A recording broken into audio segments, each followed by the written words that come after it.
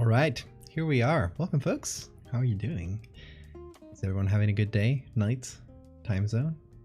Hope so. Tonight we're doing Cryptids. This is just like picking back up from last month. Last month there was a cool little challenge called Cryptid in July, but due to life, I just couldn't participate. So I'm here left wanting to do more Cryptids that I couldn't do. So that's tonight's topic. We're gonna do some Cryptids.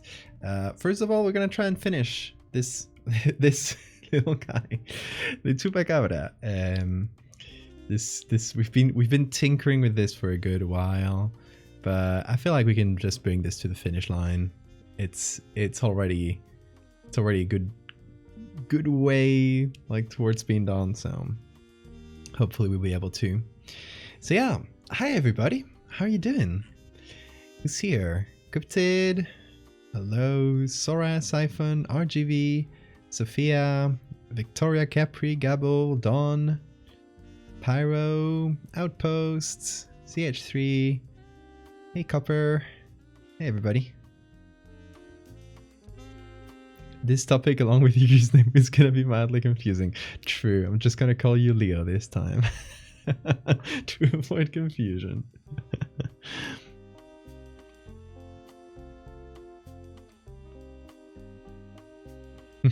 Yeah, I did add a few. Thank you for the recommendation, Copper. See, a very little guy. I mean, little right now, but that guy's about goat-sized. I wouldn't fuck with him. You can pet. You can always try. Hey, shitty rats. Hey, everybody. It is good to see you. Oh yeah. We got a community goal going on for points. So if you got points saved up, it's a great way to spend them. If we get to that goal, we're gonna make a stream, or either during a stream or just dedicate an entire stream to it to just make an iceberg chart. Donate your layers to the cause, exactly. That is gonna be a chupacabra, yes. You wanna ban tools again? You evil person. You're not gonna contribute to the cause. Alright, so here is what we have. This is or will be a chupacabra. What we have is, well, we've done a few different things for this one. At first it was gonna be like this. Hold on.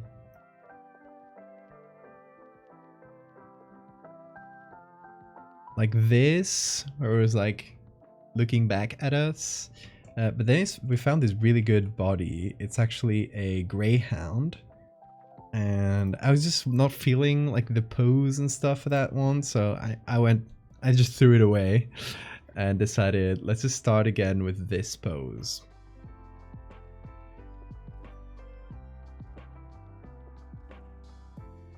Can I get you during a commission stream? Only if it's you who commissions it. Let's make a deal. Let's broker a deal, Outpost. Had an old lore idea about a cryptozoologist documented his finding on some various cryptids. I have a very similar idea that you might like. You should start writing again. It's a really cool one. Well, bat face beast, exactly. We used a microbat face because those are always great, and if we assume that all my creatures and all the stuff I've made exists in the same world, or at least part of it, because some of it wouldn't just fit chronologically, the timelines, but if we assume some of the creatures exist in the same world, this one would be a cousin of the goblins. And if you haven't seen the goblins I made, let me show them to you because I like them very much. These are the goblins. They are little flightless bats that just live in your cellar and steal shiny things, and they're pretty much intelligent, but at a kind of rudimentary level. So they'll carve little symbols and stuff, but it's unknown if they actually have a language or if it's like just like pictographic stuff. Here's my signature. It's one of the symbols they carve, of course.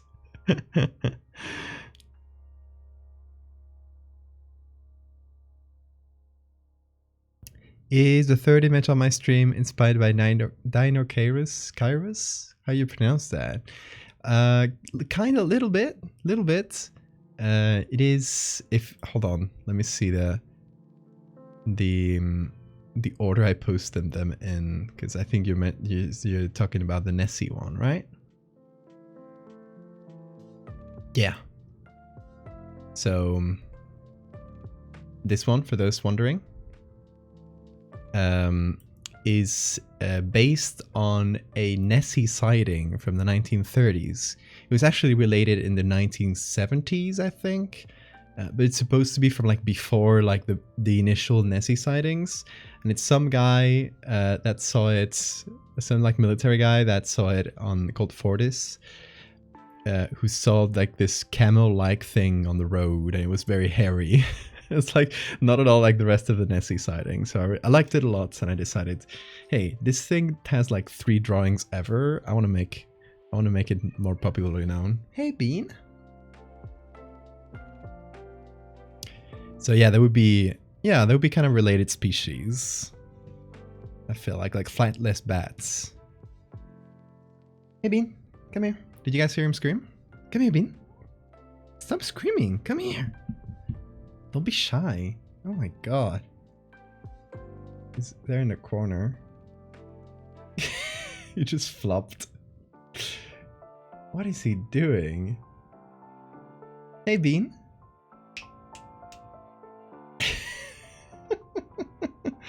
What are you up to? Let me... hold on. There we go. Bean! Why are you scratching there? Dude! Come on! Hey! Stop! I just got a handful of hair for my efforts. Okay, I gotta make him stop because he's trying to... I don't know what he's searching for under the cushions. Hey, come here. Here. It's like, no! Let me scratch the sofa. Little guy. Are you in you're looking at those goblins? Are you in goblin mode right now? Yes, you are. So yeah, oh, thank you so much for the follows. Corpse Sludge, Jesus Kuyak? How do you pronounce that? Julia and Frank. Thank you guys. The Bean. He just wants attention, doesn't he? Oh yeah, he does. Of course he does. Bean is the best. We love him. Look at him. He's falling asleep. Oh, baby. I'm just gonna have to hold you like this on stream. I can do it. I'm prepared for this sacrifice. Ooh, no kiss.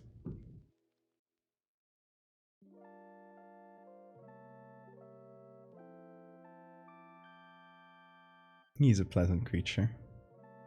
Little kiss on the forehead. Everything. Oh, I can't get him. Don't escape. Your forehead, Bean. Well, I could only do the back of the head. Ooh, look at his favorite thing in the world. The chin scratches. Yeah, boy.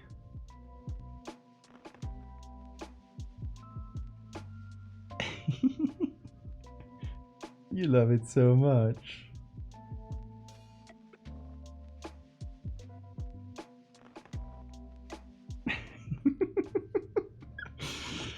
You're a baby.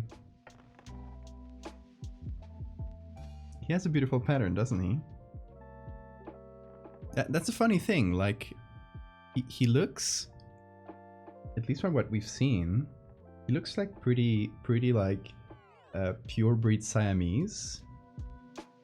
There's different types of Siamese, but this one would be like seal coat, I think is the name.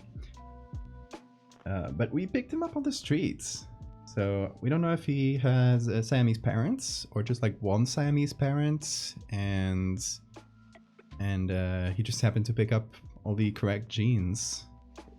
We don't know. But he is a beauty. Look at those blue eyes.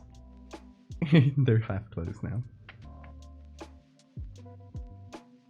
He loves the chin scratches. Look at him. Ah. He is very chill. Except for the horrors. When he goes goblin mode, he decides to attack. He doesn't attack me. He attacks a couch for some reason, and sometimes cables. He's been a bit more chill on the cables lately, thankfully. But sometimes he'll still go at it. Merlots? How do you pronounce that? Thank you so much for the follow. And vibing with vintage. How do you pronounce that too? Thank you guys. Oh, Bean. He will not try to disengage. He loves the scratches. If he didn't have ears, he wouldn't make a good seal. That's true. Every horror artist / fan I know loves cats. Cats know all the true horrors. They have seen the most ancient of gods. They know forbidden knowledge. Siamese coat pattern is influenced by body heats. Yeah, it's a selective albinism gene that only works at higher temperatures. So Siamese cats are a heat map of themselves. So the belly, which is warmer, is wider, and the ears, the tail. You didn't like that, did you? The ears, tail, etc. are darker because the gene doesn't work there. Bean, oh my god, you are so full of hair lately, dude. Crazy. He's shedding a lot of hair these past few days, and it just gets everywhere. Especially now that I've picked him up. Oh, my face is gonna be full of hair for a few minutes. So excuse my sneezes. Oh my god, Q-tips, thank you so much. That's super generous of you. Hell yeah. Everybody say thank you, Q-tips, in chats. Everybody drop your emotes.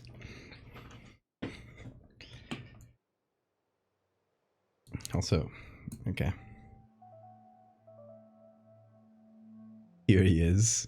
He's just standing on my tablet, but it's fine because we're just chatting for the moment.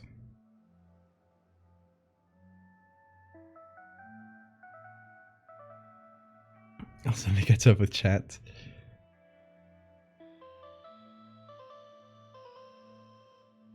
Merlot. Oh. Would it be Merlot?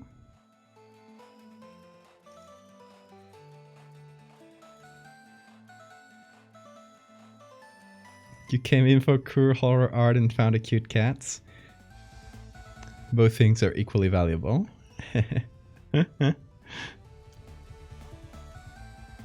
Bean loves to help with the art process, exactly, by laying it down on my tablet. He loves doing that. Hold on. This Bean cam does not activate. Oh, there it is. It had activated. There he is. You're just laying there. Shoutouts to the mystery flesh bits.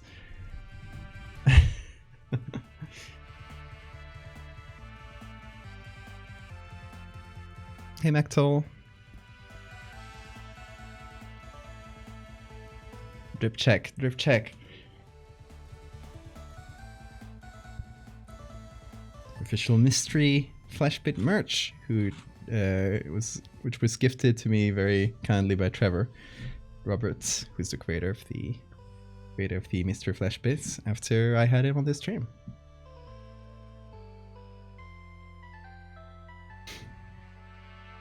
Still pump out for TTRPG. Yeah, it looks really cool. I wish I could have a TTRPG someday. Someday, mayhaps. If you're listening and you are someone who has created cool TTRPGs in the past, call me. I'll make the art for it. I'm picking up the bean hair. It's just, I don't know if this camera picks it up. It's just everywhere. So if I don't do this from time to time, it just gets unmanageable. My keyboard is full of it too for some reason. Anyway, art. Hydrate channel point reward. I think it's fine. I tend to remember to hydrate. Megalomorph at the RPG. No, I think I would make it a bit more general than Megalomorpha, because Megalomorpha might be like a bit of a single-minded concept for the RPG. I might make it, if you know, potential non-existent concept, but it would be fun to have a TTRPG where you are a group of archaeologists in like the early 1900s, and you are just going around the world, uncovering these ancient relics, and releasing like a million curses upon you and your family.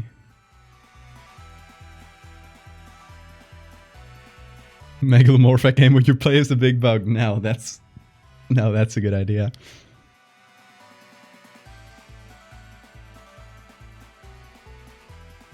Or fractals. But fractals, like you don't have like any specific enemy in fractals, I guess. It is a cool setting, and you have like factions you could play with or against. But the fractal itself is like a force of nature. I don't know if it works as well for a TTRPG.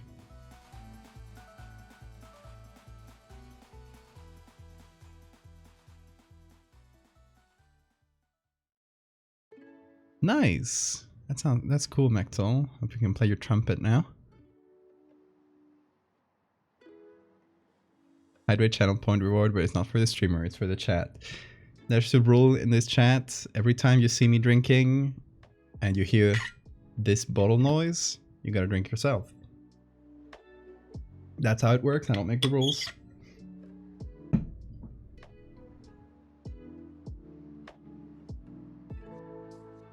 Here's a TTRPG I saw where the world was taken over by giant spiders. Nice. Sorry, honey, I did it again. Comes on with a million curses.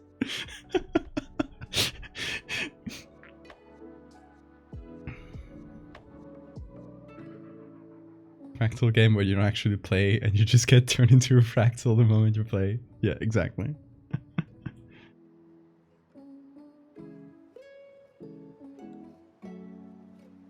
Oof, that's a lot, Mectal.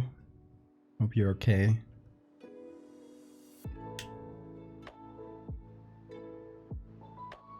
%95% humidity with 45-degree heat. That is agonizing. Do you have AC?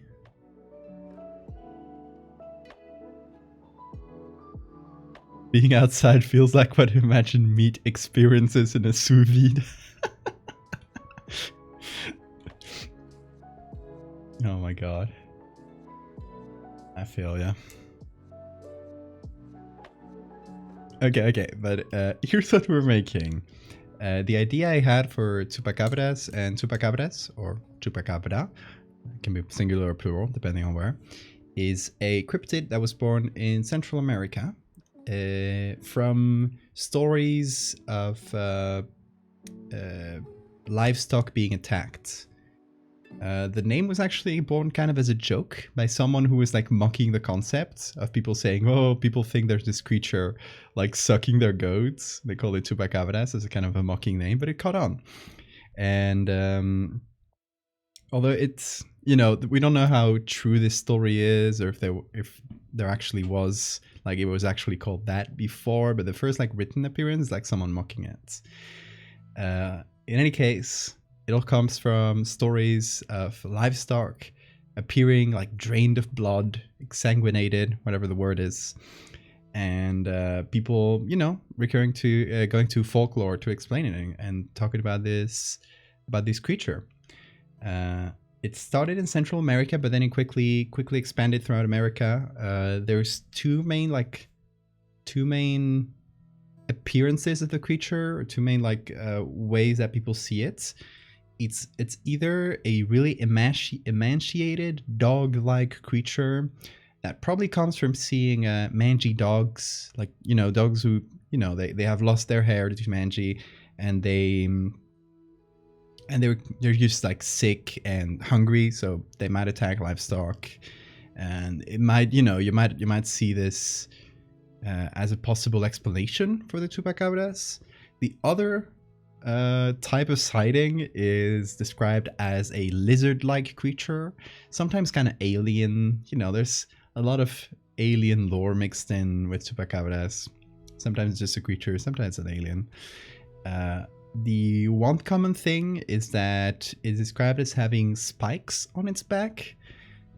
This can be like literal quills, or it can be just like a really pronounced dorsal ridge, just your spine poking through, a really thin and sick dog. You might see the same thing. So my guess, if I were to make a guess, it's probably just like coyotes and mangy dogs, and people just like making up their own stories about that. You see something like that in the dark, and you might think that.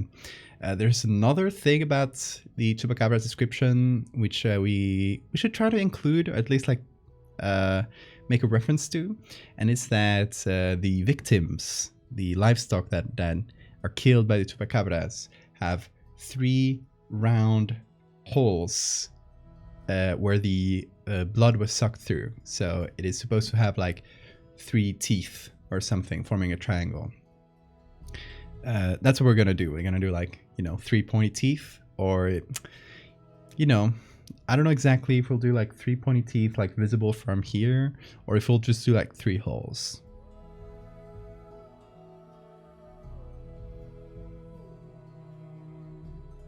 Looks like the house is sweating.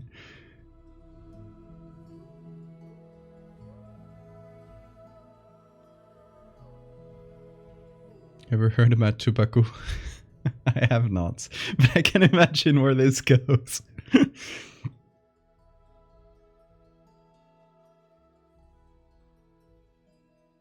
In Chile, Chupacabra got into news years ago.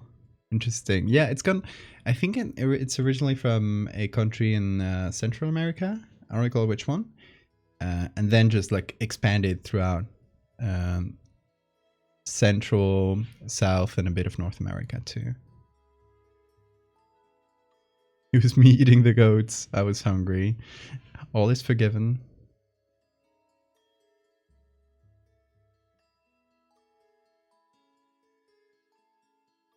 I saw one depiction with the chupacabra was a giant mosquito-like bug. Nice. They reported cases of cows and stuff dying. Love that. Tupacu. Tupa Toops. Yeah, Tupa Chups is from Asturias, from where I was born. When I was a kid, as one of the school trips, we went to see the factory where Chupa Chups were made, and we all came home with big boxes of different unreleased Chupa Chups products, and we were the coolest kids in school. Hey, I have been occasionally watching and checking out your art for a while. I don't traditional art, but I do mini painting and want you to all your horror art help give me the idea to paint an army of eldritch pups in part inspired by your giant bugs and las plagas from Resident Evil 4. That sounds so cool. Eldritch vampires. Thank you so much for the bits, Gravity.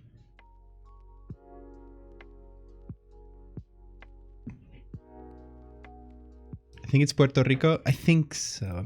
Yeah. I should have pulled out the Wikipedia article because I had it last stream when I did this, but Let's see. Yeah, Puerto Rico, 1995. So it's a recent cryptid. Resident Evil 4. Yeah, for those that don't know, our text-to-speech here is in Spanish because it just sounds really funny whenever it tries to pronounce something in English. Hey, detective. Okay, so what do we have here? Just to bring you up to speed. This is the body of a greyhound jumping over water. There it is. That's what we used for the base. We originally started with another photo, but I didn't like it, didn't like where it was going, and suddenly I found this one. I was looking for like greyhound textures because I wanted like some kind of thin dog-like appearance. And I found this one. I was like, this is perfect. It already looks like it's lunging over its victim. So I used this one, just modified it a little bit. Added a bat face because I want this to be like evolved from bats. Thank you for the follow, diamonds.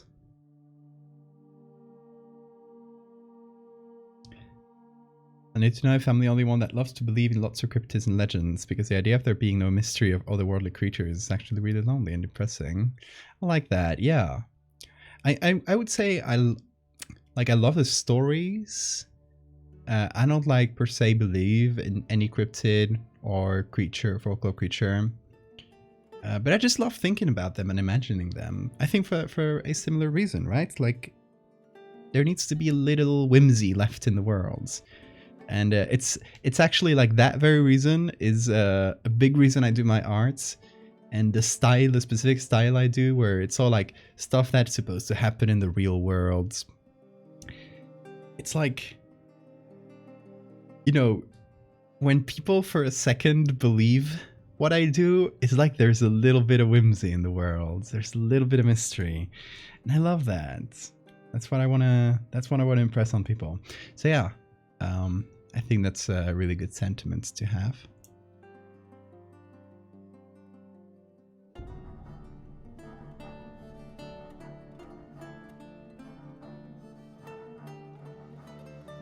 Funny little story makes your brain go brrr. Exactly. Okay, so what we have here, we've got the body.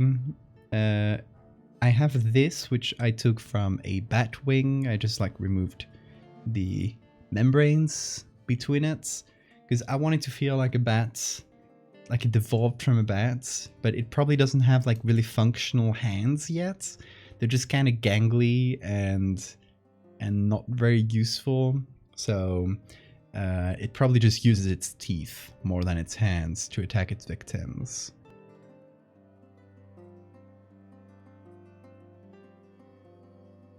We do love a little whimsy.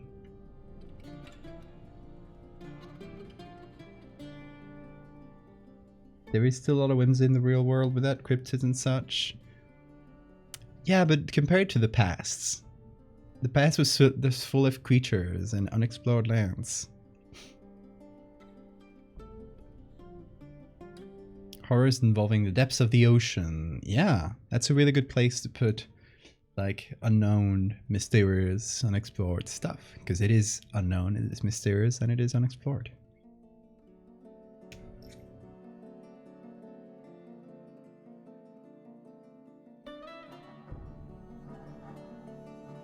So yeah, I do not believe in cryptids personally, but I will never shit on anyone for believing in cryptids, because I think that's kind of beautiful.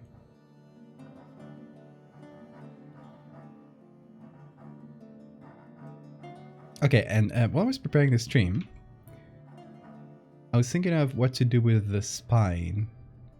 If I should just keep it as this like, you know, pronounced spinal ridge in the back. Oh, Bean is just running around, he's zooming. Or if I should do something else. And I thought, why not hair? Like, what if it had like little tufts of hair?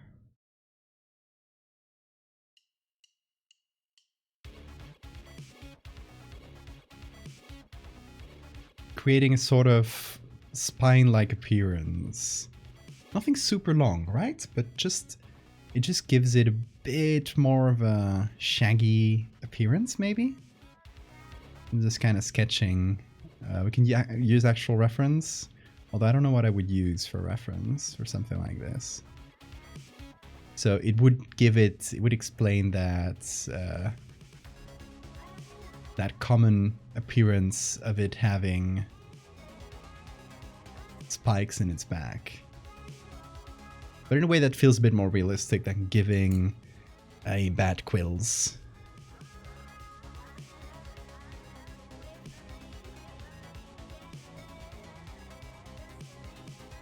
Where you live, we believe that guava trees attract werewolves and chupacabras. Oh, where do you live, Shady Rat?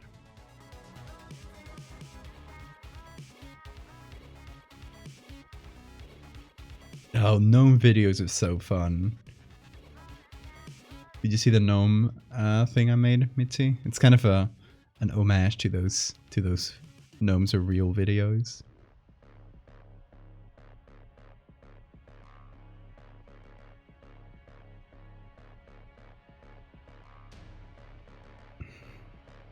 Hairy armadillo? Do they have like hair like this?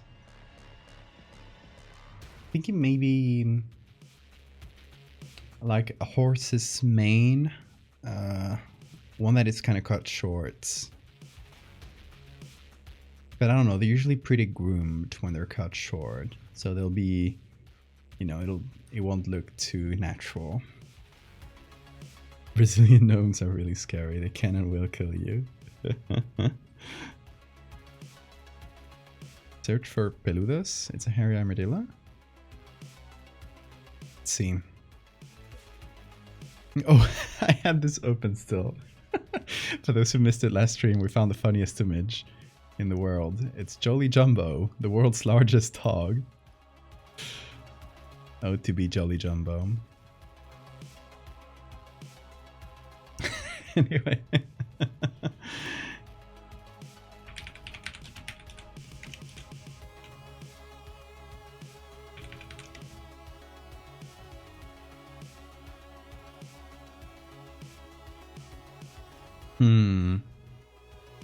These are really cute. Look at this. The baby.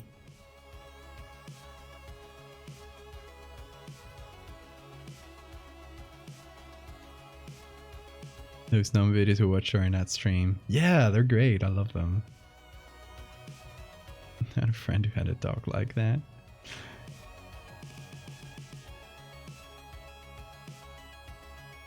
What's there's hold on.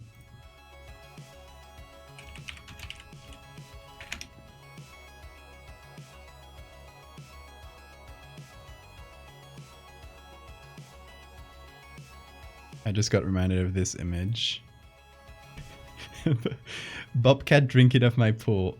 Do they prey on small dogs? That there's a chupac cobbler. I love the chupa cobbler.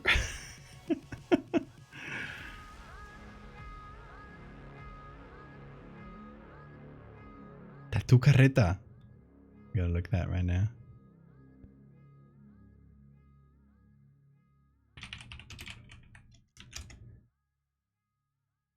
Yes, I love these. They're so cute. The babies. Okay, let's look up. Let's go here. Let me look up armadillo in general. They do have some nice little tufts of hair, but I guess not all of them are hairy. Hey, you're not an armadillo. Get out of here. Isopod coated, absolutely. Chupa cobbler has the same energy as cougar to me. Yes.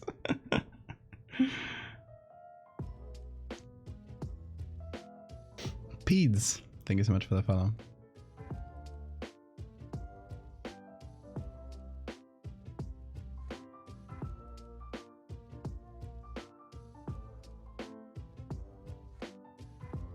The Coca-Cola. Same vibe. Okay, We need something hairy, but with not super long hair.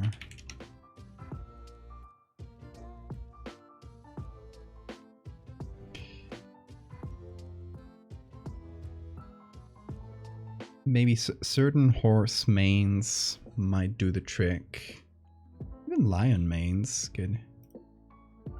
Like, we're basically just gonna need something like this could work, honestly. Would be easy to cut here too. So let's give that a try. Might need a couple different ones, just for variation. This one doesn't have a lot of texture. It's just pretty much just a silhouette. Hyena mane? Could be. Yeah, they do have the right vibe.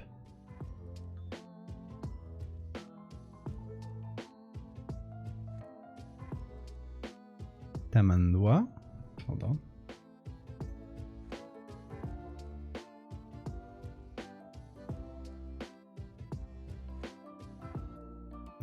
It doesn't let me select the whole thing. Well.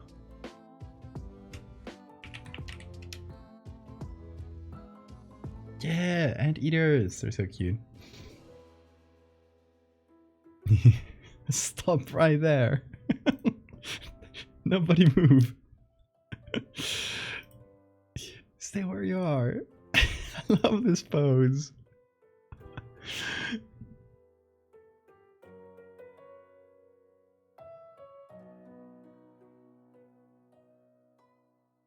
Eyes are so scary.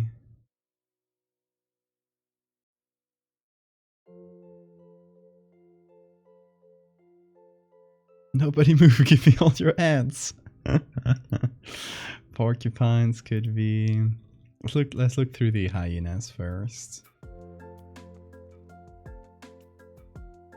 Look at this cool puppy, kitty puppy. Aren't they closer to cats than they are to dogs?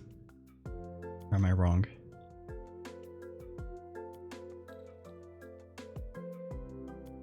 I don't know. They're kitty puppies to me.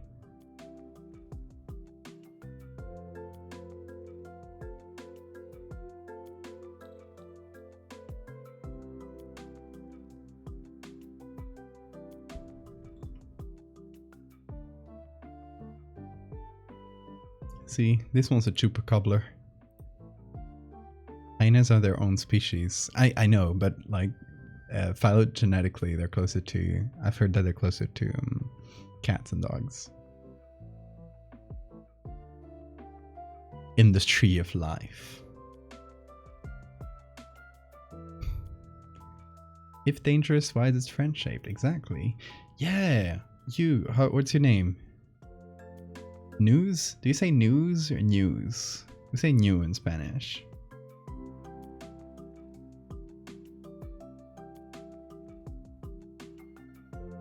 This might be good as a little far away for us to use.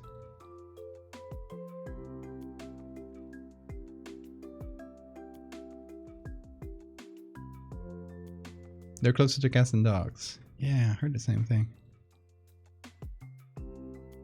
A roached mane on a horse. Yeah, that's what I was thinking for like a short mane, but that's like too well groomed. We want something a bit wilder.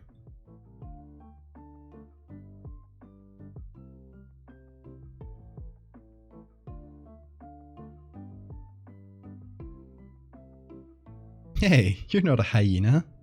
Close enough, though. Domesticated goat sucker. I think hyenas have the right vibe. They don't always have the long mane, though. Seems to be only some of them.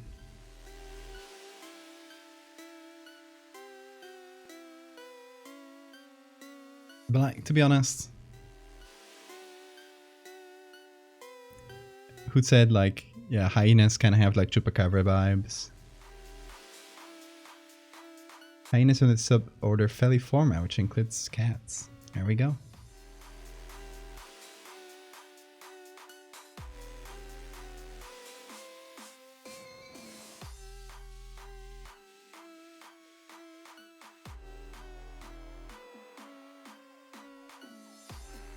I love how Unsplash will sneak in like unrelated things into the search.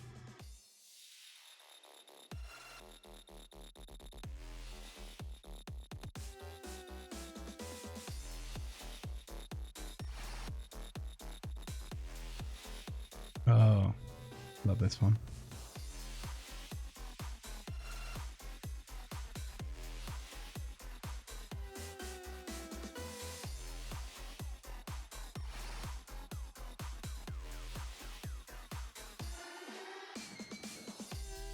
Horse. Some of this could be nice for close-up detail. I'll give it a download, thank you.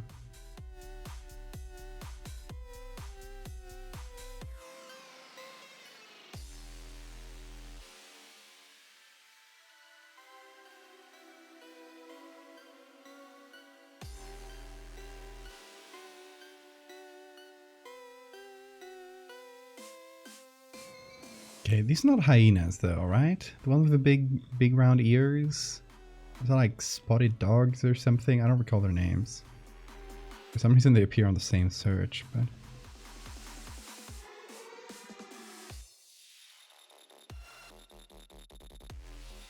they're so cool.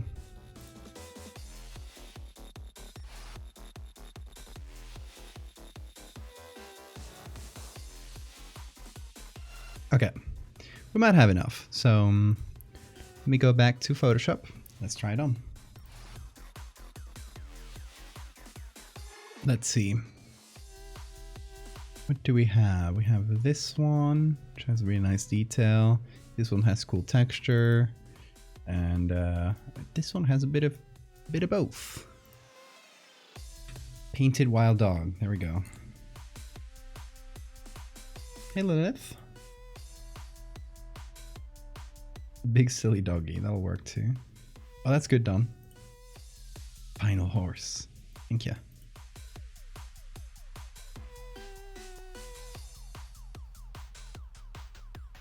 See whenever Unsplash downloads it. Go.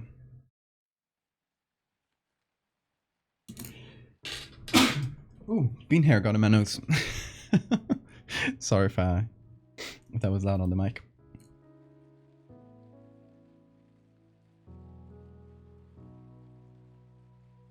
Thank you, thank you.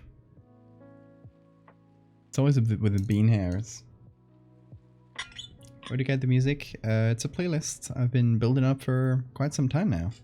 Here, I'll put up a link. Oh, there you go. Sorry, I got it before me. Everyone hydrate.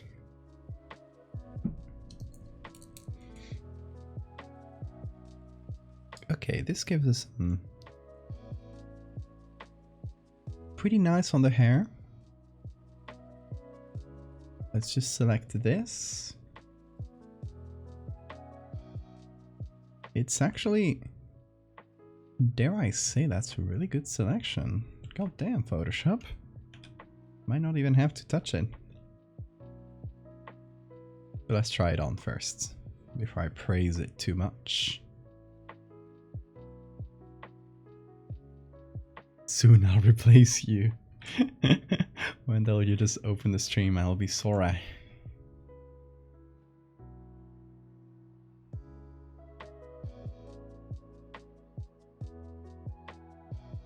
Okay, this one has a really nice shape. I like it. Working on a creature design, I need an opinion. Tell us.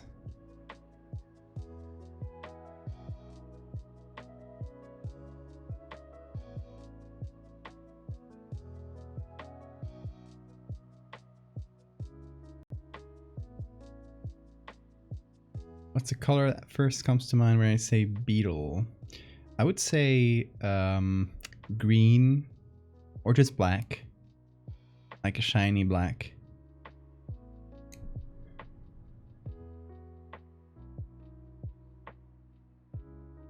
Green as in like shiny green, you know? Like slightly metallic looking. I like this hair.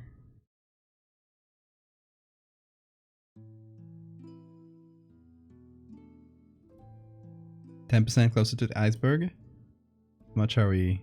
Ooh, 15 already.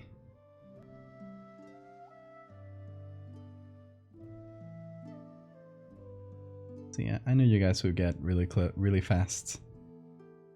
Even with these lofty goals.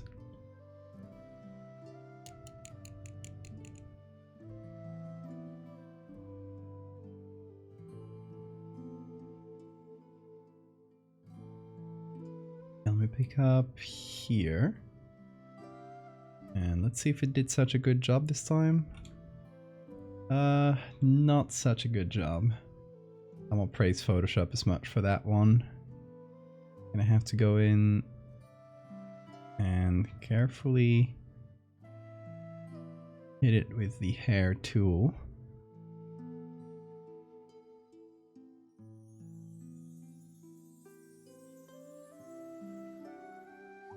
MS4 is about to make non-art streams. Fair enough.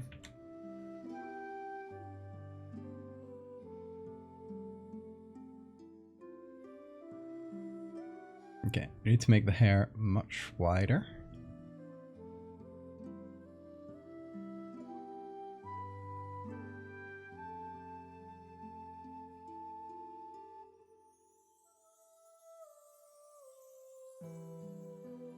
Also, we have two different textures here.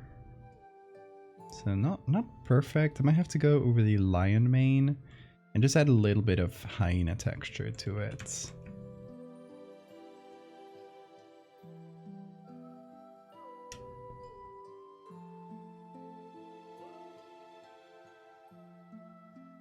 Let's see if the hair shape survives the puppet warp. Does look like it. I shouldn't praise Photoshop given that it crashed on me today. True. I was preparing for this stream. I was going to open this document. So I double click on the document, open Photoshop, and boom, it crashed. Like straight as I opened it. I was like, ooh, this doesn't bode well. So yeah, I restarted my computer because I didn't want it to be the same problem I had a few days ago, where Photoshop just started crashing again and again. Every time I reopened it, it crashed like every few minutes. And it didn't stop until I restarted the computer. So I was like, I'm not taking any chances. I'm about to stream and I can't restart my computer while I stream. So I restarted it preventively. And thankfully, cross my fingers, hasn't crashed yet. So, but if you see Photoshop crash, you know what's up. You see the cute art of Cult of the Lamb Don't Starve Together crossover? Nope, I didn't. I'm not super familiar with Don't Starve, so I might just not get it. I do like Cult of the Lamb though.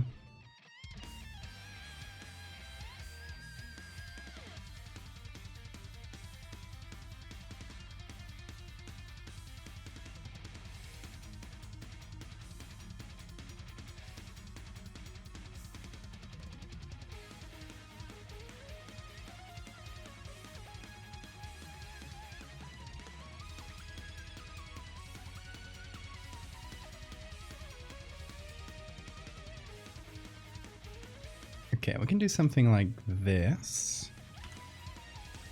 And it starts a bit brighter, but the tip of the hair is like darker. So it'll feel a bit spikier and stuff. And then this needs to be a little darker too.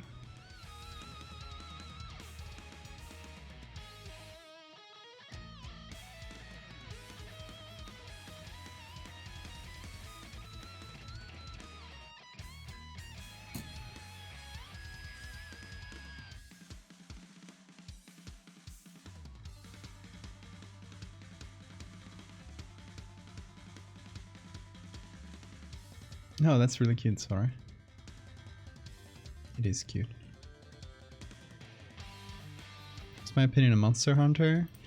Not super familiar. I played one of the Monster Hunters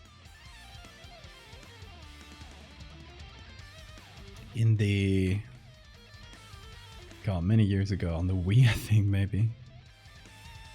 That was not even one of the good ones. But I was recently gifted Monster Hunter Worlds, which I think is quite a good one. So still haven't had time to dig into it, but we should do that sometime.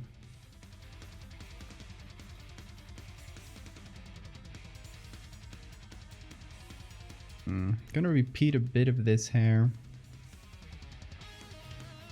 Just to connect like this little chunk that's missing some hair.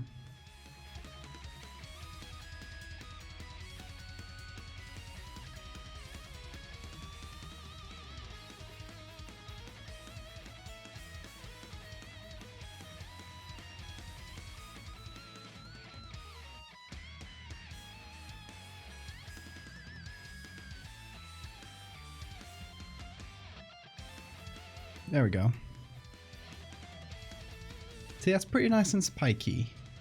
Still needs a bit of contrast with the background, but we get that.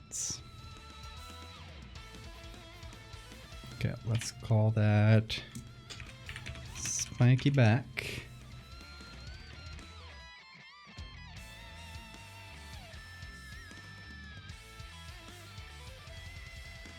So we got head, body, and the spiky back.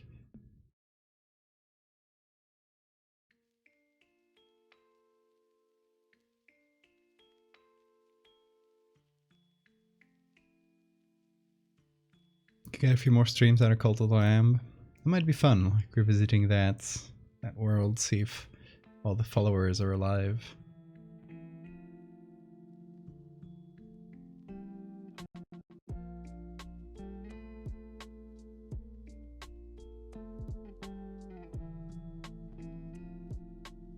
Okay, here is the shadow, but let's make a soft light layer just behind the chupacabras.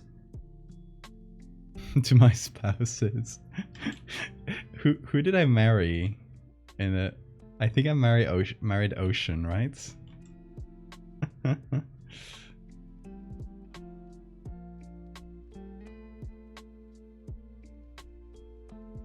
My lawfully wedded husband, Ocean, and you two.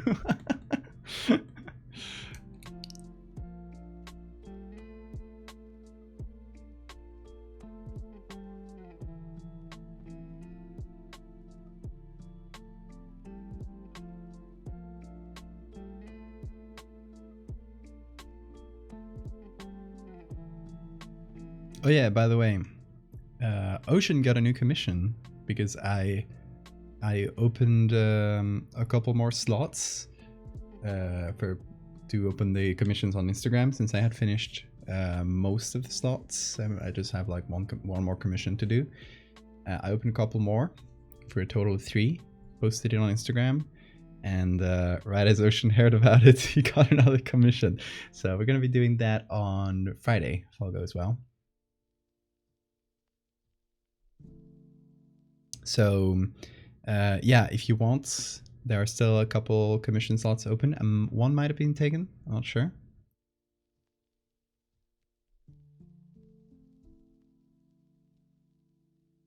Not yet, but I got someone who's ready to take one of the slots. So I'll just say 1 slot left if you want one. Best friend who haven't seen in 5 years plays Inscription. Oh, that's cute.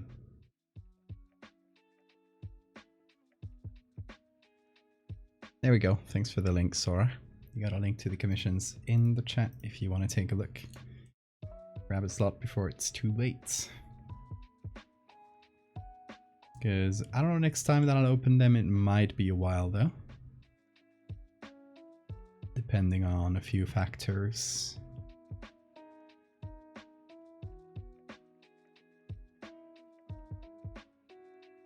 Just gonna darken the background quite a bit to give us a little more contrast.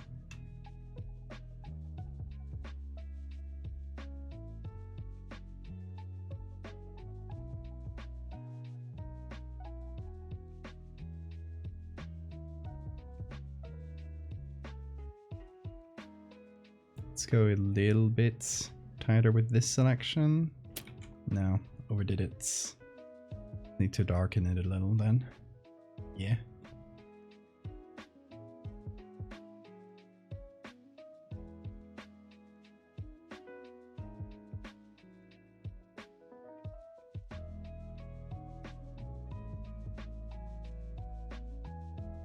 Okay, I like this. It does give it a bit of hyena vibes, doesn't it? Let me know if you want me to write flavor text and any other commands. I don't know if you got any ideas. I'll give you free reign to do it, so I trust you. I don't have any in mind right now.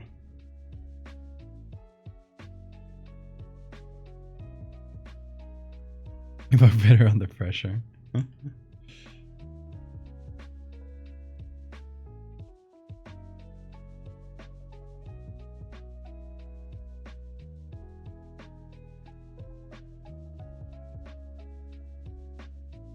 Chupacabra puncarra.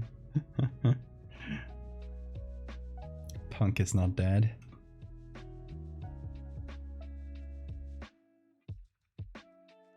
Okay, I think that solves our spiny back issue. What do you guys think?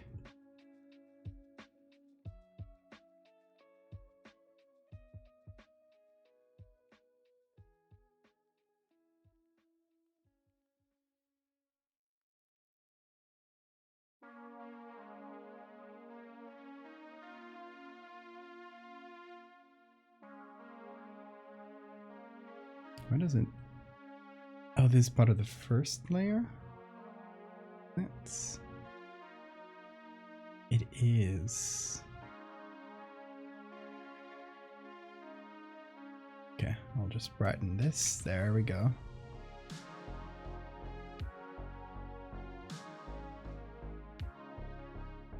Kubrataba.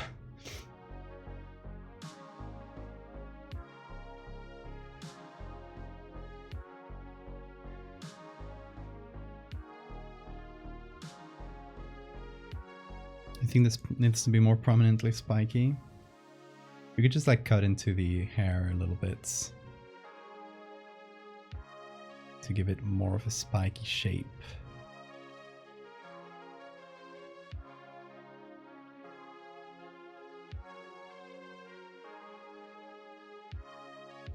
Like something that from a distance may look like quills.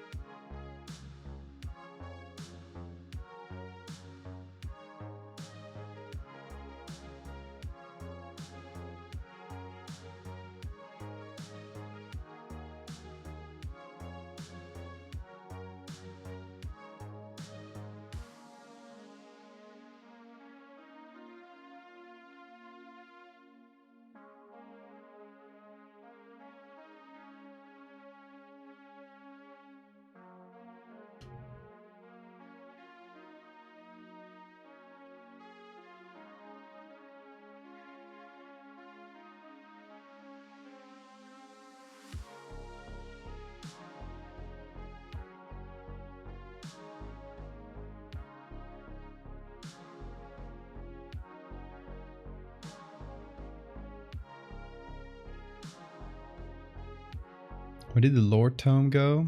Can't find it. You mean on the Discord? It is under the server guide on the very top. There's like a resources page. That's where the lore tome went.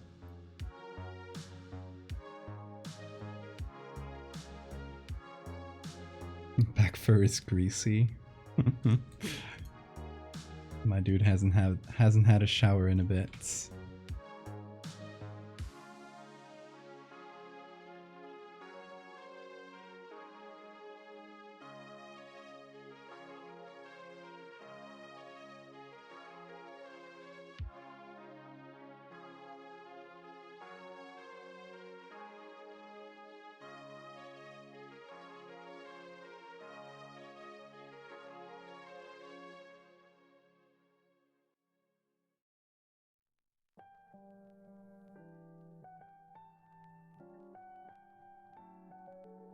Okay. Now let's figure out the hands and the feet and the teeth. Start with the hands. We got one that I kind of just like haphazardly placed on here. I do like these dog fingers. So that's kind of a dilemma I'm having. Like, do we keep the really long ones or do we elongate these? Because they're nice too.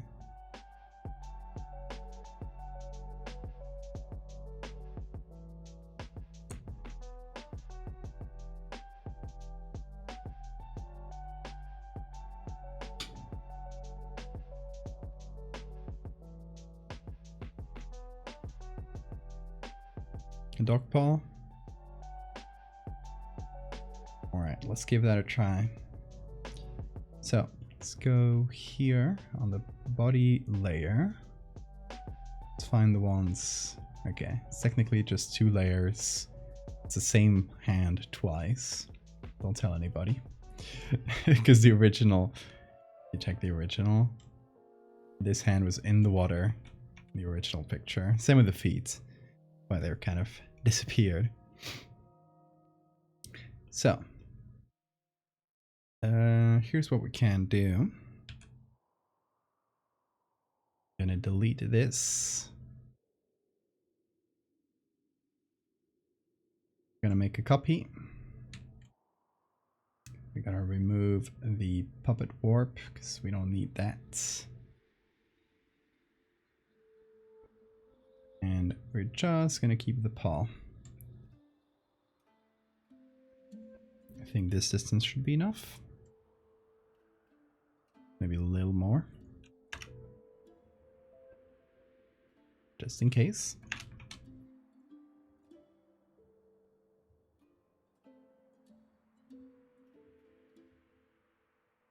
Now we have this. As you can see from up close, it's not like this image of the dog running that we used. Not the best. Like, it's kind of blurry. It's kind of noisy.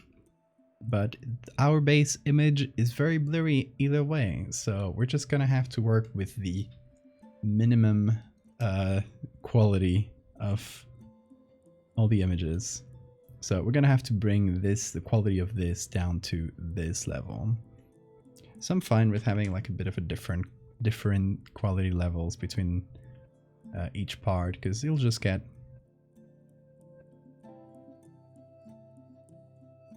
equalized at the end.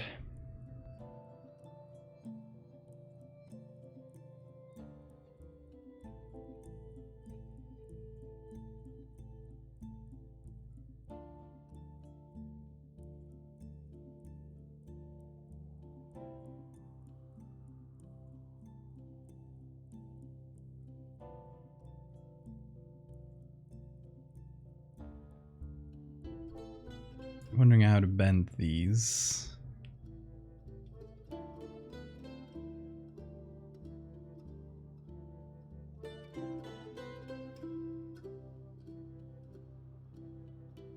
Hey Johnny. Good to see you. How are you doing?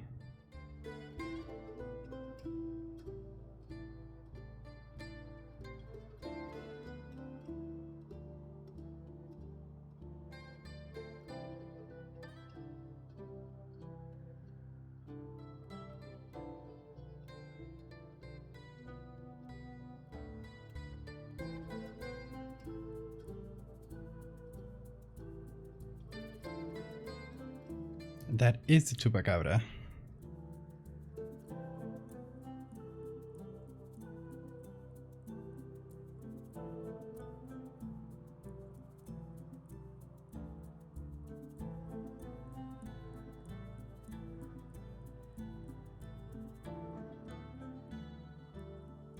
Just to keep each hand different, I'm gonna have this one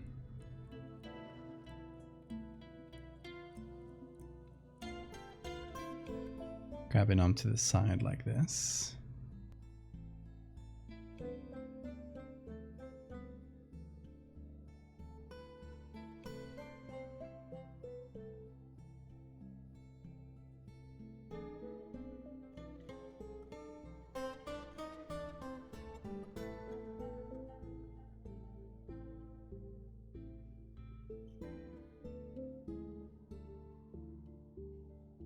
Okay, this could work, I think.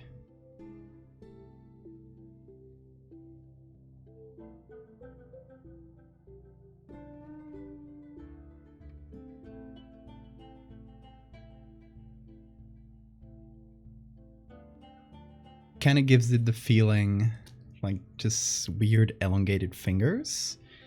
There's something else I want to try.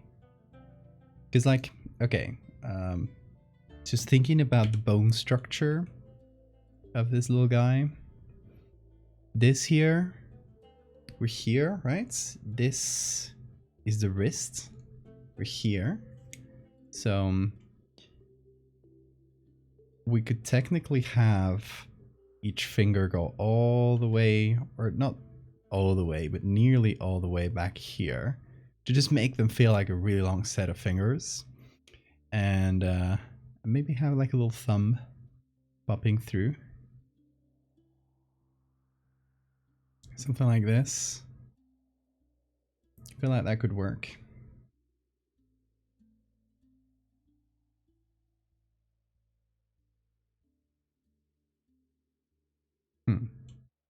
That doesn't do anything.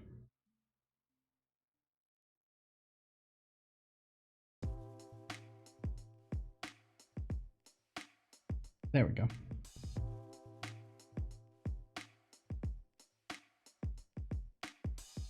Bubble bath time. Oh yeah. The dogs are upset.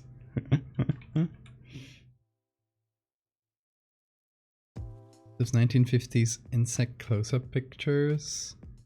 Keep thinking they're megalomorpha insects. I have not seen them. You have a link?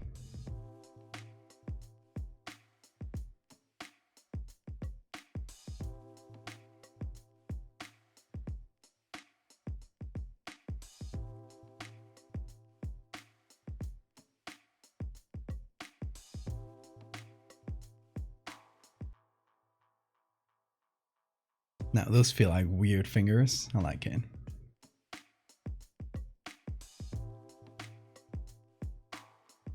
Pull this back a little. Like so.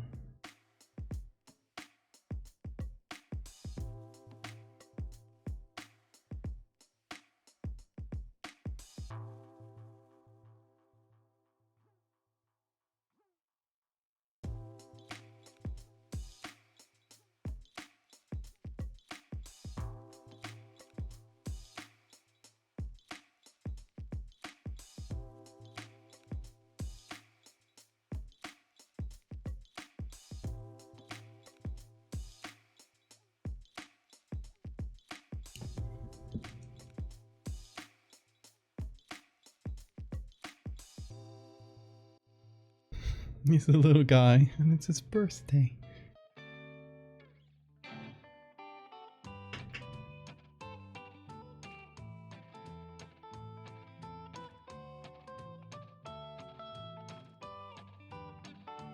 Okay, on the other hand, this would be the thumb.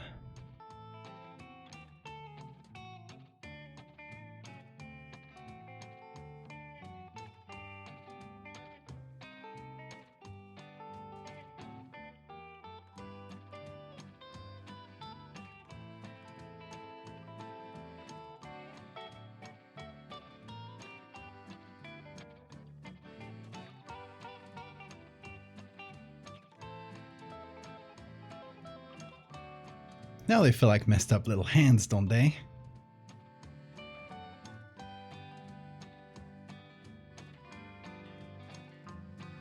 Here's a link to the post.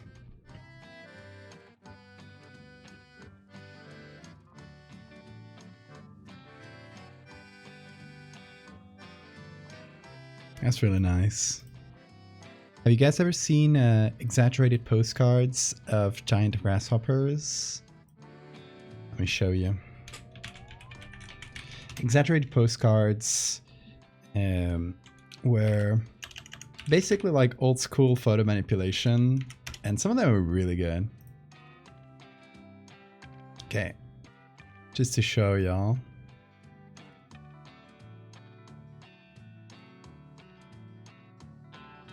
These are so fun.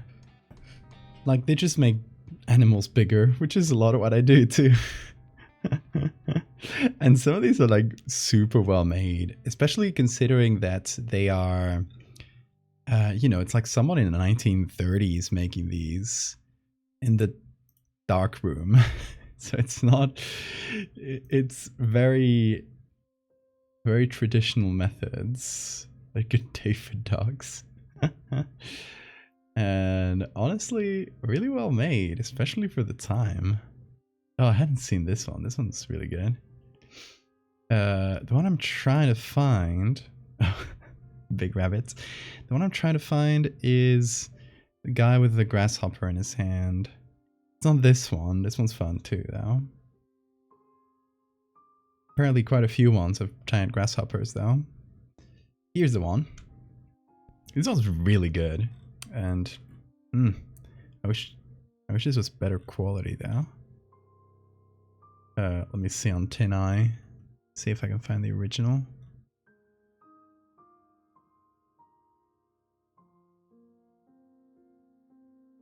Hey, Booster.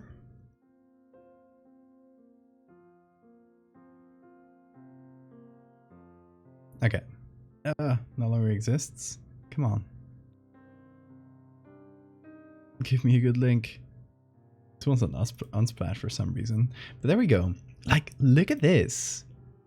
The hand, how it fits the cricket so well. It's great stuff. How they even drew a little shadow here to give the cricket a cast shadow as well. I would have done more shadow back here, but honestly, great stuff. It's so good. I've seen that one before and legit thought it was you. Yeah, I've heard that from a few people. I've been tagged in this photo a bunch of times. It's really fun. And like, keep in mind that this shit was made like with scissors. Like, that's it.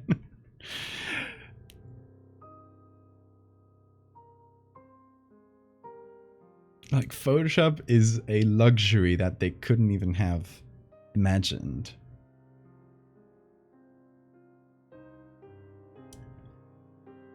We can count ourselves lucky to have this amazing tool. Okay, you know what I want to do? I just thought of this. I want to give it a little tail. Just a little tuft of hair in the back. And does this. Not the whole thing, but at least like something that does this.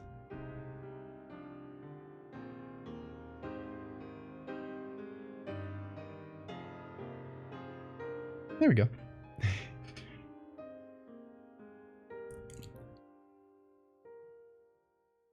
Photoshop is arts and crafts on steroids.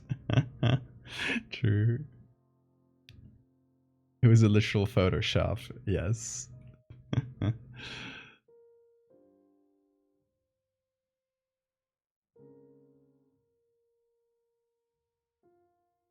Can't we pick the whole thing here?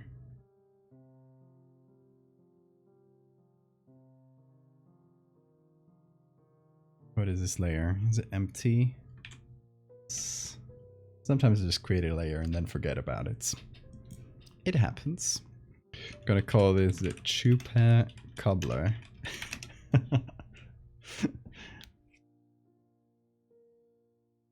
I will one day get into Photoshop. Any day is a good day for that. I'm gonna give this lad some exaggerated levels. Really high contrast, because our base picture is, as you can see, really high contrast. It just goes from black to white really quick. So that's what we need to do.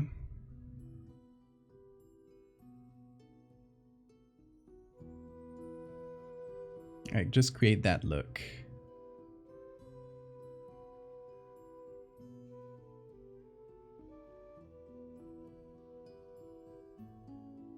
I think I want it to be generally darker, than the goats. But still, you know, have a decently similar color pattern.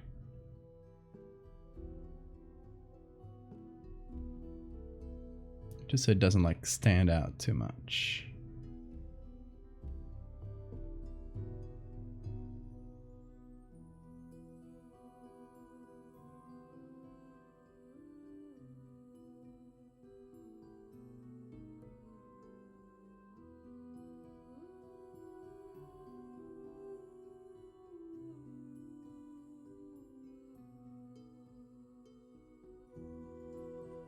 I Willis. Is that how you say it? Thank you so much for the follow.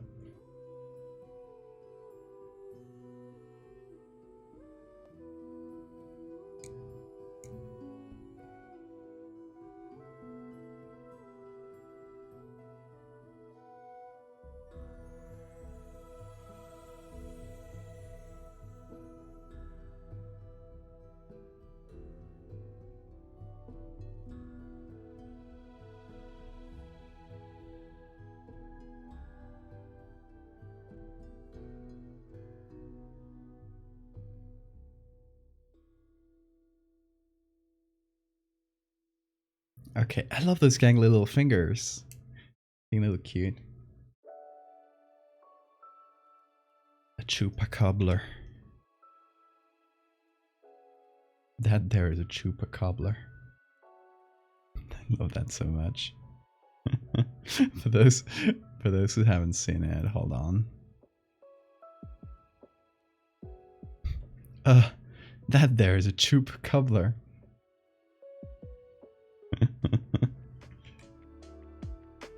I'm gonna take a screenshot of that and put it on the Photoshop documents. So if anybody else asks the context, we know.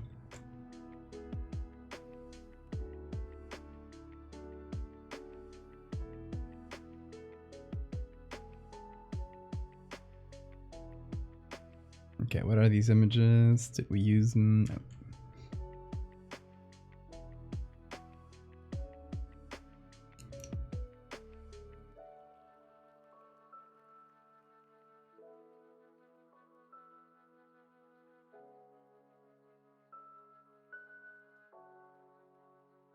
You'd hide it in the final picture.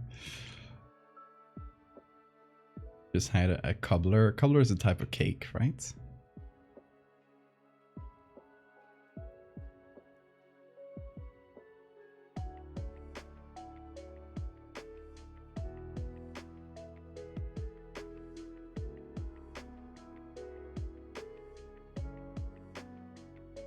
Let's let it cast a little shadow on itself. I think I might go softer with the shadow on the ground, because it does seem like an overcast day. So there's no like super direct shadows. So this, oh Photoshop, don't do that please. No, hold on, need to click out and into Photoshop and save, because I don't trust this program. And yeah, the shadow that's a little bit further away. PSB? Are you kidding me? Like, sure, I'll clean it up later. Save it as a PSD. A crustless pie.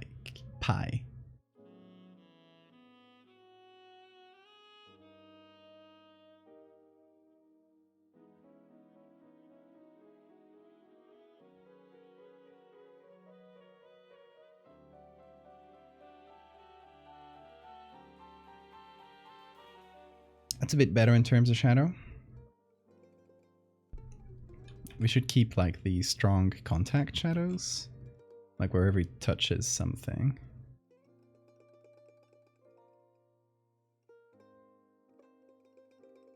In any point of contact. But other than that, keep them pretty lights. Citrus Fears, thank you so much for the follow. Hey Bean. You guys want to see a bean? Thank you, Alice. Hey Bean, come here. Come here. Hey.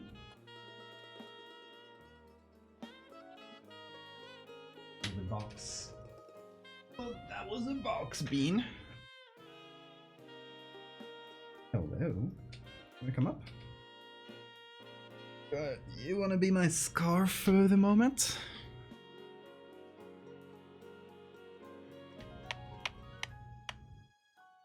The Bean. There he is. Teach Bean a trick. Okay. We gotta harness train him. We gotta finish that. So, I'm gonna pick up the harness. Gonna give you guys a fashion show. Okay, let's see. Let's see what the correct side of the harness is. One. I think my partner messed with it, so I don't know which one is the correct side anymore. Okay, Bean. Let's see. Let me put on the bean cam.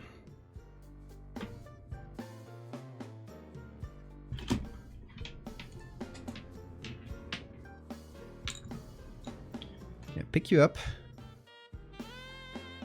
Oh, I know you're very comfy right there. Let's see.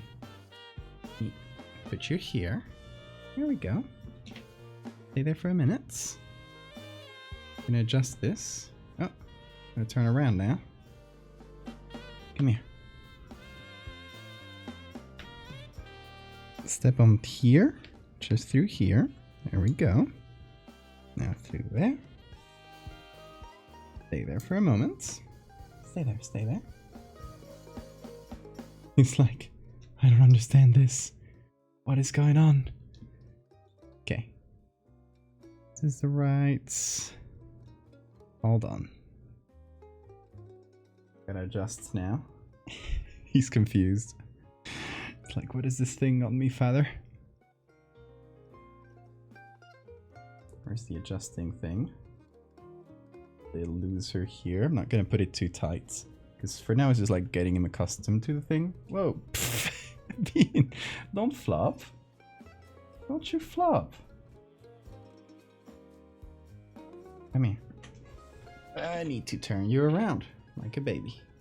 Yep. Oh, he's purring. He doesn't know what's going on, but he still knows he's getting cuddles, so that's good.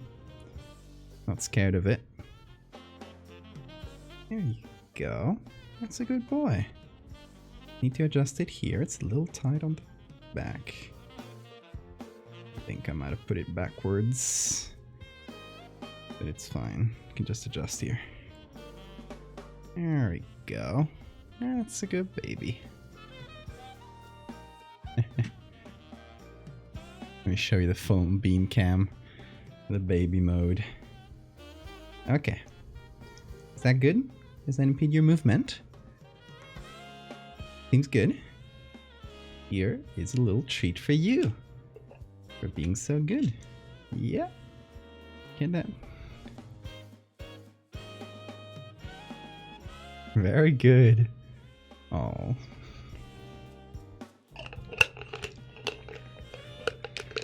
You can get up now. You don't want to get up? You have a weird thing on your shoulders. Is that why? Does it feel strange? He's like, yep, I'm not gonna move. What's that, Bean? Or do you just want belly rubs? Yeah. Yeah, boy. Aww. Something about harnesses does that to cats. Yeah, he just flops whenever you put on the harness, which is why we've been trying to get him used to it. He's glued to the desk. Release him. Hey, Bean. Wanna get up? You wanna try walking around with that? Going on a little adventure, perhaps? Oh, you have one of your own hairs in your eye, man.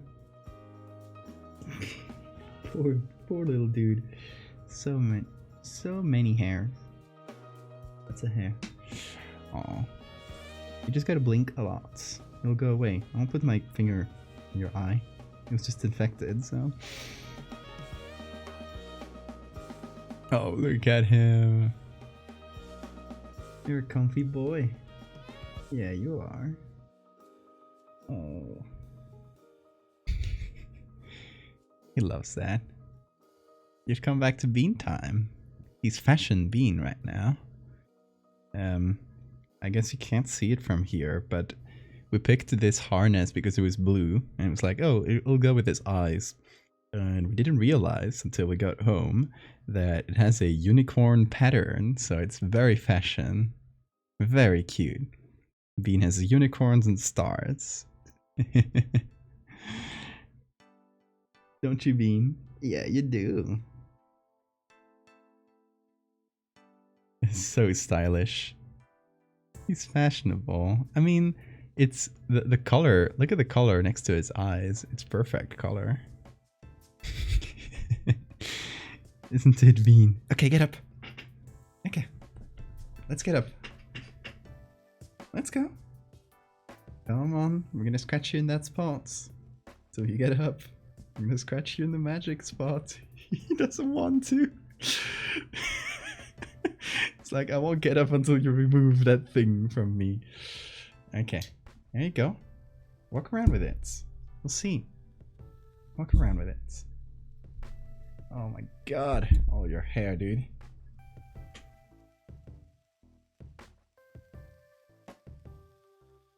Flop. There he is. The boy.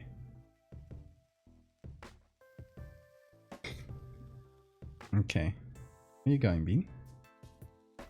No, just getting comfy? Sounds good. Oh.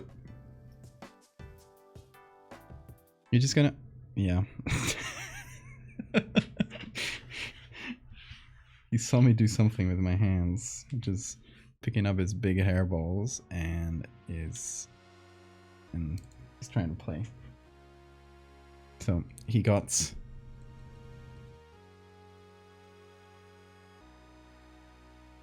This caught his attention. Yeah, it did. Don't you play with that.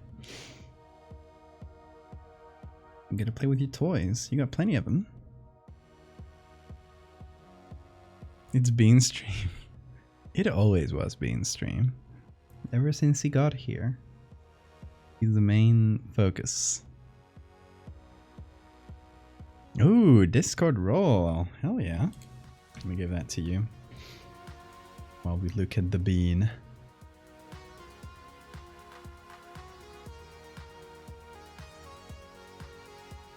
Okay, let's see.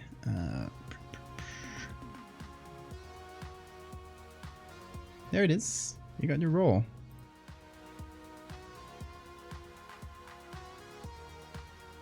Okay, Bean. This is more important to you. This is the toothbrush. Look at his face.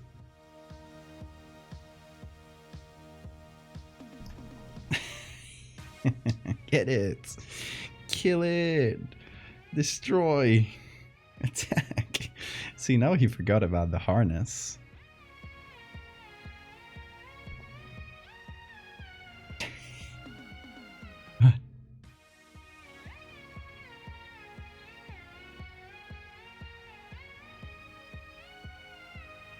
Whoa.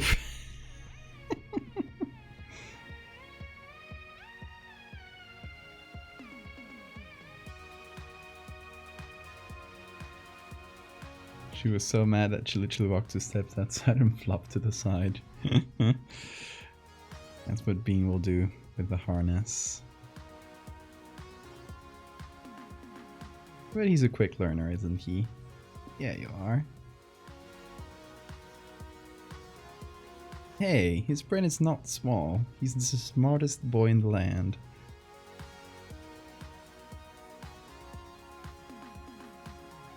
His brain is literally so wrinkly. He learns things So fast. Whoa. He's a really fast learner. He's a smart boy. He's gonna go to college real soon. When he finishes his harness training.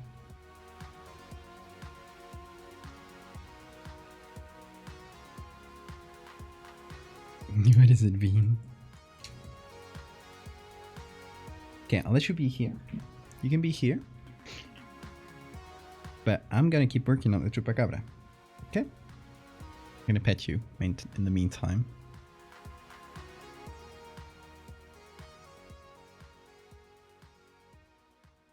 Dr. Bean. Bean PhD. There you go. I'm giving him his little toothbrush. So he has something to hold on to, and hopefully he doesn't attack my pen. We'll see though. Oh, there's the first attempt. Don't do that, Bean. You got a toothbrush. You got your own toy. Okay, we need something for the feet. Or do we?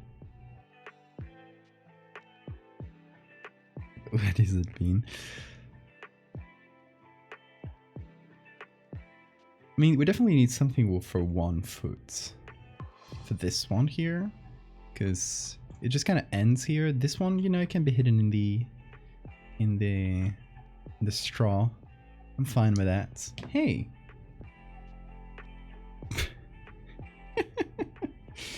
Bean. What's up?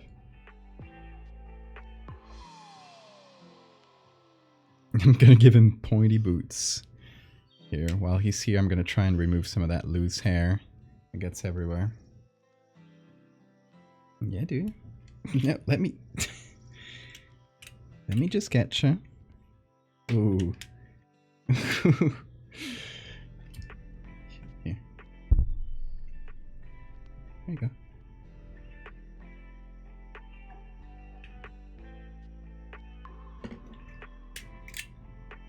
Hooves? But that... Woof. It's supposed to be a bat that de-evolved flight.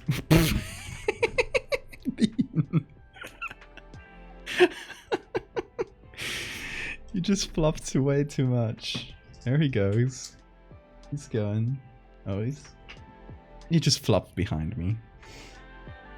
But I managed to get a bit of hair out of him at least. And he won't attack anymore.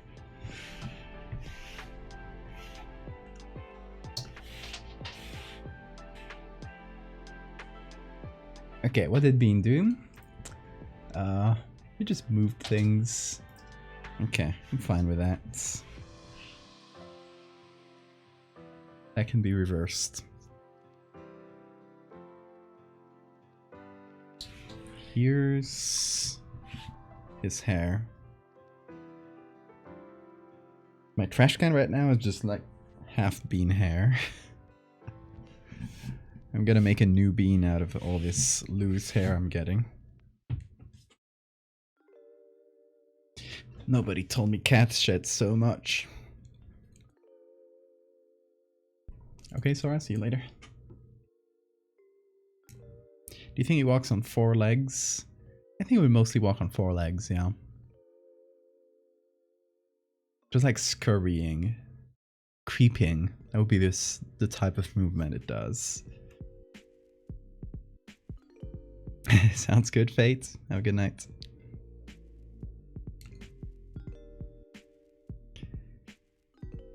Okay, so I think we can go with Greyhound feet since we're using Greyhound for a lot of it. We could do Hyena too, though.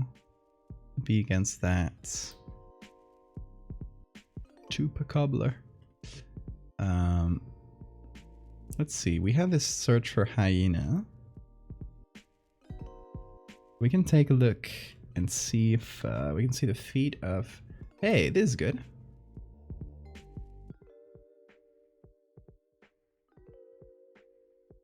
We can elongate it a little, like we did for the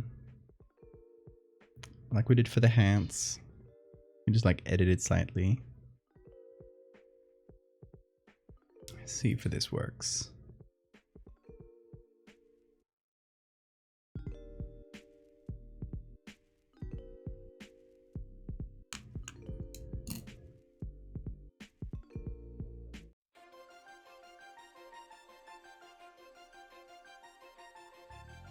Okay, pretty good selection here. I'm just gonna select the one on the left, or its right foot, because I don't think we'll need the other one. Oh, perspective doesn't match very well though. Might be a little weird though. Alright, let's look for another one.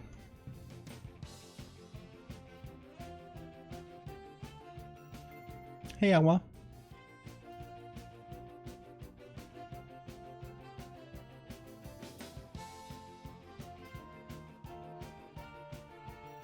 Welcome to Awa.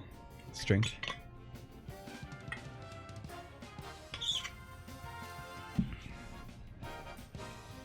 Okay, let's see. See if I find something that's from a bit of a higher angle.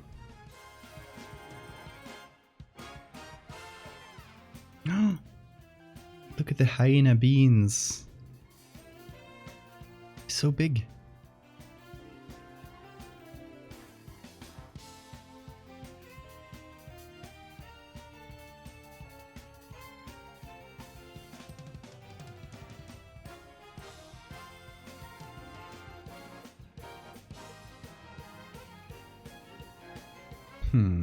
It's mostly from ground level. You're not a hyena. Get out of here.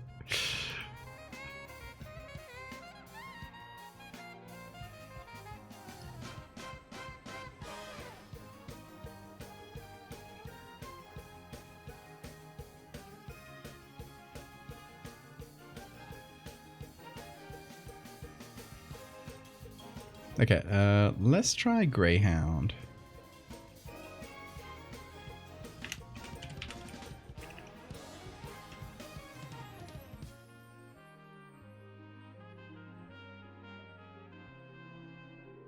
Since they're already the thin type, and the body is a Greyhound, so...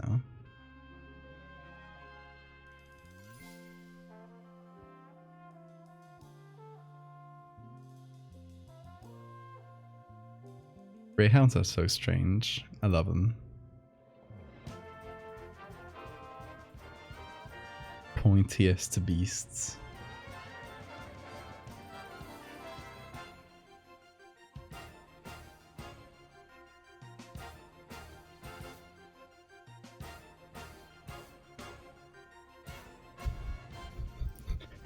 Aerodynamic beast.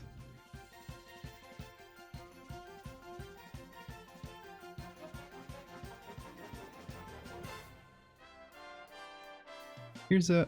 No, that's not the picture we used, but that seems to be like right before or after.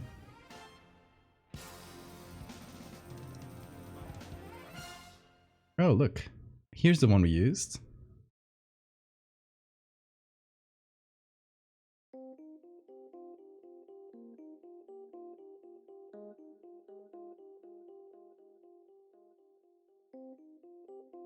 Hey, Bean. Welcome back. How's that harness treating you? Seem to be doing good. Don't seem to mind. Those are some sick horses. Oh yeah, they are. This could be alright to use for some of the front legs, but I think we pretty much settled on the front legs though. This one though? Look at its face. So funny. But we have the feet. They're not like on anything, they're kind of floaty, so might not be the best, but at least they're not wet. And here we have a little bit more foot. It's been over the harness. He seems to be fine. He's just walking around. He just went eat. Maybe. You wanna come up here? Maybe not comfortable enough to jump on top of the table. I'm gonna ask him if he wants to. Because he's right behind the chair, and if I move the chair I might crush him. The good thing is I can just pick him up from the harness to get him up to a position where I can pick him. Hey Bean, how's that harness treating you? Look at the most stylish of boys. Oop. Let me show off your harness, Bean. Look at it. It has unicorns. Hey Bean, how's that harness treating you? You seem to be fine. He's doing just fine. We hadn't put it in a while, but he doesn't seem to be too bothered. Ooh, baby. Yeah. The best pets in the world. You'll love it. Don't you?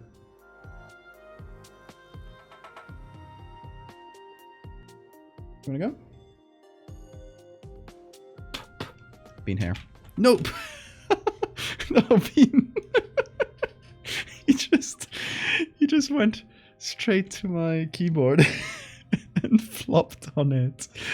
Okay, what just happened? I carried browsing. What the hell is that? Okay. Seems to be mostly fine. I wasn't on a Photoshop, so at least he didn't do... Oh, he did Control F, apparently. He's just sitting here now. I just had to move my keyboard away from the beasts. The beast that flops. Thank you for the safe reminder.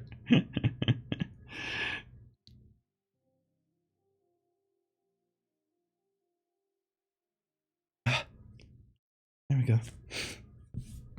All over my nose, dude. Your hair is everywhere. He is a chaos animal, and we love him for it.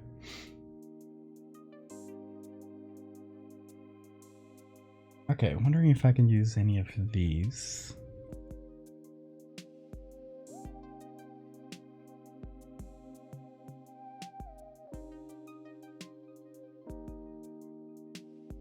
Let's see if the one where he's jumping, where it's kind of in the air, which is this one, I think. Or if it keeps getting in my mouth. The horror. I think I got the hair.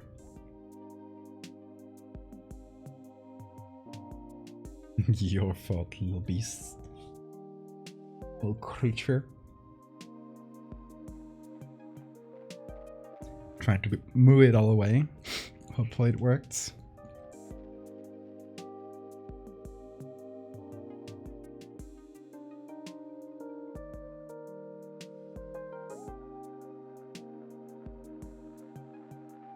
Hey Dak, we're making the Chupa Cobbler.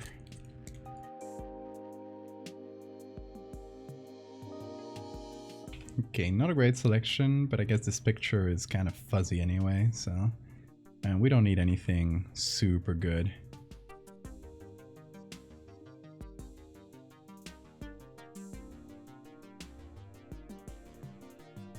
Just gonna need this.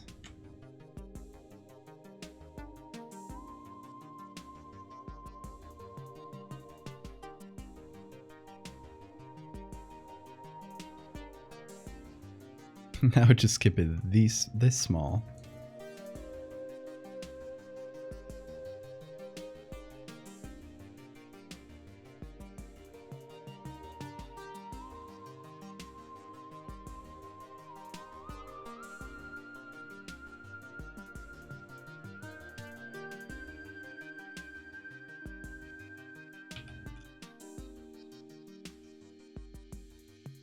Just use this foot for now, because I don't think I'll need the other.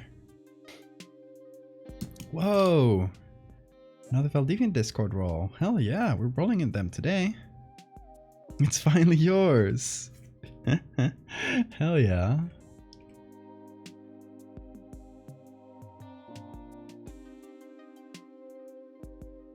Hold on, I'll find you in Sacrificial Altar. There you are.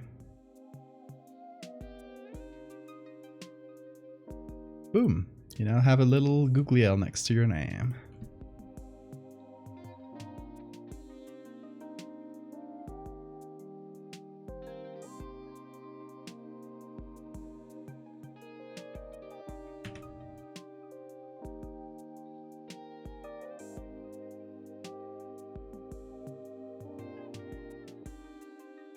I guess we kind of run into the goat's head. Is this even a goat? I think it's a type of goat, right?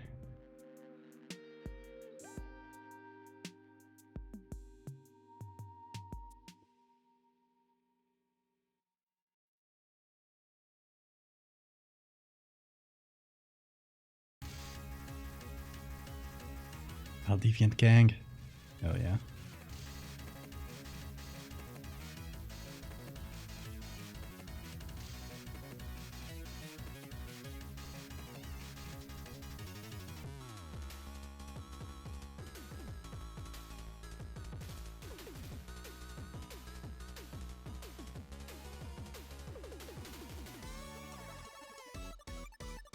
Okay, there's something I want to do over the body layer. And it is removing a lot of the droplets of water. At least the big ones. I don't think the small ones are going to be too noticeable at all, so...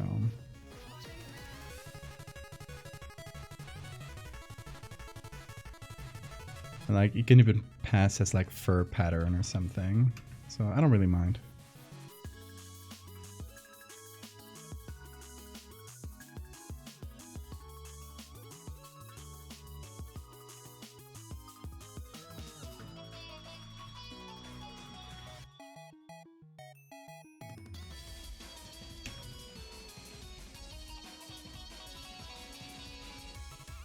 Got a little bit of weird textures from the stretching, but again, those will get smoothed out.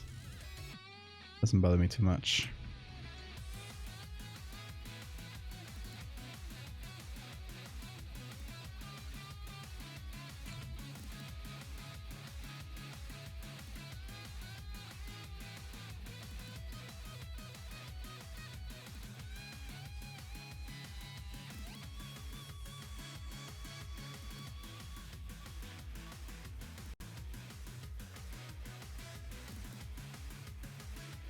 Okay. I want to make a few more edits to the face, mostly to make it less cute. Because I don't know if it's growing on me, but the face looks kind of cute to me. So I want to remedy that. What do you guys think? Is the head a little bit too cute for a blood-eating monster?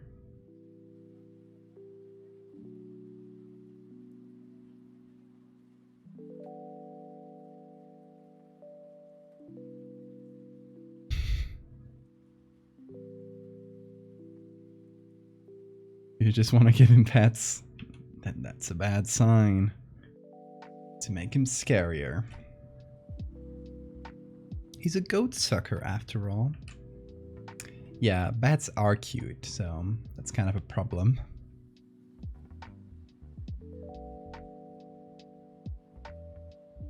Let's make the head smaller, and don't worry about it disappearing. There it is.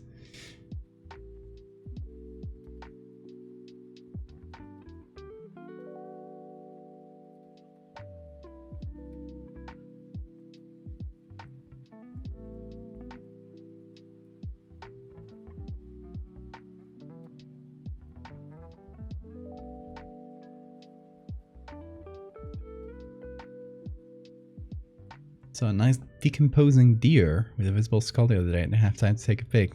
Damn, it's unfortunate.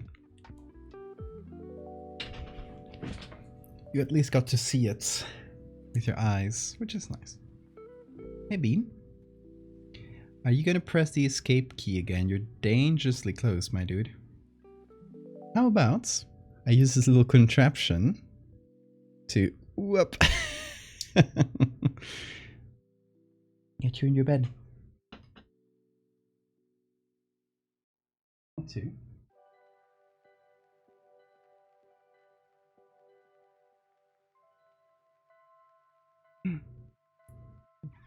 The boy.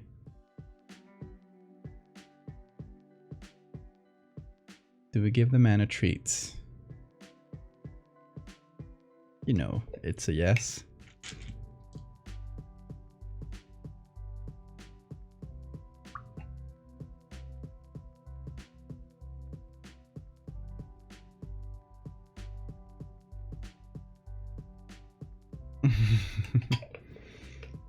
Hey, Soup.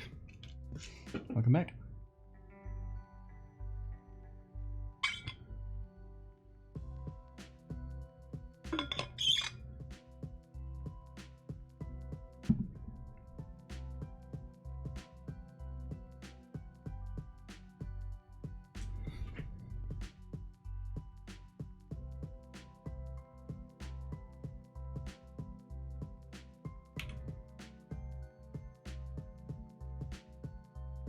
Okay, made the head a little smaller.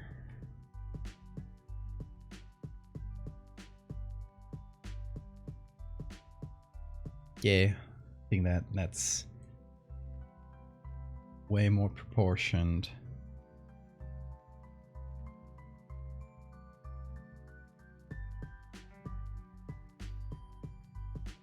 Do we make it bigger? Just like in general.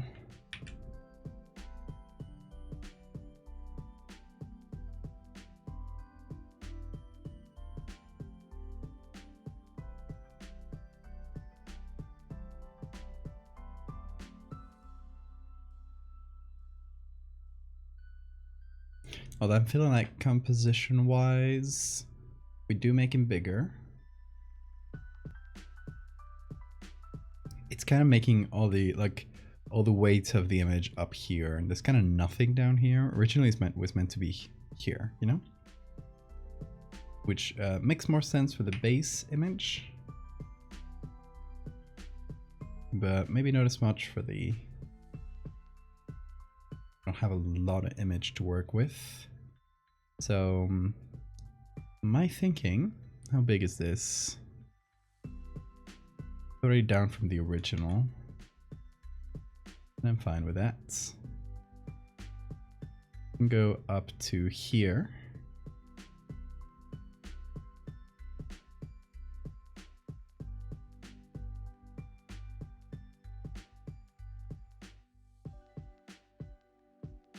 What's this for composition? Centered on the face. We could do the other way too, where it is here. The face is on 1/3. I like this. You know, kind of makes a little square here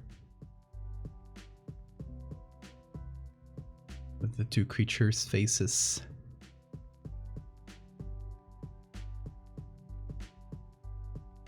You hungry? Go eat something, Mitchie. You have my permission. I give you a treat. Oh. Beam was like, for me? You get to smell them, but only from the outside. Treats are only for good boys who don't lie on my keyboard.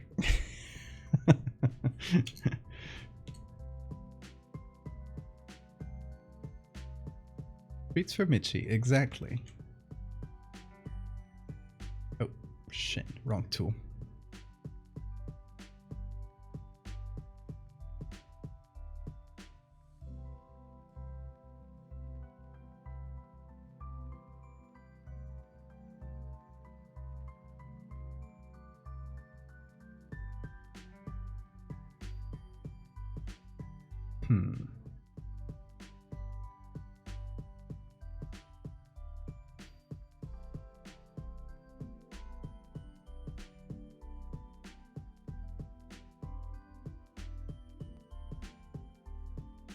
Hey Dapper, how you doing?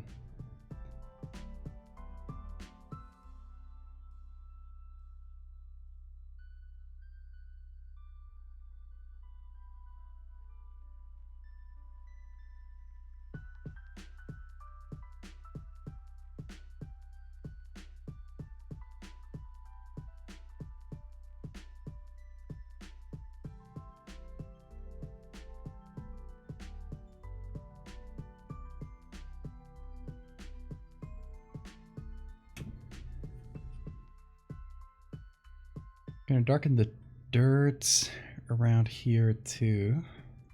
Let's get us some good contrasts.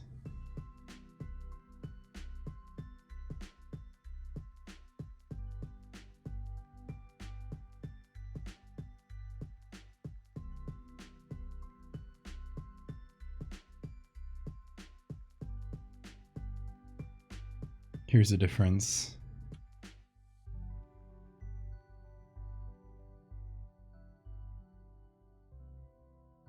See you, detective. Thanks for being here.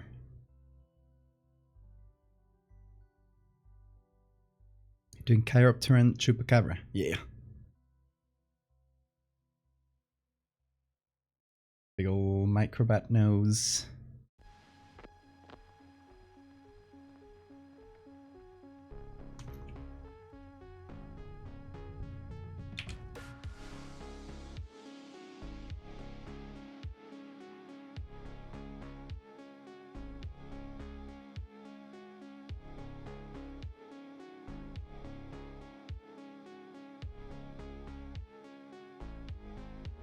Okay, is it a little less cute now that I made the head smaller? I do get that feeling, which is good. It is what we're going for context.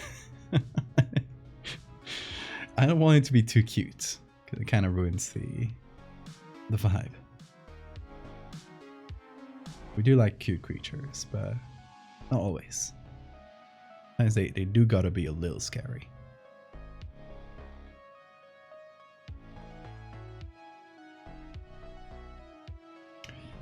You know what I'm thinking?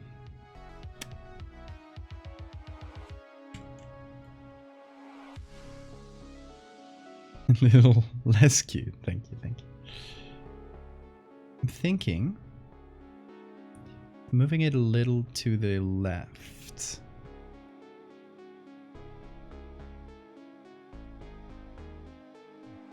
Because that way we can put like the triangle bite mark here.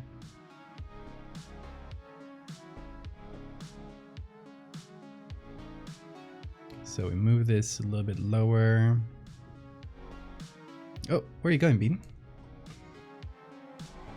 Where's he going? Are you just gonna lie down behind the computer? Yep, there's his tail. Well, I guess he is in the blind spot. Maybe he wants some privacy.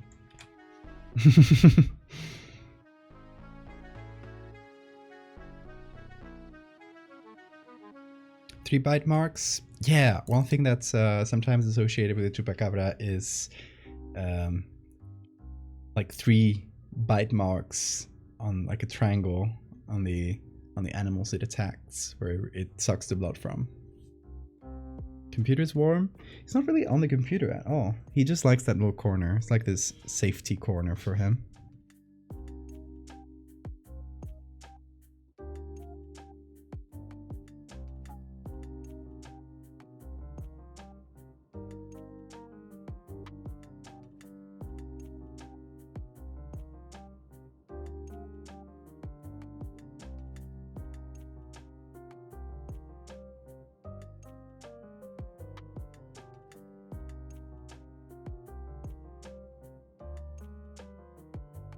Make that leg a little longer. Kind of fit like it was before.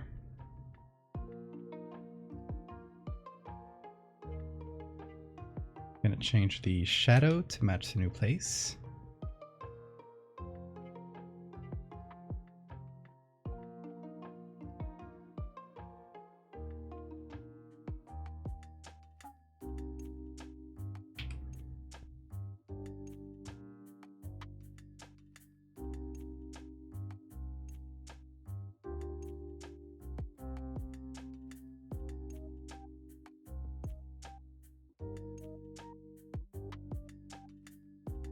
Now we need a soft shadow. It goes below it, here, but not too strong. And it can't go over the horn.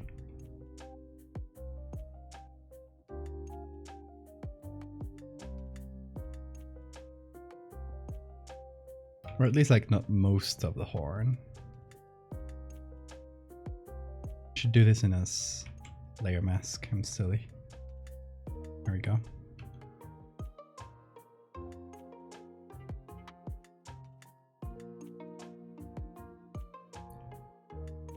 Have you seen that Chupacabra in Texas? That just a stuffed coyote with Manji? Oh, I haven't, but I can imagine. We were just talking about like how most sightings of the cryptid are just like Mangy dogs.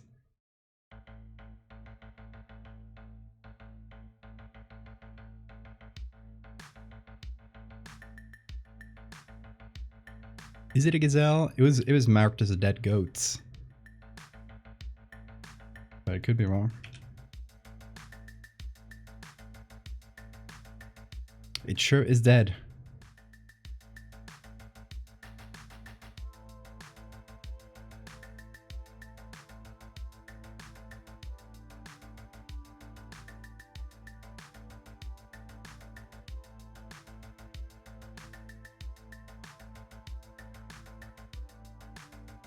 Same family? Close enough.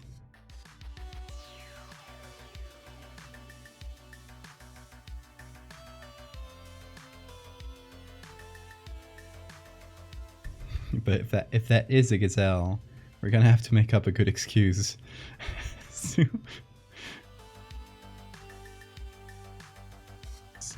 how he got to a gazelle? I don't know. Are there native American gazelles? Is that a thing?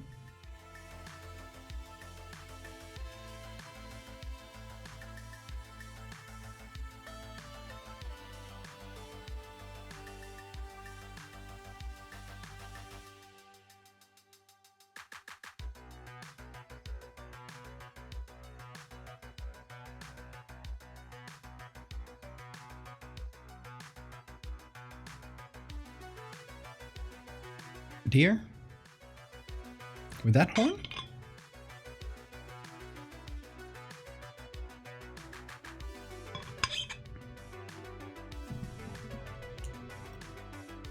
A deer could match Geographica, so that would be okay.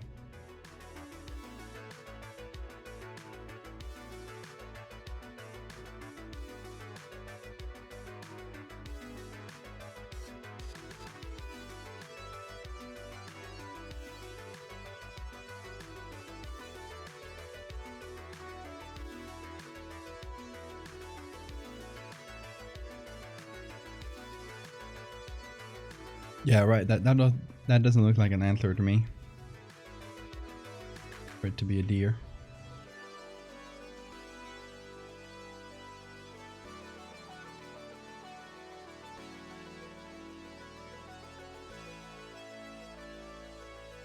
I could find the image that I used and check if it does say anything more specific. So I got it a while ago. I do recall it saying goats. I think I got it saved here, so I just gotta scroll down to it.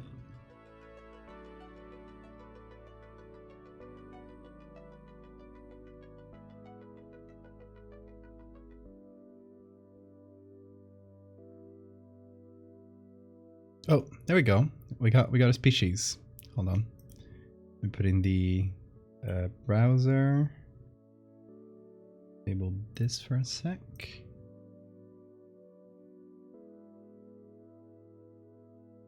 Desert bighorn sheep.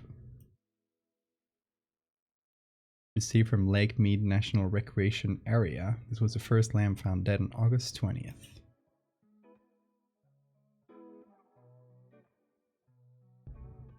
Them's the boys.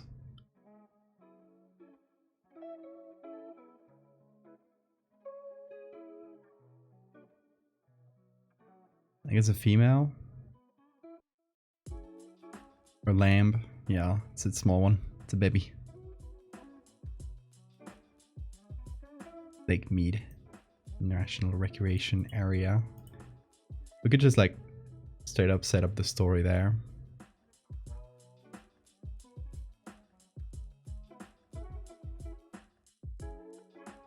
What state is that in? Ooh, right on the edge here, but let's say Nevada. Really funny name for a state. Nevada in Spanish just means snowy. So, does it snow in Nevada? I guess it must, because someone called it snowy, but maybe it was a joke. Because, I don't know. All I know about Nevada is desert.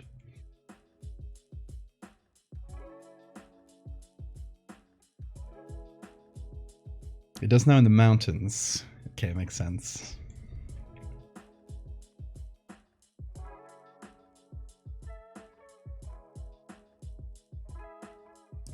My only experience of Nevada is New Vegas, so probably not the most faithful representation of that state.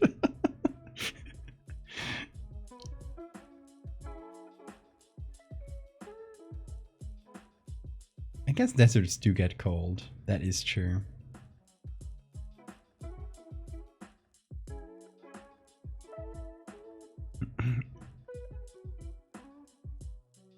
It's not known for being snowy. Yeah.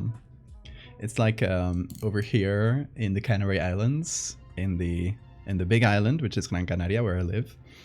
There is like the you know, a lot of places in Spain will have like their own Virgin Mary idol, where, you know, it'll represent like region or a specific story. Over here they have Virgen de las Nieves, which is like Virgin of the Snows. It's like this place is like 25 degrees all year at Celsius. It barely snows like once every 5 years, and it's like maybe for half a day, and it doesn't like it just barely snows on the tip of the mountain, and they still named it Virgin of the Snows.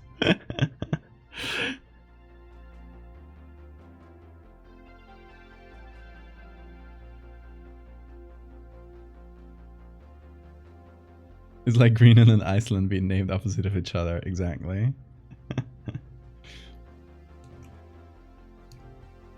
Virgen de la Humedad doesn't sound as good. Very true.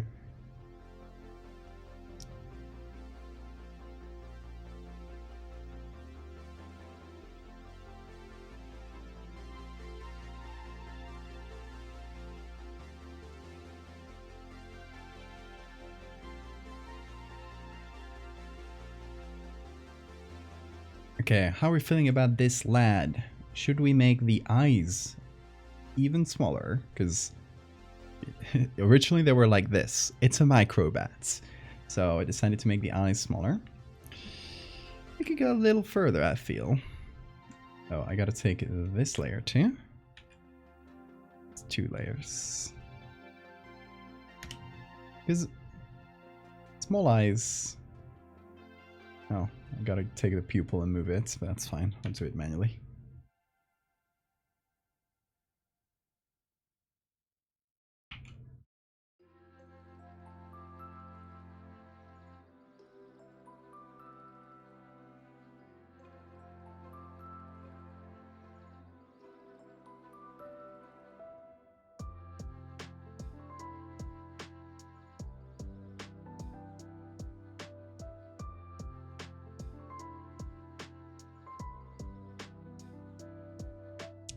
Come on.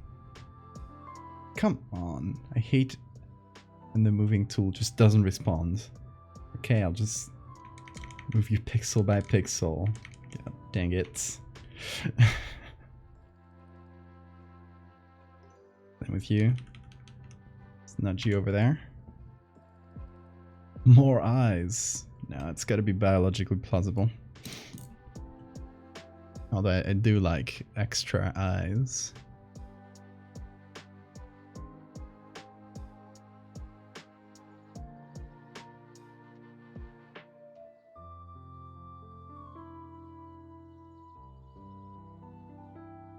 Yeah, humid heat is the worst.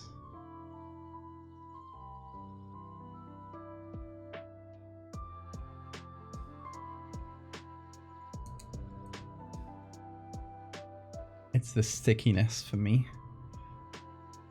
We've had a bit of humid heat here recently, and I don't like it at all.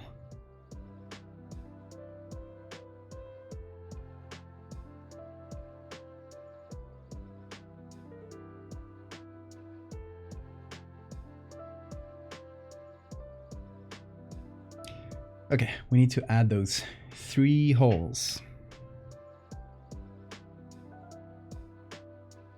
Or it's feeding.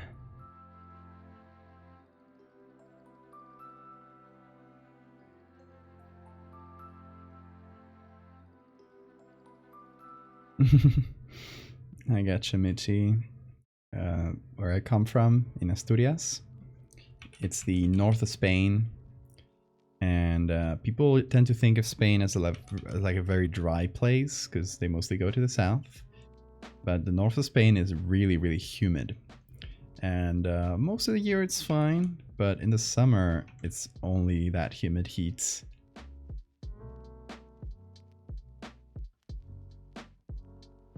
It can get really bad.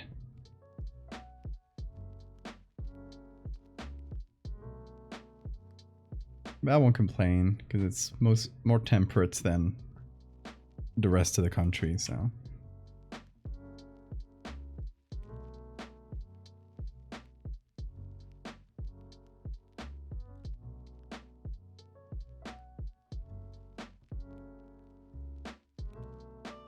Some blood dripping from the mouth, that's a good idea. Gonna make this a little bigger.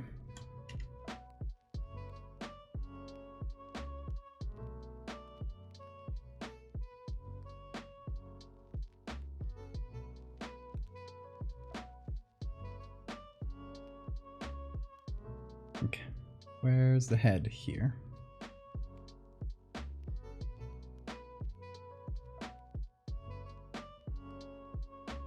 We already have the beginning of that like sticky mouth here. Oh shit, I was painting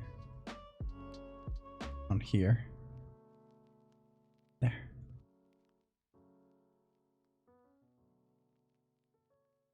We don't need to paint super detailed because we gotta remember like this has to be the same quality as the background, which is not very high quality, so that gives us quite a bit of leeway.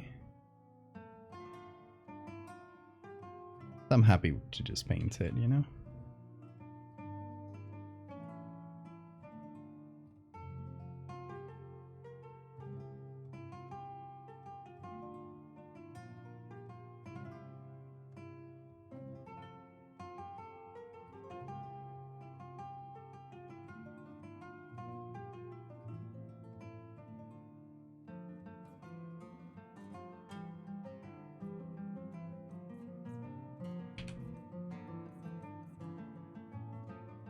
Blood coming out of the holes.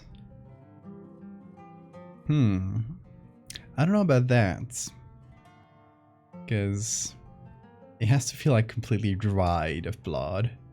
I could just drank all of it. Let's make that longer.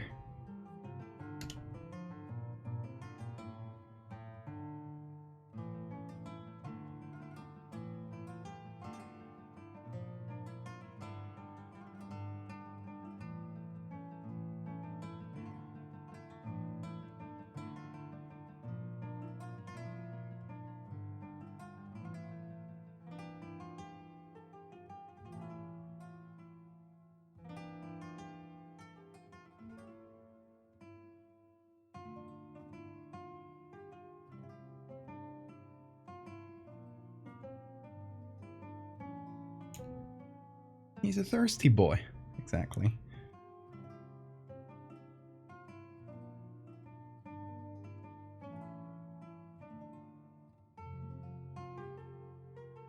By the way, remember to hydrate, everybody. Just like the chupacabras did. Take the example of this little cryptid. Drink some water. Also, let's exaggerate the shape of the nose. Because I feel like that's one of the selling points here. Like the fucked up little bat nose. So we're gonna just strengthen those shapes. And our little folds. Isn't that cute?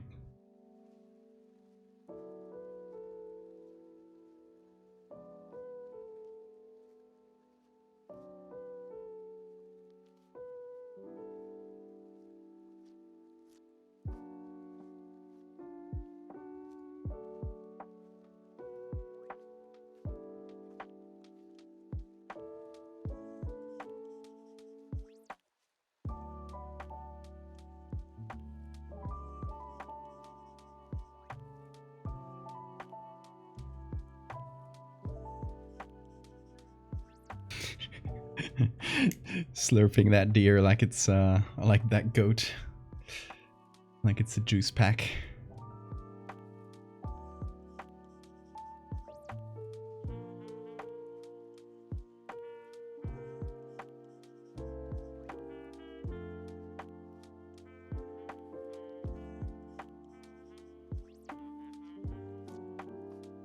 Don't no shame him. That's true. Beautiful nose.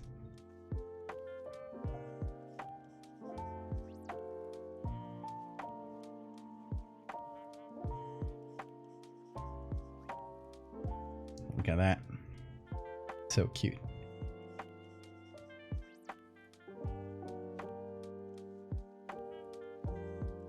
And oh, we could add some like patchy shadows on the fur or on the face, so it feels like, you know, blood splatters.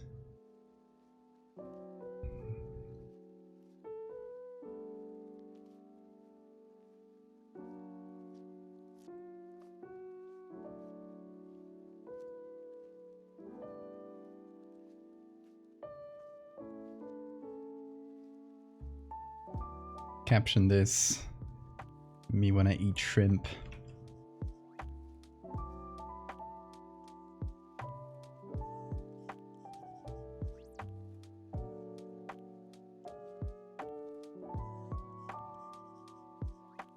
Okay, let's see. Where are those three little holes? Here.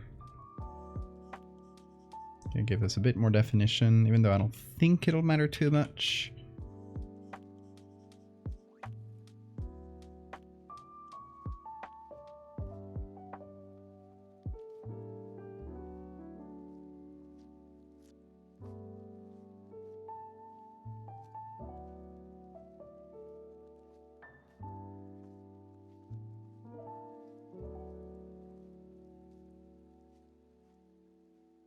Oh, on the head here. There we go. Cthulhu, thank you for the follow.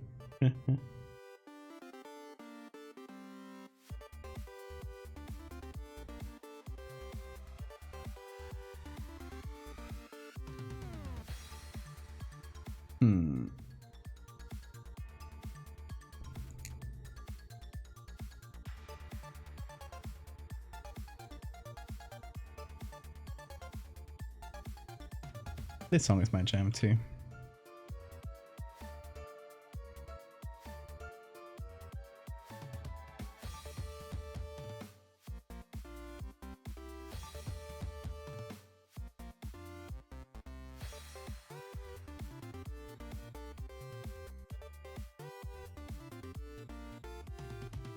Don't kill this vampire.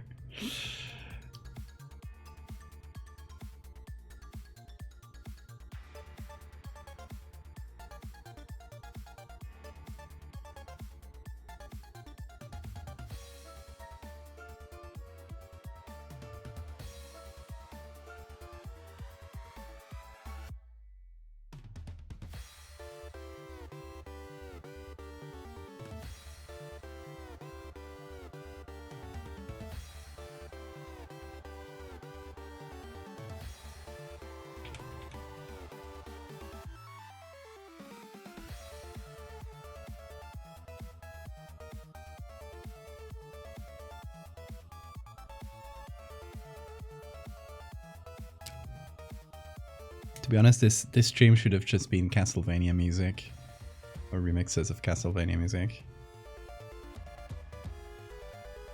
It's only appropriate.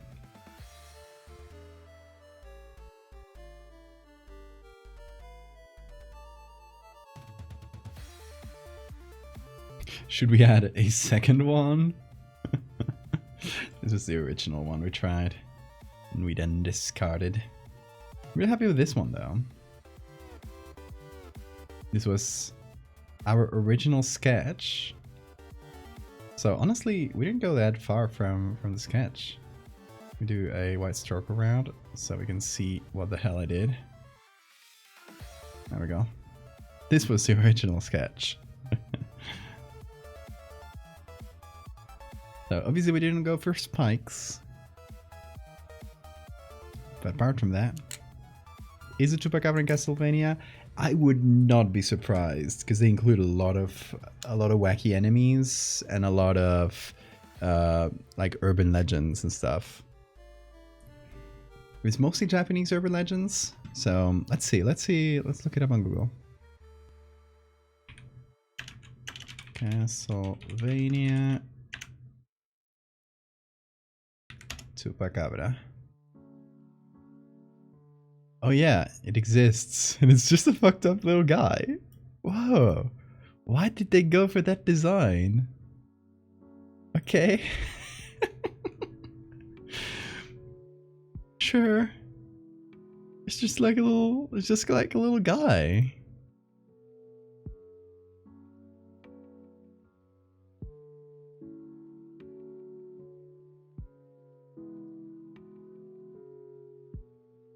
Bookworm, thank you so much for the follow. He's just a little pervert.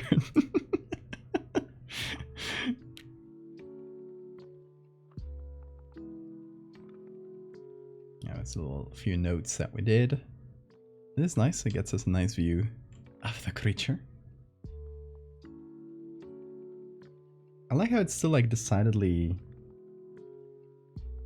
like it still has some Greyhound stuff, but it doesn't feel like it's just a Greyhound with some extra parts.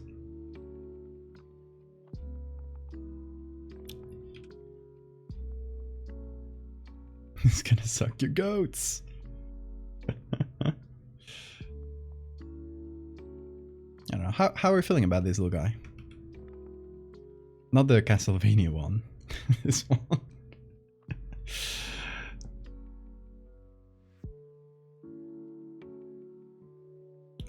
The Chupacabra.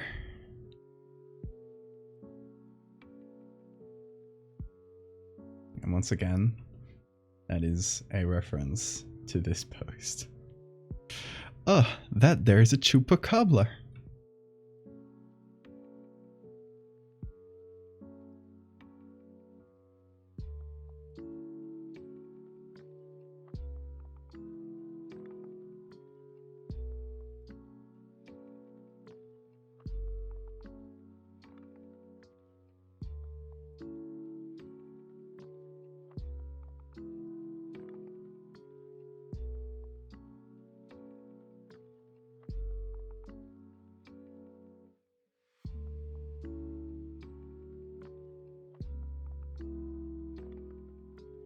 Let's darken the body of the goat a little bit.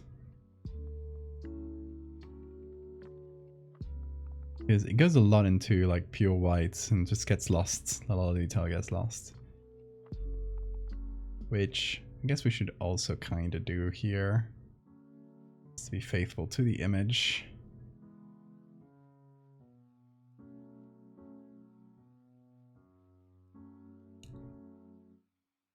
Just spent the last 25 minutes scrolling through your stuff on your site. Some great spine chills on the fractal. Thank you. Oh, thank you so much, Bookworm. I really appreciate that.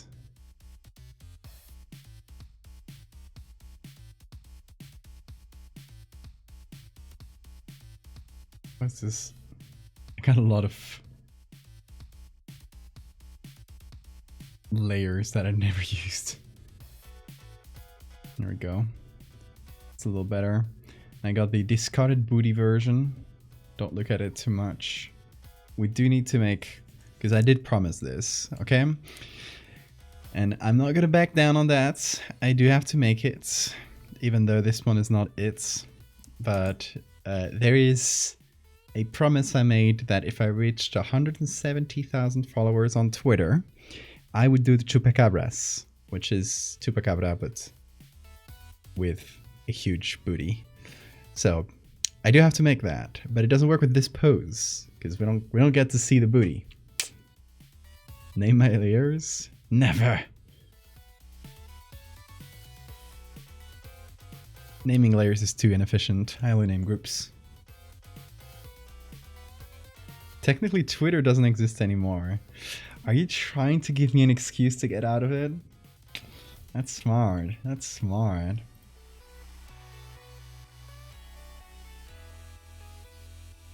I will follow through. You know what? I should make at some point another like booty cryptids stream, because that was a lot of fun.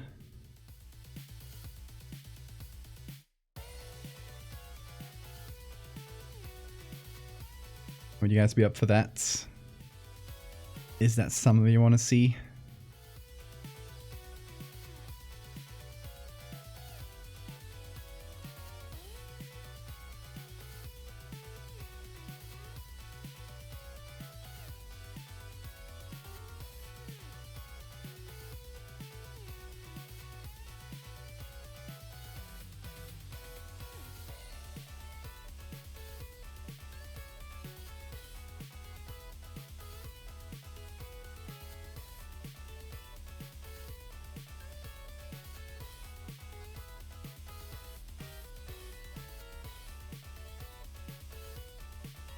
Let's do a little bit of white on the spiky back.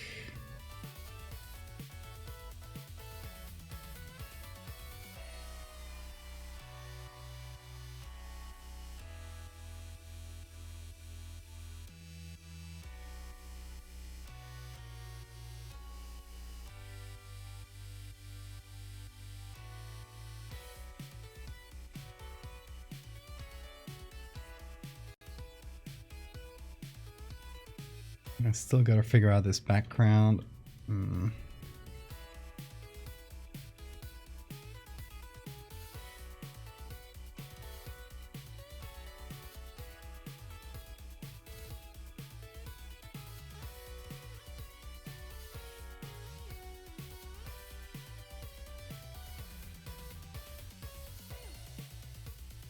gotta get silly sometimes.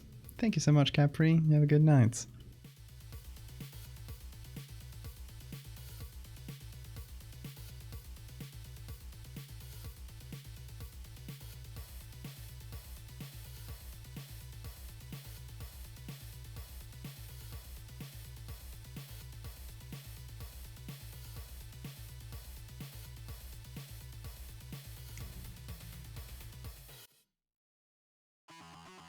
See, I might have gone a little bit too dark with the background behind them. It's kind of the balance you gotta run, like calculate the balance between a good composition where you can read every shape well and a realistic photo. And those are always fighting.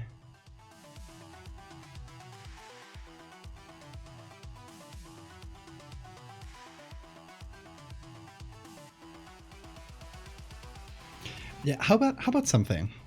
You guys want to see more booty cryptids? We should set that as a goal. As like a next, we already have a point goal, so let's set that as the next sub goal. Where are we at? We're at 60 subs, 61.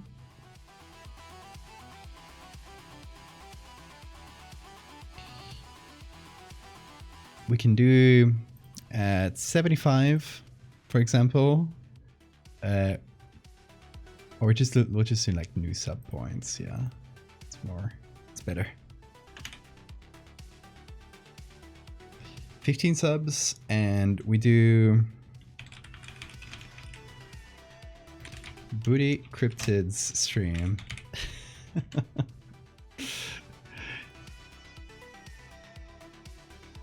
You have been warned.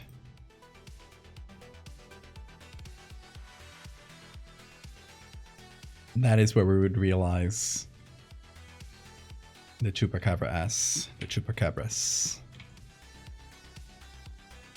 2 S's.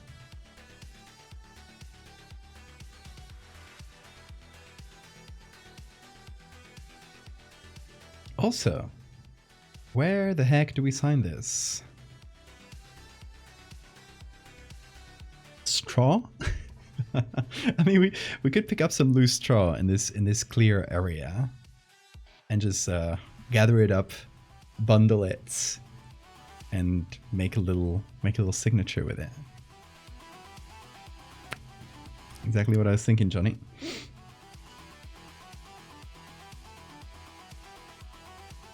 So let me copy the base here. And let's see. Any loose pieces of straw? There's a lot of them, but they're mostly bunched up. This one here seems loose. This one's here is loose, but it's a bit blurry. Also, this picture has... Okay. Just to check it out. But the original picture... First of all, it has some blue spots, which are interesting. And we can bring those back. We can bring that color back like on top when we're finished.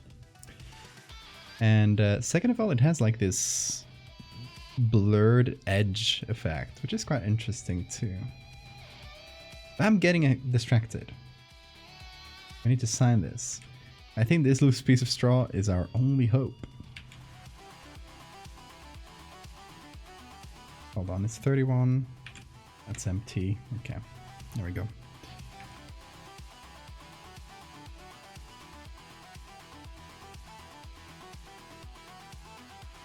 Sheep legs, rip one off. No, poor sheep.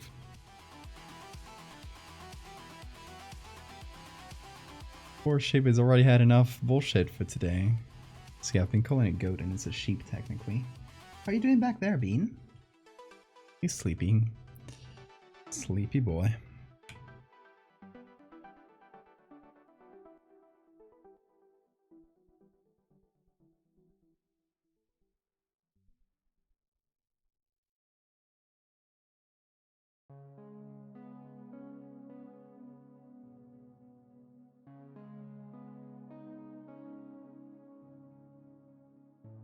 There we go.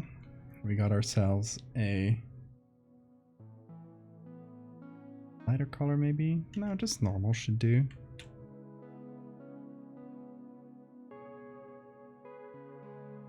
We got ourselves a piece of straw.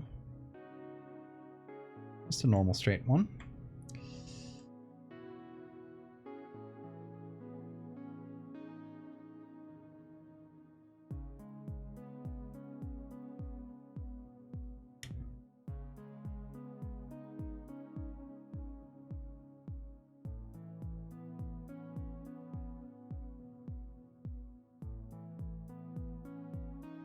There we go. Don't want to make it too perfect because yeah, it still has to feel like loosely bunched up pieces of straw. Something that to the uninformed observer, and by the way, if you guys are new to my art, this is how I sign all my photos. I had this symbol somewhere, a V and an A. So yeah, to the uninformed observer, it doesn't even feel like it's signed. But to those who know... Hey Toxin, how did your exhibition go?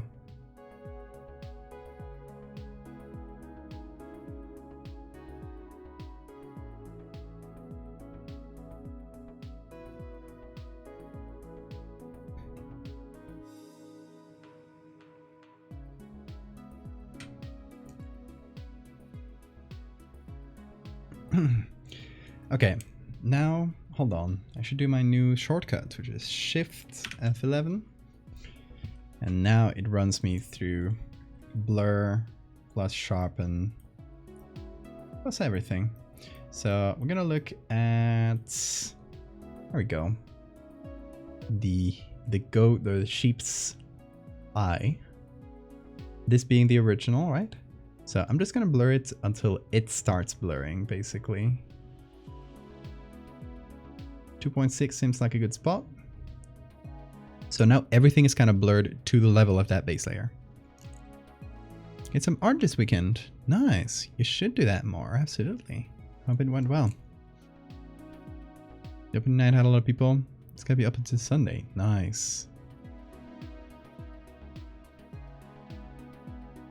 Okay, now we're taking this blurred image and we're bringing it back to more or less how it was before I blurred it. You might ask, why do I do and then undo a thing?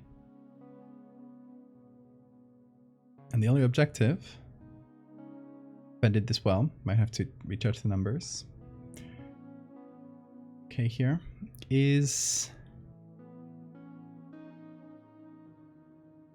to make everything, as you can see, like the bat's face compared to the sheep's face is like super different quality. Like this is super blurry, this is super sharp. Here there's a bunch of detail that we don't need. By blurring all of that and then sharpening it, now they're approximately the same quality.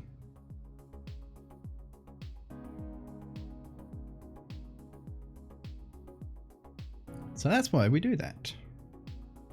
In case you ever wondered. The blur sharpen trick can really like smooth out things. It's nice.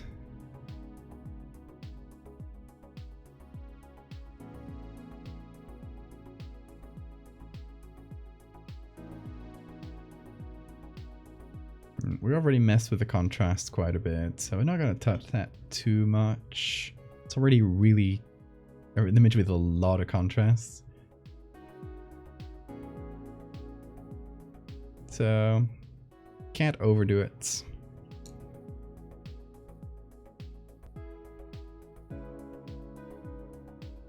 Oh nice, I'll check it out later, Dapper.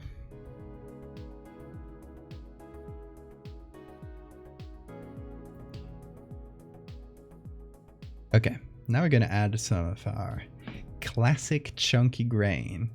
And I try to zoom out to more or less this level so I can see both the original and the things I added.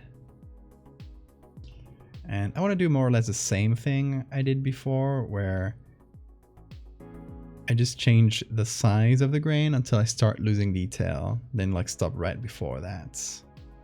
So as you can see, around this size it doesn't even do much. And it starts getting blurred. I'm mostly looking at the eye here, since it's an easy line to see. Starts getting blurred around here, around 37. We're gonna go right around there. Keep it at a pretty chunky level of grain.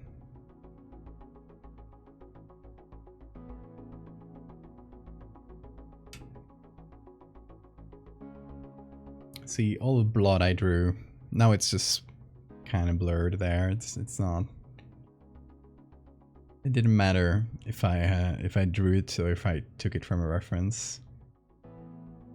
It's pretty much going to be the same.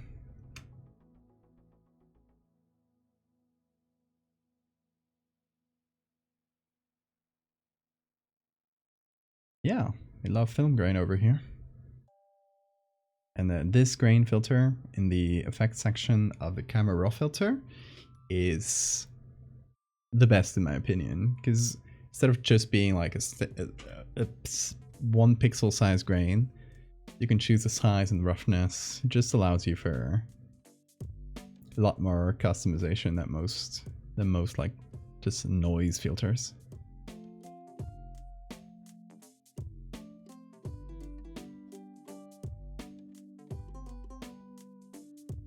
Although it can be approximated without camera raw though, or on other programs.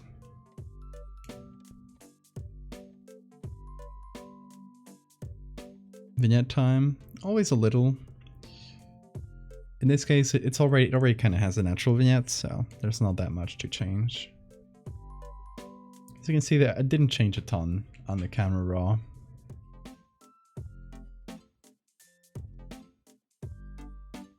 But I do want to add some of the original damage. So I'm gonna go over here.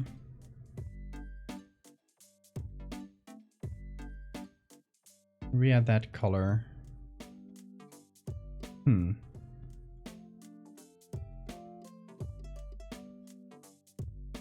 Just kind of adds those blue stains all over.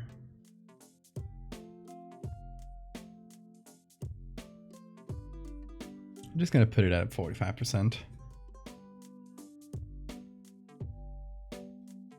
And then we can add other little bits of damage.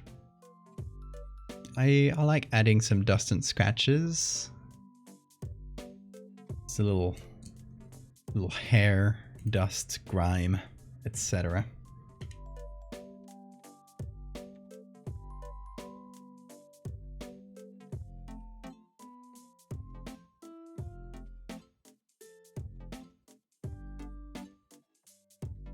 Just adds these little things.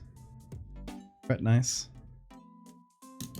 There's also one I really like because I like this texture because it's really bad. It's like whoever took this texture of like a dusty grain didn't take it in really good lighting. So the top part here is like too bright and the lower part is too dark. But when you put it on screen mode and you kind of lean into that, it kind of just washes out a part of the image, which I really like. And it can really work, and depending on circumstances. It also adds just a touch of blue, because they didn't bother to make it the grayscale.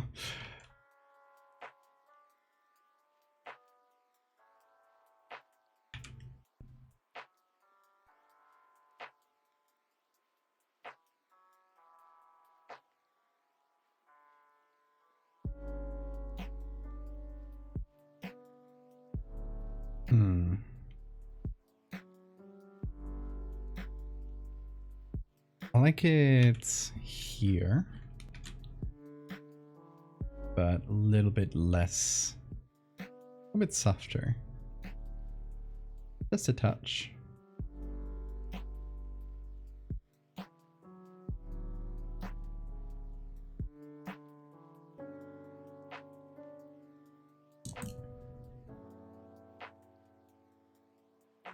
And then, if we want a little bit more damage, we can add a little bit of grunge, which some of my favorite is this one. It's just like a little bit metallic. Feels good for old photos. But what I like to do to it is run it through a high pass and then put it on. Hard light is too strong here. Just soft light will do.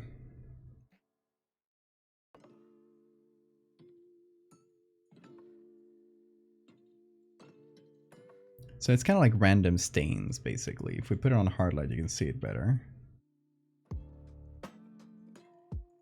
It's just like a bunch of scratches, stains all over. This makes it feel that much older. And all three of these, you know, do end up stacking up into a nice effect. So I hope. I'm gonna call this top because it's all the effects at the top. I'm gonna edit a couple things from the Chupacabra. Oh wait. Top version is here. There we go.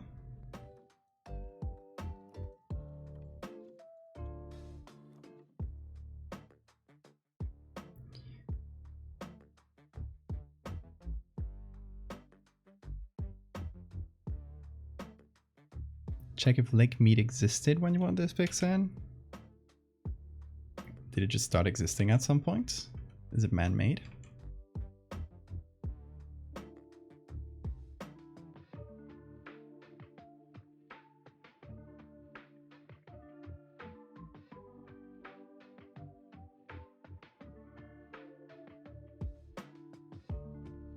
I guess I'll probably go with the original story of the photo.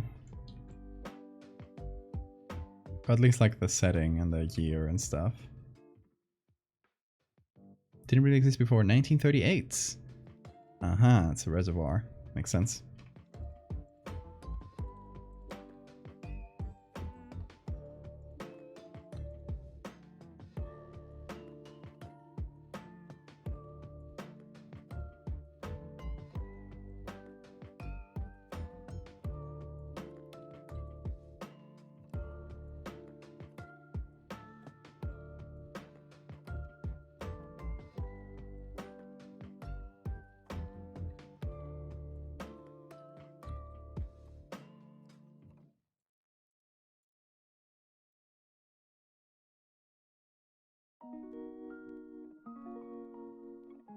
There we go. The neck here seemed way too dark because of the really high contrast.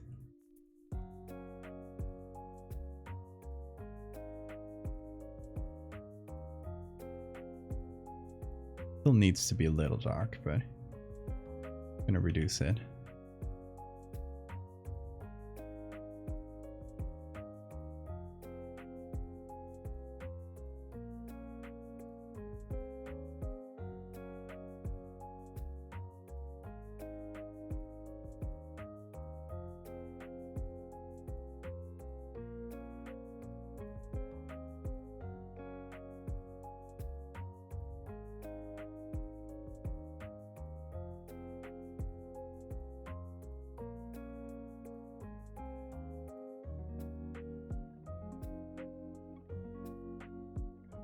Really hard to not make this like way too dark because the contrast is so big that whenever you do a tiny change, it just like boom.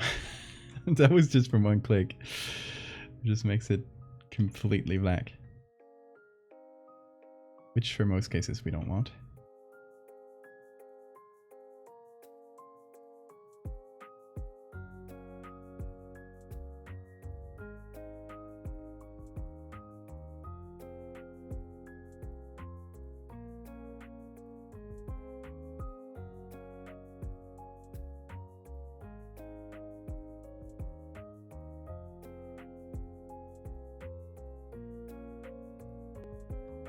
Alrighty, let's see.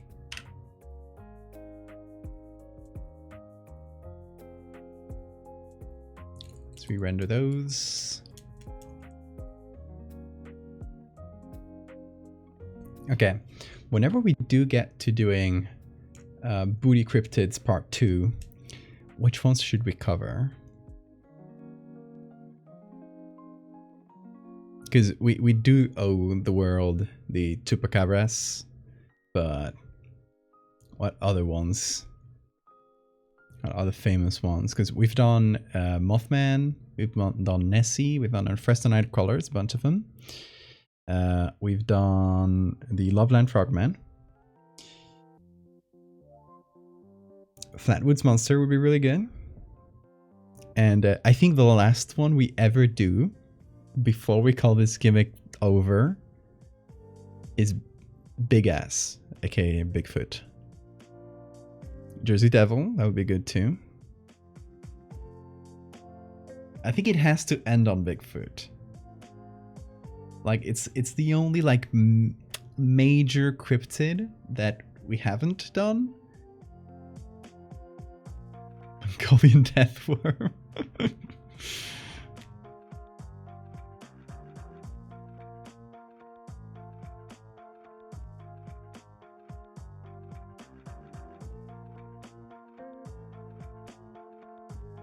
I feel like I reduced contrast maybe a bit too much, perhaps?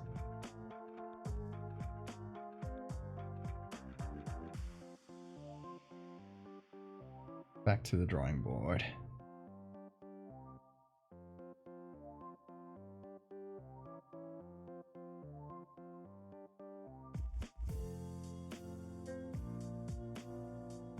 A golem. A golem isn't really a cryptid though. More of a folklore thing. Slash religious scripture, I think. I think it's more folklore than actually appears in scripture, right?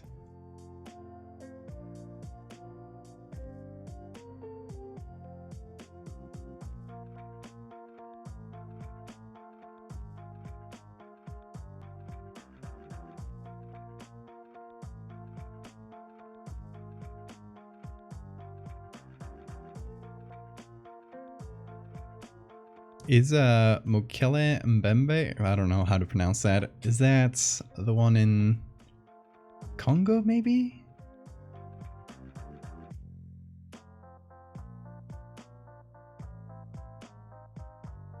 I think I saw a Trey the Explainer video on that one. Where like a bunch of like Christian creationists were looking for it, which was really funny. Because they wanted like evidence that dinosaurs are still around us, which is really funny.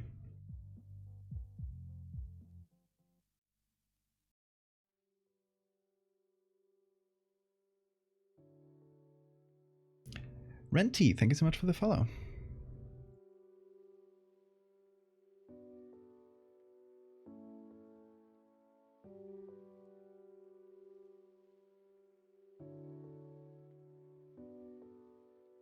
Need a bit more contrast around the legs.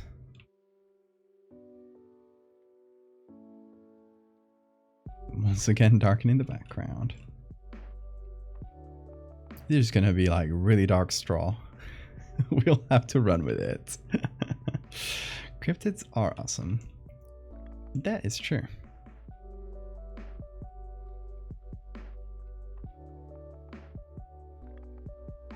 We need evidence that dinosaurs are still around us. Stares at birds.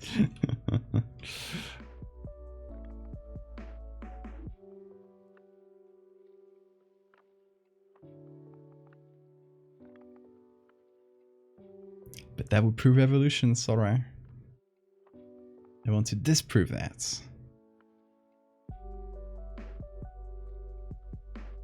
Do the ones have some slight droplets of blood?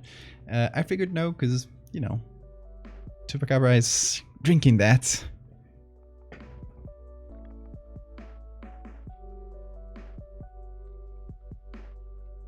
Which one's the ropin? Is that how you say it?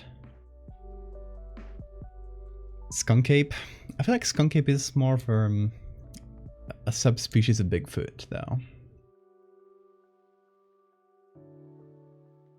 Don't understand how finding Mokele and Bembe would be a problem for evolution. I don't know. Me neither, but ask the creationists that keep looking for it.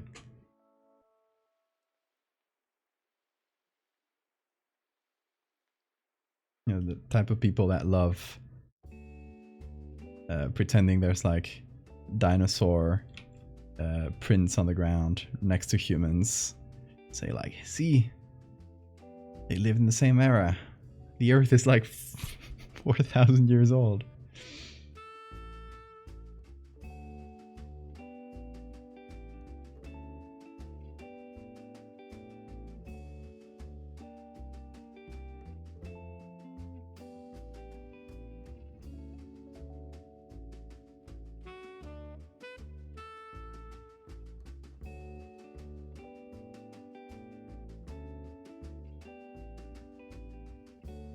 Conspiranoid. You mean Marufos?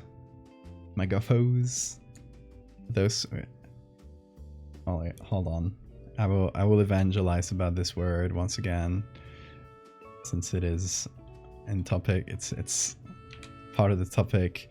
There's this word that we use in Spain for like conspiranoid people, and especially people making a grift out of it, which is...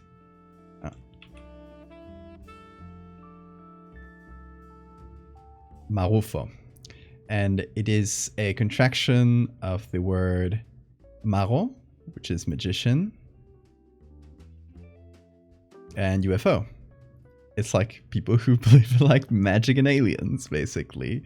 So like covers everyone from healing crystals to aliens are around us, or reptilian people. Like it covers all of them. And it's just a great word. It just sounds like an insult so much. Marufo.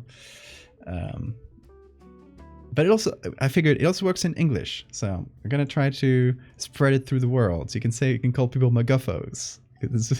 It still works. Like it's still magician and UFO. UFO, but Maguffo.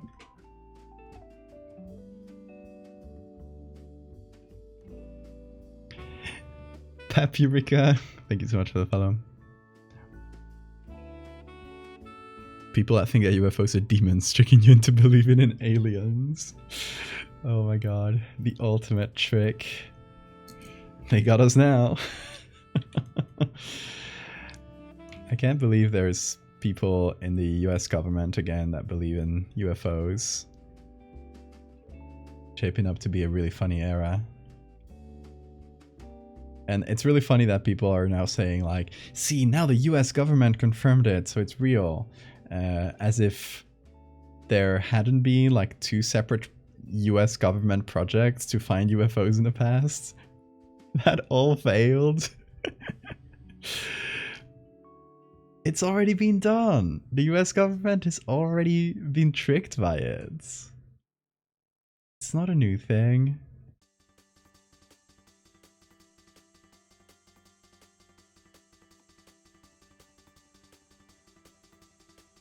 I don't know, I love that, it's really funny.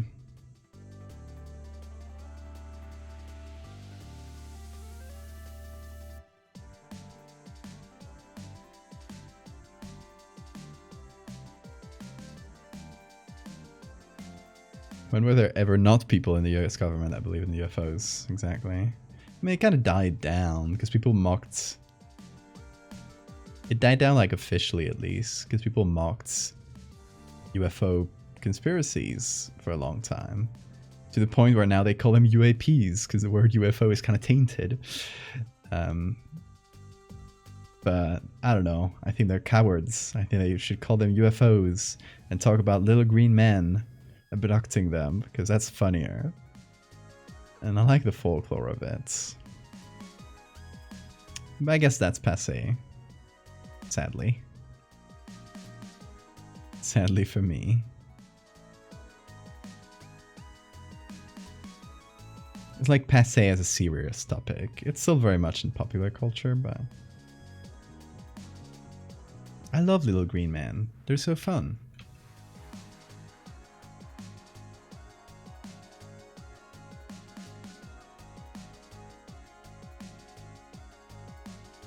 UFOs is where it's at, exactly.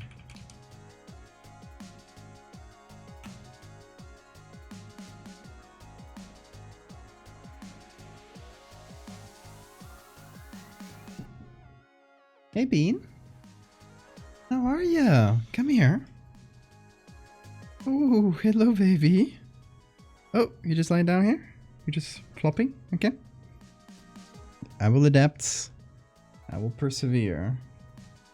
Despite you being in front of my keyboard. Hey, baby.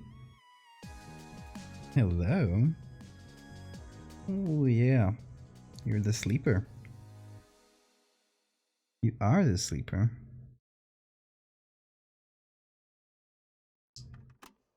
Everyone nerdklingen. So we know an alien language when they arrive. Perfect. Thank you. We did use hyena parts for it.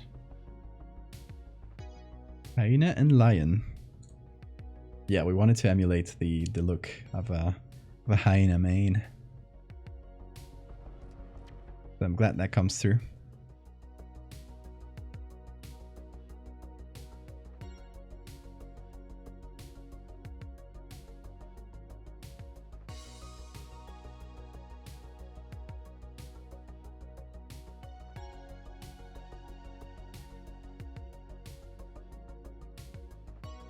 More closely related to lions than wolves.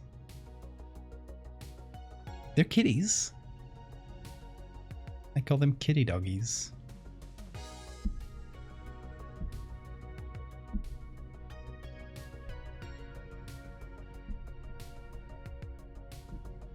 Humanoid aliens are so boring. But the little green man, they're not boring. Watch what you say. Watch your words. I will defend the little green man to my death. They're so funny. I will not stand by this, Siphon. I do love non-humanoid aliens, don't get me wrong. The little green men are very funny. And we should protect them at all costs. From the naysayers.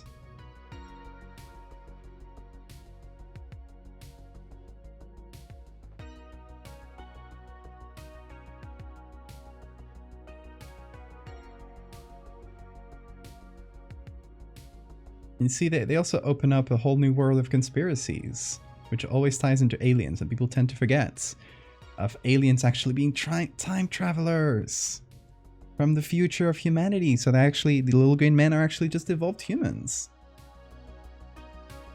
They're not from outer space, they're from the future. So yeah, stop shaming little green men. They're dope.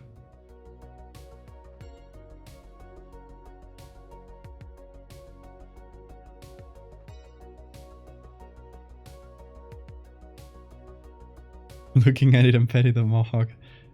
6 foot long, that sounds like a lot. 25-pound plush hyena. Oh my god, I love that. Something very relevant. Hold on. That is a very good image. See, this is why we love Little Green Man. A Little Grey Man are okay too.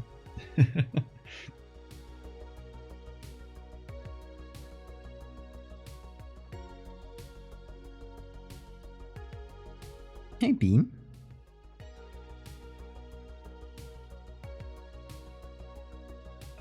You're also a little man. Don't you know that? That alien looks tan. He's been to the beach. Why else do you think he was coming to Earth?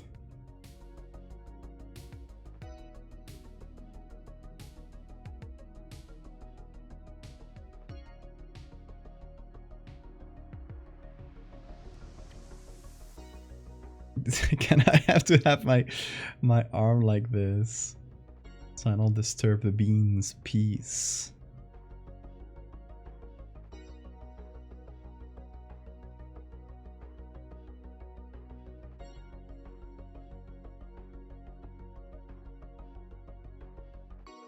It's pre-cooked.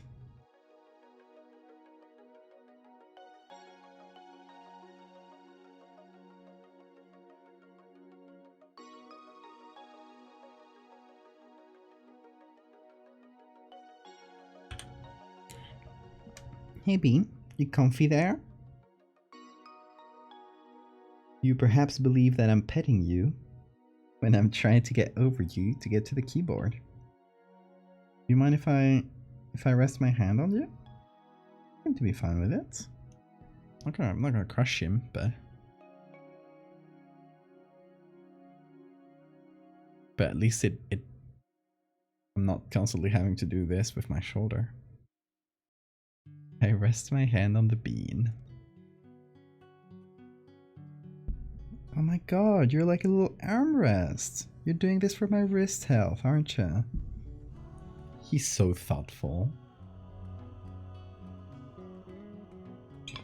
Everyone, hydrate. I'm watching you. I know if you don't.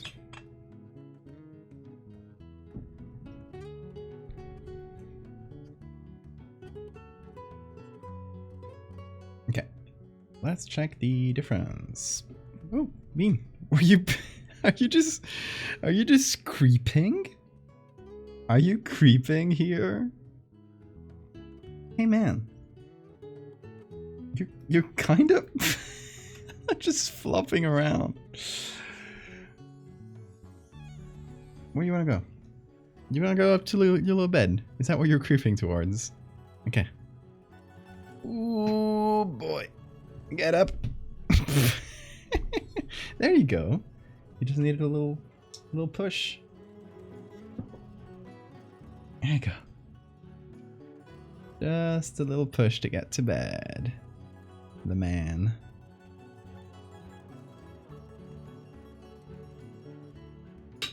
Very comfy there. There we go. It's looking at you. Like, hey chat. Hey chat. Oh, he got shy. Big screen, you know.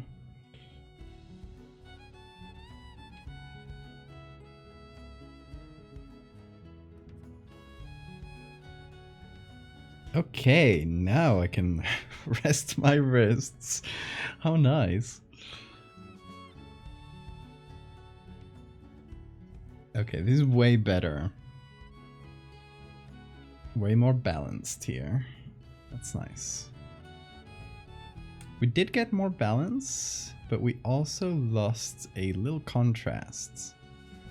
With the mane especially. So I don't want to make the mane much brighter though. This breaks the balance a little bit. But I might go to the background and make that darker though. Although I've done this like several times. We keep making the background darker. Oh no, Photoshop, don't do this. Hold on, click out, click in. There we go. I'm gonna save too. You never know. Oh shit.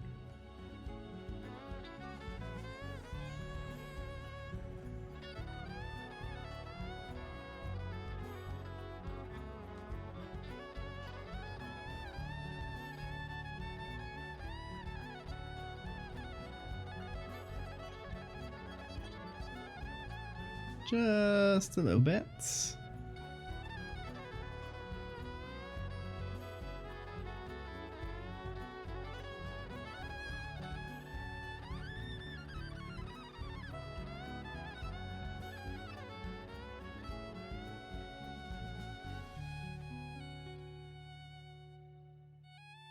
It's just a little more contrast there.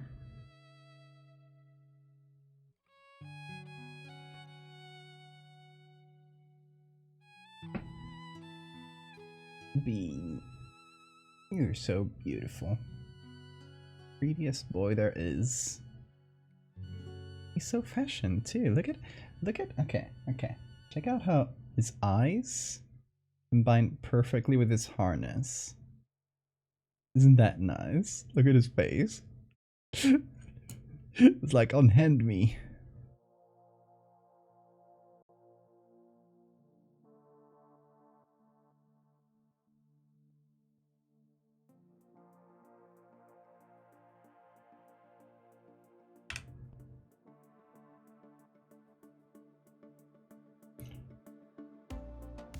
Okay, let's see this.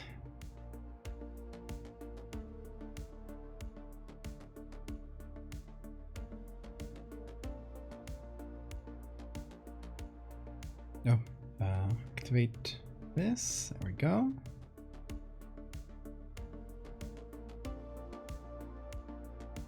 Okay, way more readable.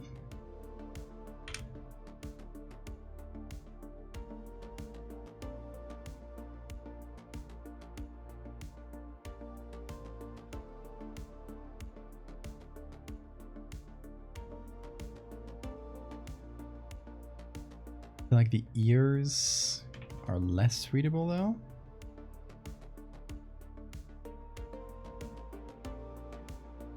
So let me give those a little more contrast.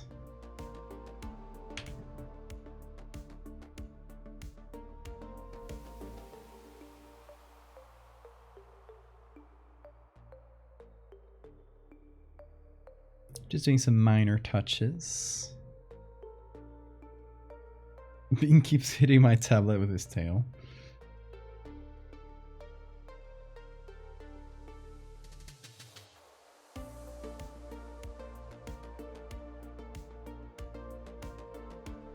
Here's something about Bean. He keeps moving his tail all the time. Like, he'll just do this constantly while he sleeps. He's like relaxed, but he still does this. Which for other cats, normally it means they're annoyed. But no, he just sleeps while moving his tail. He's just silly like that.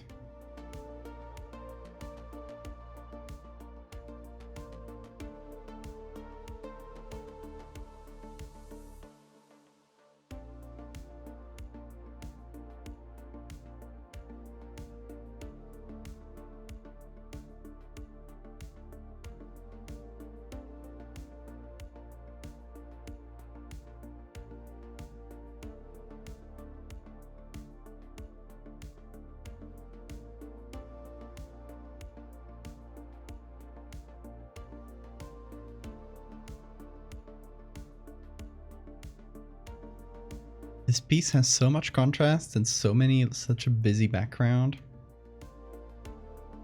that it turns into really fine balance to have everything be readable, you know? Okay, Maxwell. Sleep well. Thank you for coming.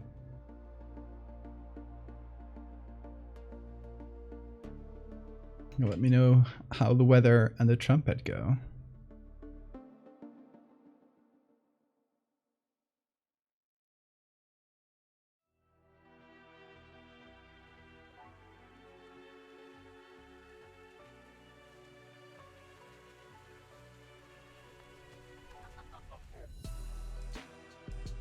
Thank you, Dapper.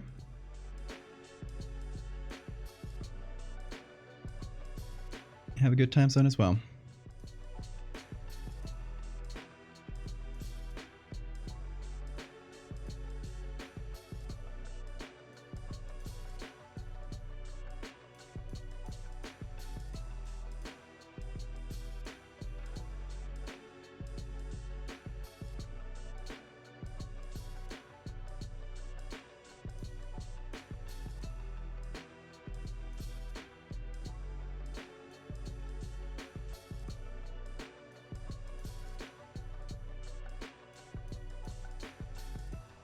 Okay, there we go. That's a bit better in terms of readability.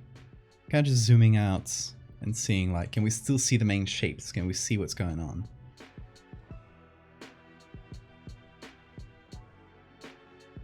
It's my main concern. Hey, little man. Hey, Bean. Oh, I added this next to the camera, so he has something to play with while he's in bed. Like something to swat, you know? It's just a little piece of string. But he likes that. You can swat it. It bounces.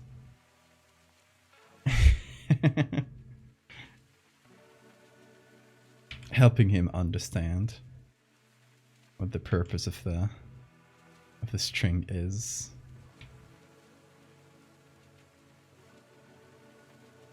There he goes.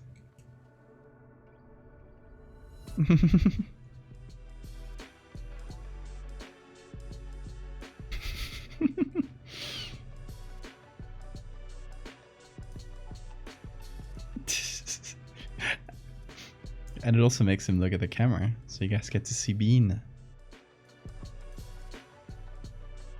Look at him. Look at he. Oh, you gone? Are you gone? Okay. He gets shy. No sweet baby blues. You're a shy boy, Bean. Don't tell me that. You're made for the spotlights. Ooh, big yawn.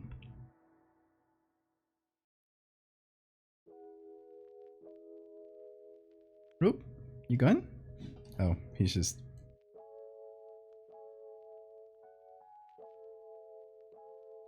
He's just flopping here. No spots. I'm okay with him being here, because he can stay, like, above my tools. If it does, as long as he doesn't lay directly on top of my tablet or keyboard, I'm fine. It can be wherever. It is his house too.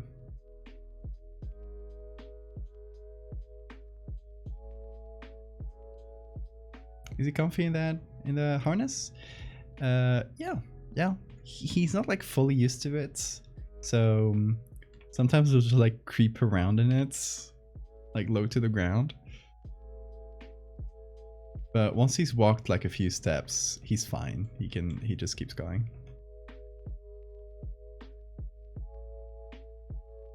Just like, I guess like getting up in it is weird for him. So, which is why we're trying to get him used to it.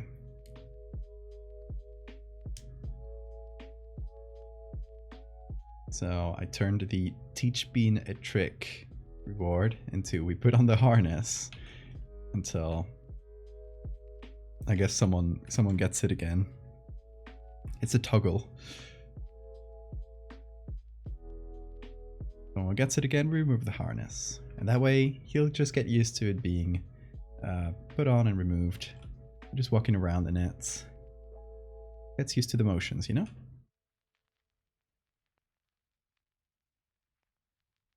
Okay, got a bit more contrast out of this. A bit more readable.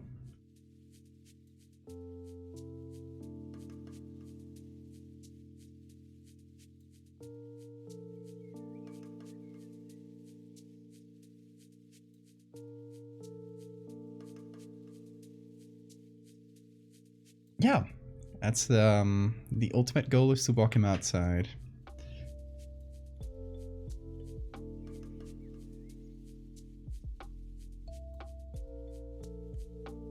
Like, he was raised in the streets, so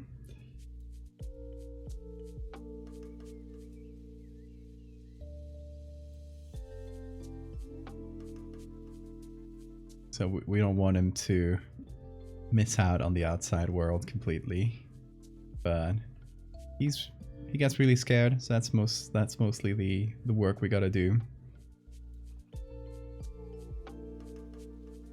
Is a pain in the ass. I think it depends a lot on the cats and how like willing they are. But we're willing to give it a try, seeing if Bean is up for the task. You'll give him some exercise too, because he sleeps a lot.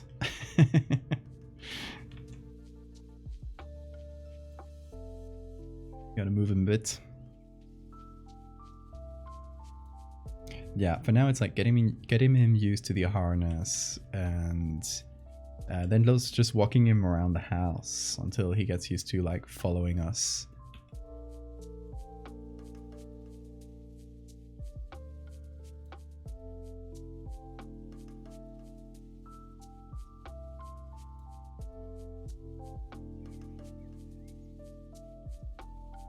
Okay, getting a lot more visibility at a thumbnail size here. Around the face and stuff especially. I did lose a lot of contrast in the hair, sadly. So what I might do is get this adjustment layer I just made, put it outside.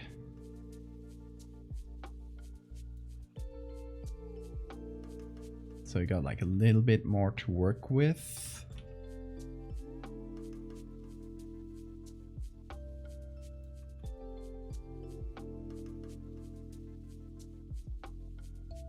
Then we can give the hair some shadows. Just a little.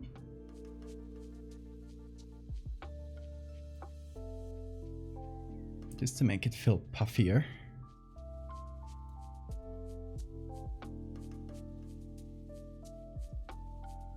We just put it on wet that side. That's fair. Okay, Johnny. Have a good time zone.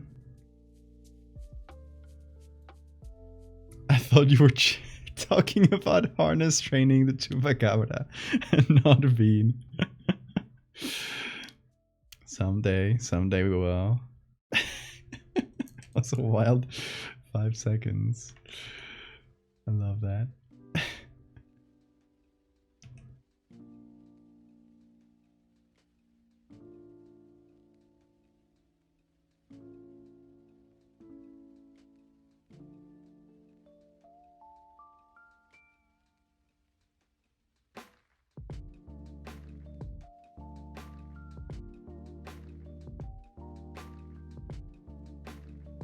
Okay, what else are we...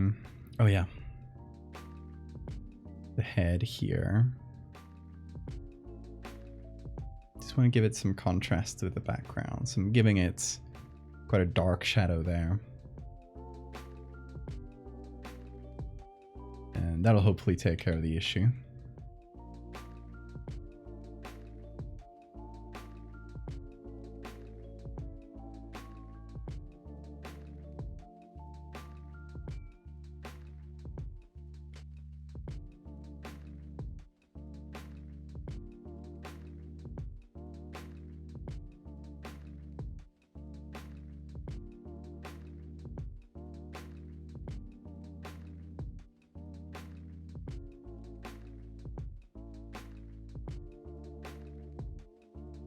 yeah, I'm hitting that mane with a little bit more contrast.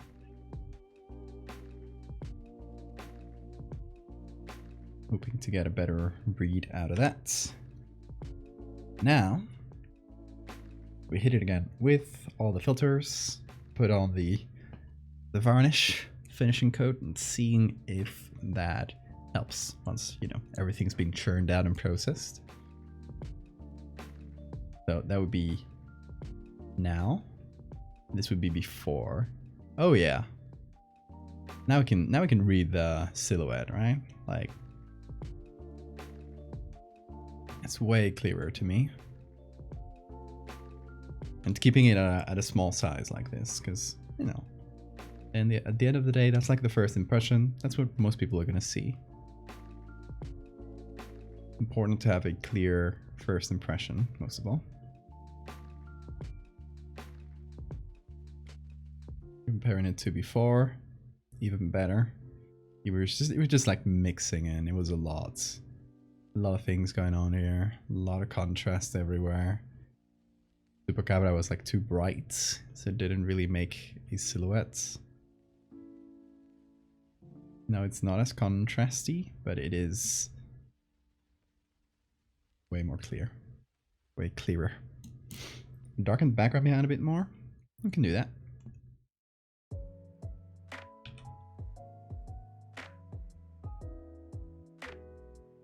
We can hit it with like a progressive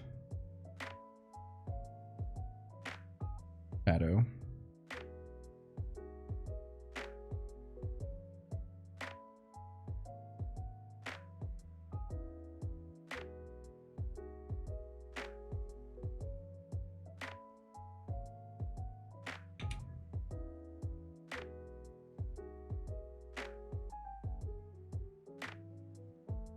Make that soft.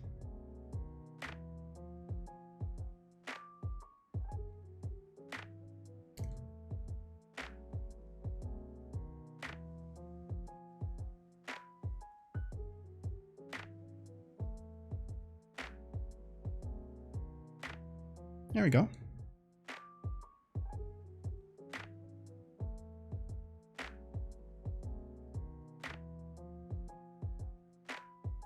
Can mix that in with the hair to give it that spiky look. Because at the end of the day, what we're meaning to say with this mane is that the reports of it having quills or spikes in its back was actually just like a really messy mane. Trash bad. Thank you so much for the follow.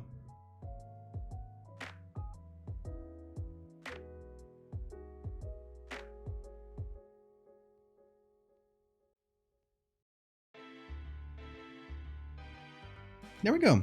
Happy with it. I'm gonna slap it into a JPEG and call it done.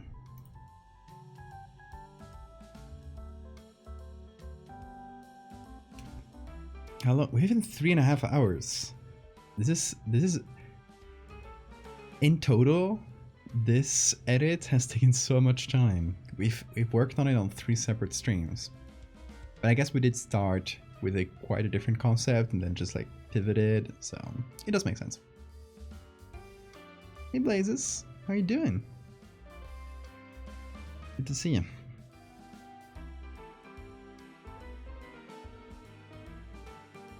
Now, here's what I'm wondering. It's still not super late, so I'm wondering if we should start with another cryptid that I want to make, or if we should leave that for its own stream. Because, okay, in terms of cryptids, it's not technically a cryptid, it's really a folklore creature, but I'm calling it cryptid for this purpose because it was included in the Cryptid in July prompt list on my own suggestion. So, this is el cuélebre. So, let me show you what a cuélebre is. Let's chat about it, even if we don't like get too... Oh, what did I just do? Even if we don't get too far with it or anything, we can chat about it. So, the cuélebre is a folklore creature from Asturias, from where I come from. A really old folklore creature, possibly like the Asturian version of a dragon. It's usually seen protecting a horde, or usually living in caves. Asturias is a certain area with a lot of caves, so there's a lot of mythology about that. And often protecting the Shanna, which is another mythological creature, kind of like a nymph, but more evil.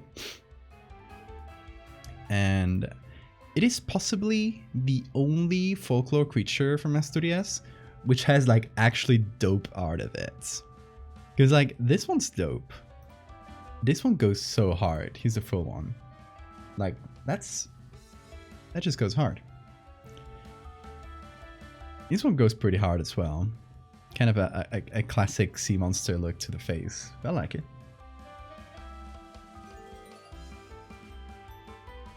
Here's a very medieval one. This one I like a lot. With the woman is dressed in the traditional dress from the region of Asturias. Oh shit! Bean is in the middle. Get out of here, Bean!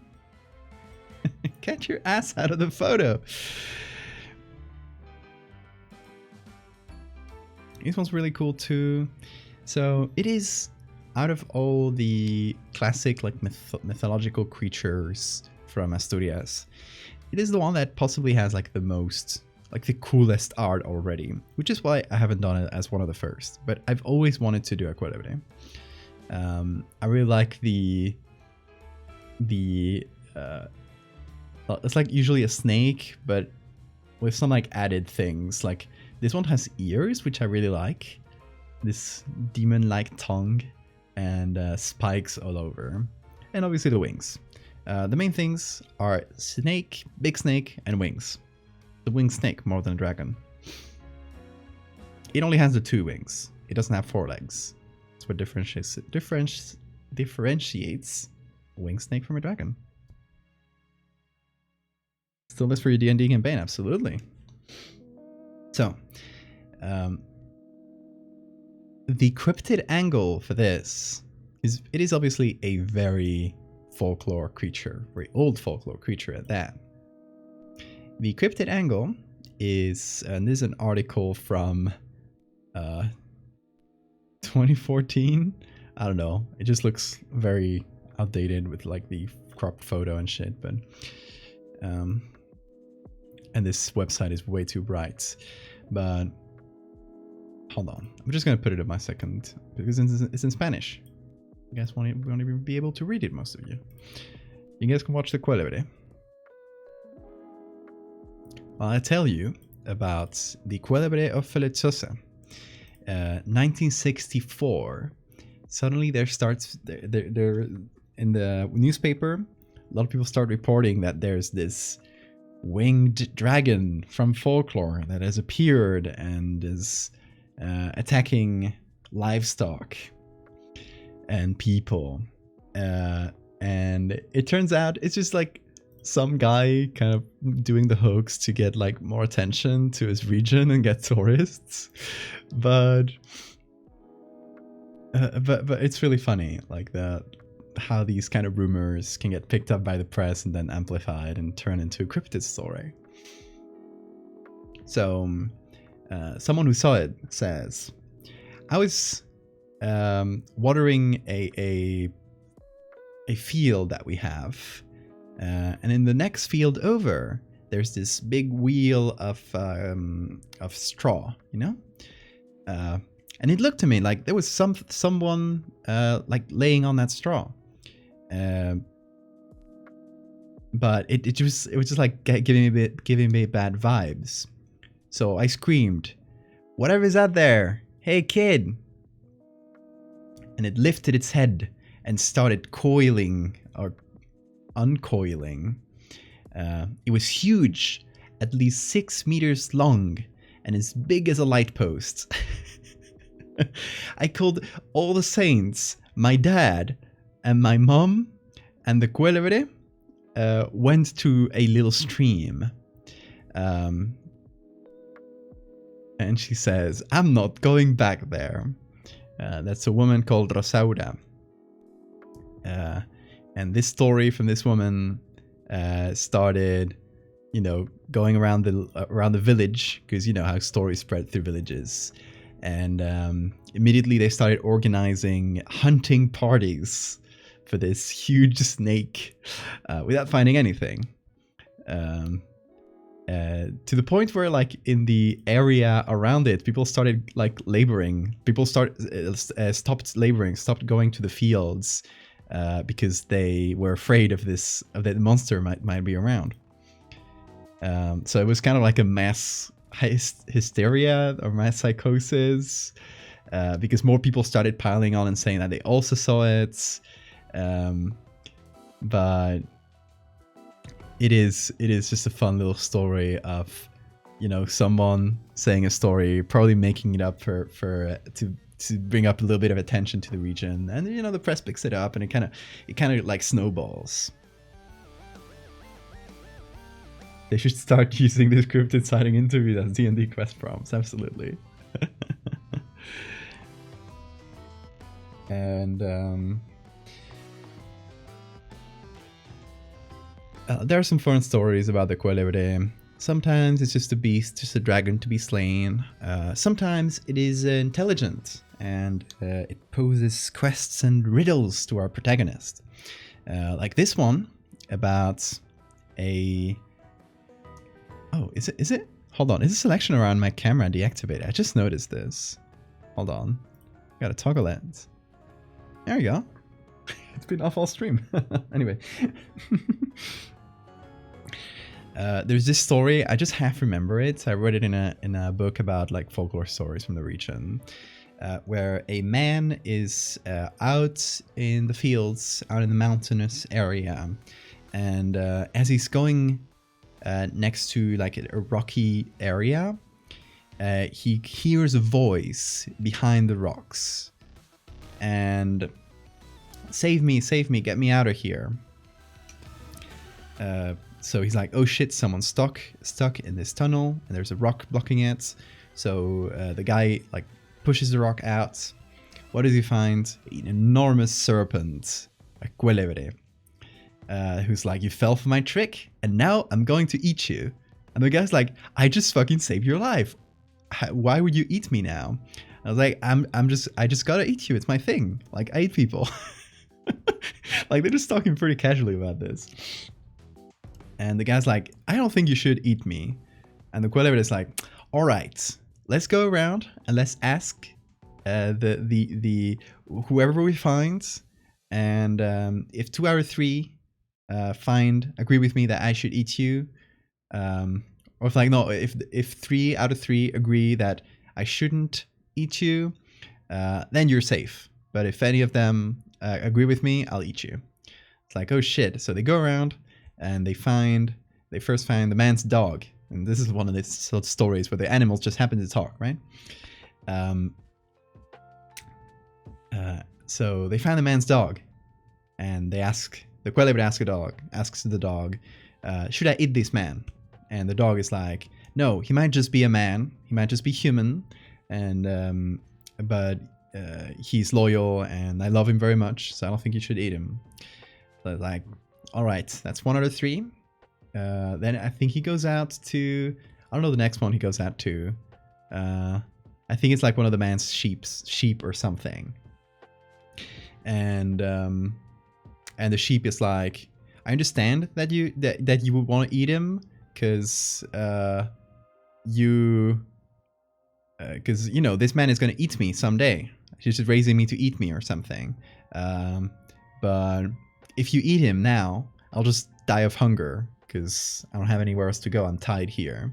So the dragon's like, the Valdevia is like, okay, sure, I get your points. And finally, they go, I think they go to a fox is the last one. I'm just half remembering the story, but it was just like a silly one. They finally found a fox. And of course, the fox is always the cunning and wily one. And the fox says,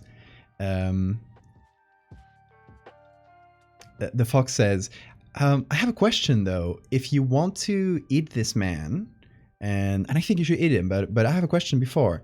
If you want to eat this man, wouldn't you be too big for your cave? Or something? No. Okay. No, he doesn't ask this. It's something like, oh, I need you to to know if this man is worthy of like being eaten. I want to see the story. I want to see what happened. So can you bring me to the cave where you were rescued? And all the three of them go back to the cave, and he's like, okay, so where were you? To the dragon, to the Quelebre. The Quelebre is like, so I was caught up in here in this little cave. It's like, okay, can you demonstrate? Yeah. He just like goes into the cave, calls down, and says, and says to the man, and where were you? It's like, oh, I was just out here and I saw this rock. It's like, can you place the rock more or less where it was? Yeah, sure.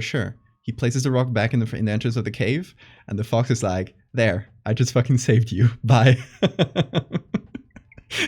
Now get out of there. I don't know. I love this story. It's the fox coming up with the cunning strategy to defeat the dragon, and the guy just goes along with it. Anyway, I love these kind of folklore stories where it's just animals just happen to talk.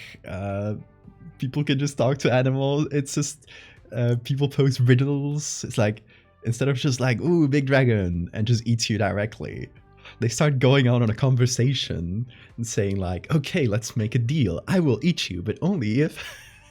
It's really fun. The man was just like, all right, I'll agree to your deal. Let's just talk to animals and see if any decide to eat me. I don't know. I paraphrased the story quite a bit, but it did end with the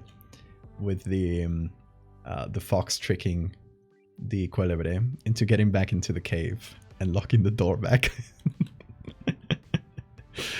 To be fair, what are you gonna do if a dragon tries to eat you? Yeah, sure. And if it's, if it's an intelligent dragon that can eat with you, that can talk with you before eating you, it's like, sure, let me try to negotiate with this beast.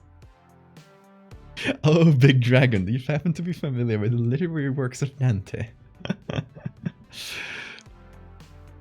I love this. So, okay, so that's the Quelebre. You've heard the cryptid side of it, you heard the folklore side of it.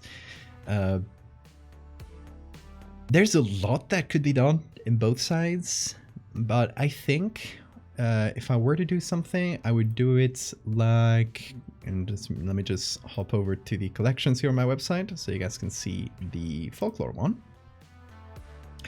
And all the images here are really big, because I like to have the high quality versions of the images on my website. So sorry if they load like the really old website. You just have to deal with that. So all the folklore stories that I've done, especially the ones from Asturias, I more like cool every day. I wanted to have this specific look to them.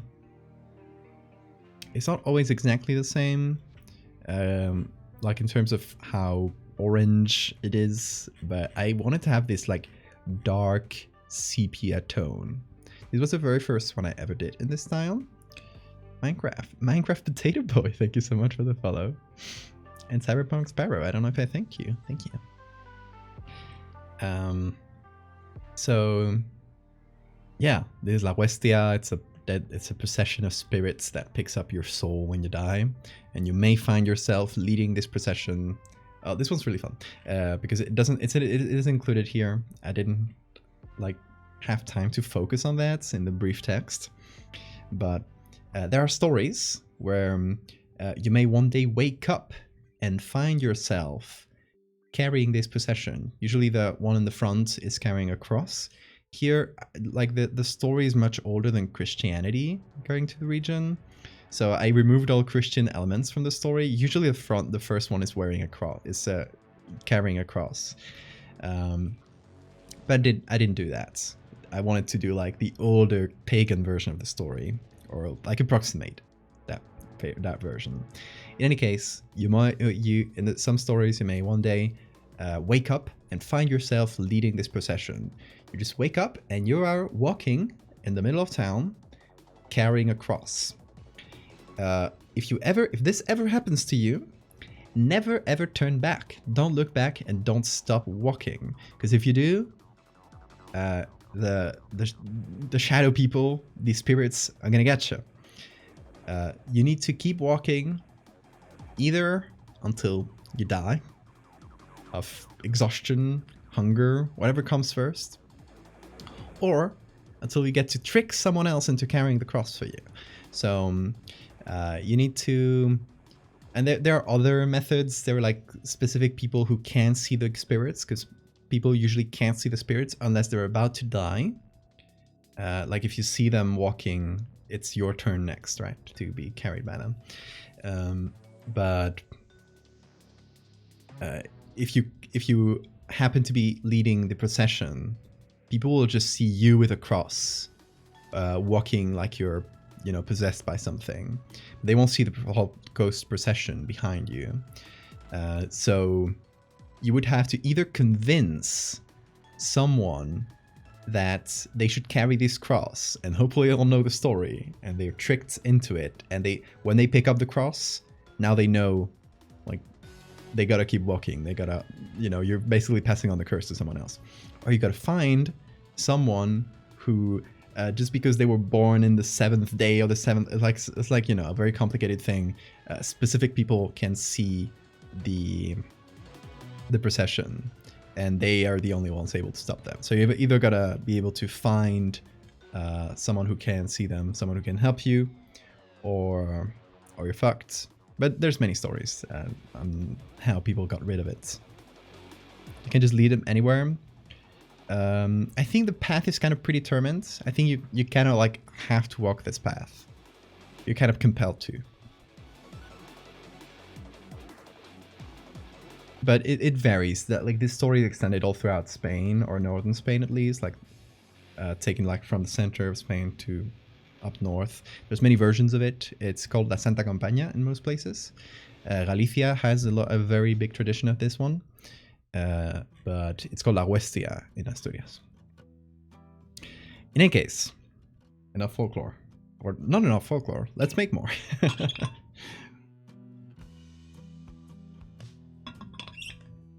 I'm thinking El Cuélebre is usually associated with caves and really rocky terrain. Because if you go to Asturias, I'll show you.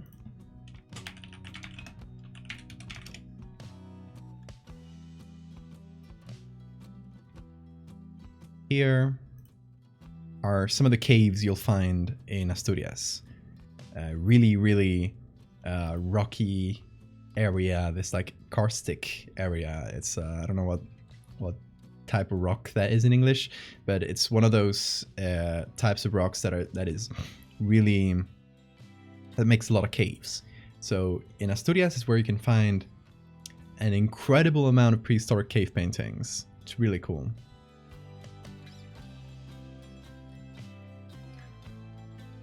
There's a place called Valdevia, really beautiful little village.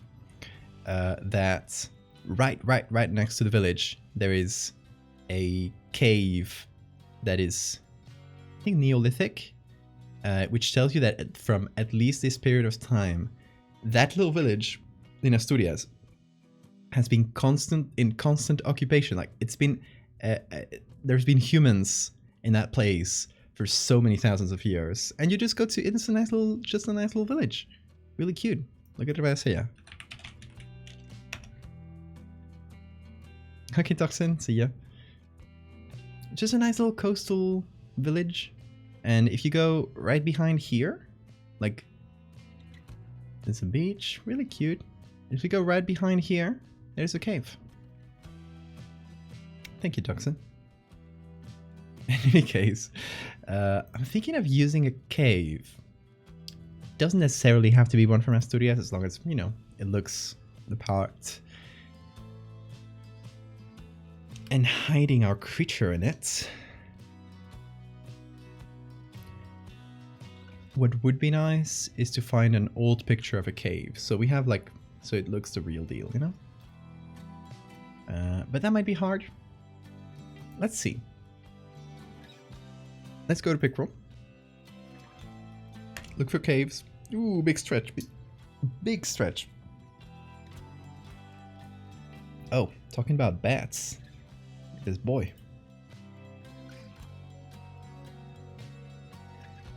Okay, let's do 1850 to 1950. That'll more or less cover black and white. Although this very much isn't from 1950. Whatever. It should mostly cover it.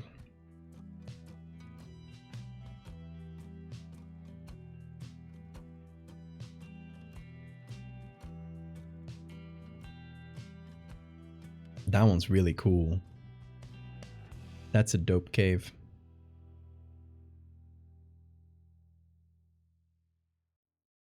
They're too big for that. This one has a primordial pouch here.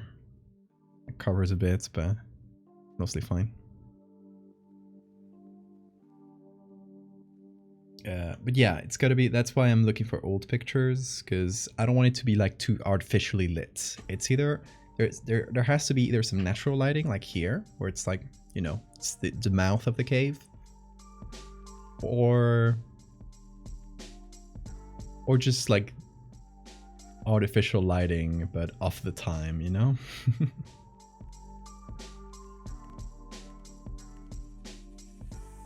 This one's called the Giant's Coffin. That looks like a giant's coffin, for sure.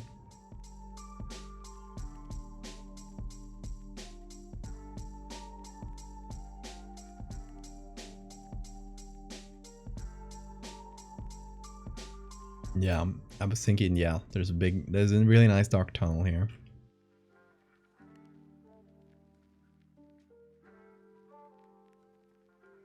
The famous Echo River.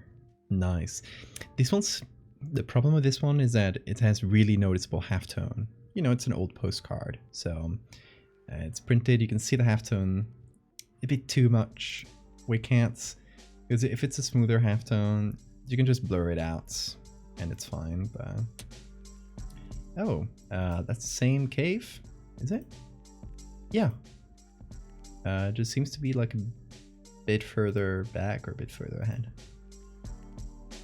Yeah, that's the same rock right there. So that's just a picture from a little bit further back.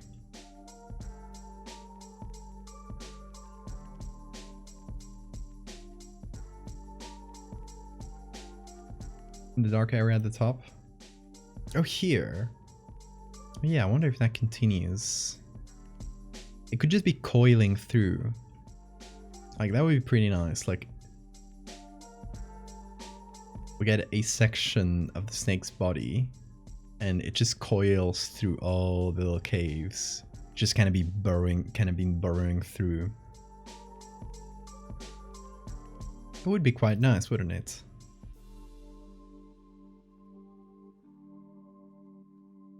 I'm grabbing Bean's claw right now.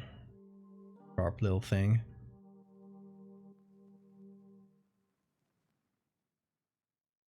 What is this? Draperies. Weird type of rock. Whoa. Heligmites. Apparently.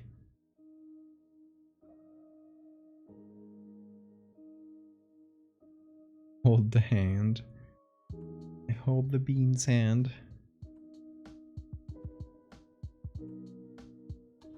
Viscount Cave. Cool. Cool wig, dude. Why do rocks gotta be weird like that? Why can't it just be rock shaped? I say this all the time.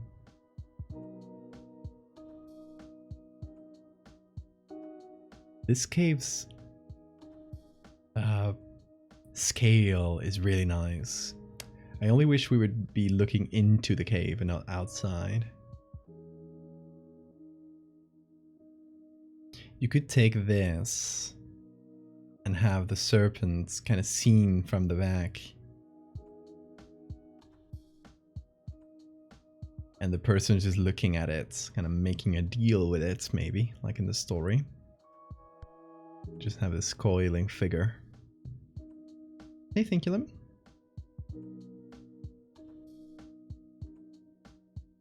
So it could work. I do really like the scale of that cave. Just feels big. Dinner in cave. How cozy. How not scary at all. You're just gonna have dinner with the darkness right behind you, dude.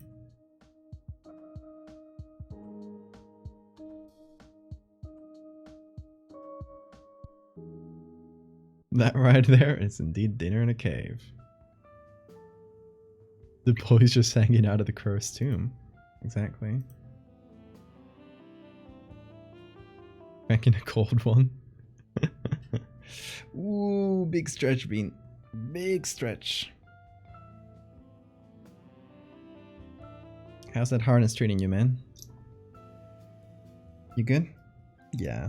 It's not tight at all. Kind of loose, but like I wouldn't get him on the street with this because he could just like slide through the harness. But just to get him used to it, and I'm fine with it.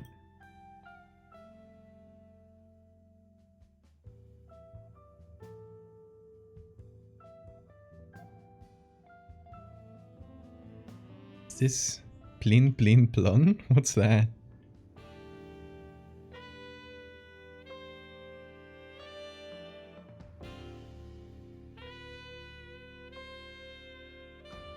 No, Quinn's theme.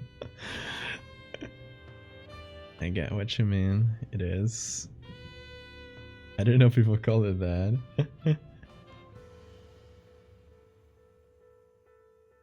Ooh. Look at that. Look at that. Oh, how red it is. Whoa. You going, Bean? You're just stretching? Are you stretching or going? What you doing? It is a jazz cover of it. This one's pretty nice. I do like the color of it.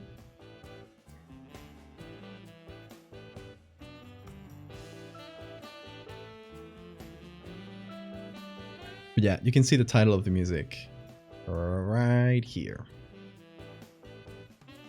In case you ever wonder.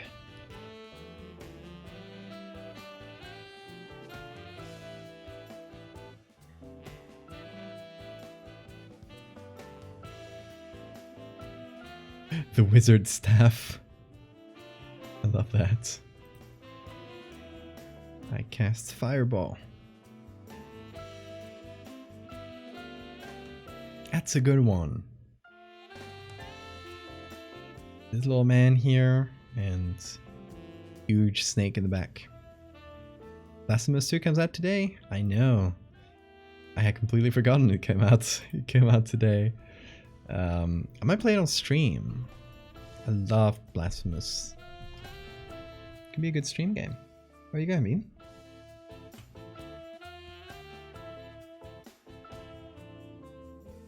Okay, this one's really good. Let's see how big it is, though. We gotta check these things. Ooh, very small. See how big you are. Ooh, very small. Fuck. Come on. No. Wait, it is from the Library of Congress. I bet I can find better than this in the LOC. Copyright info. So it is copyrighted. It's kind of old though, so I don't think people would complain, but still.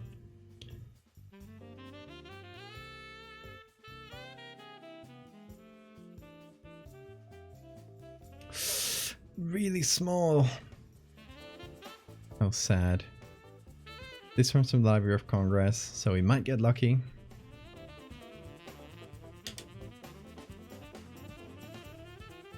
Catholic Guild sounds like.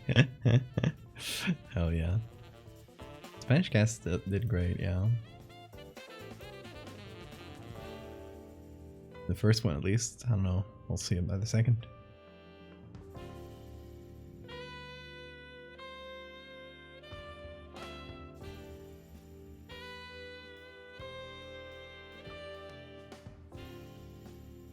Here it is. It's a glass plate negative. How big actually are you? Could be bigger to be honest. But we can get like the biggest TIFF there is and seeing if it works. Hope so.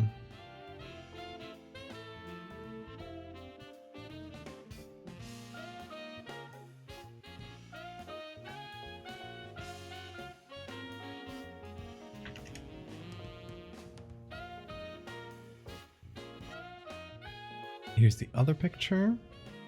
Another one. There's the exterior shots. Ooh. Very small. But we got this one, which we can also download as really big TIFF.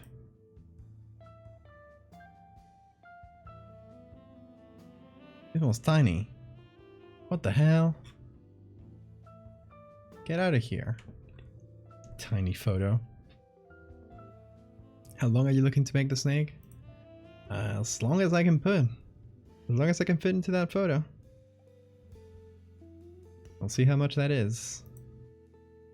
Okay, hopefully this image is decent quality.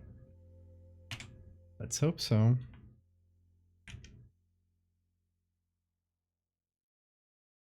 Come on, don't fail me now, Library of Congress. 2 pictures of it.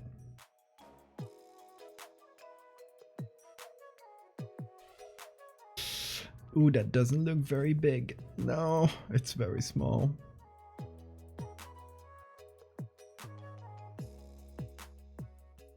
How about this one?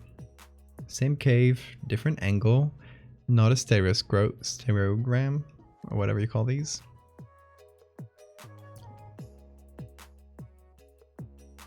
There's nothing to say, Siphon. We haven't started. Don't scream. Ooh, this one also looks pretty small, sadly. Gonna give it a download. Just in case. You never know.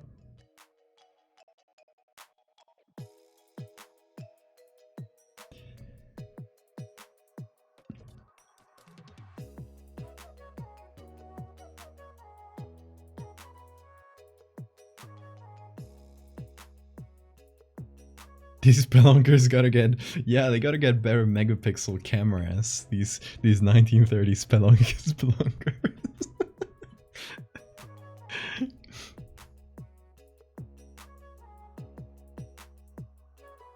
What are you going?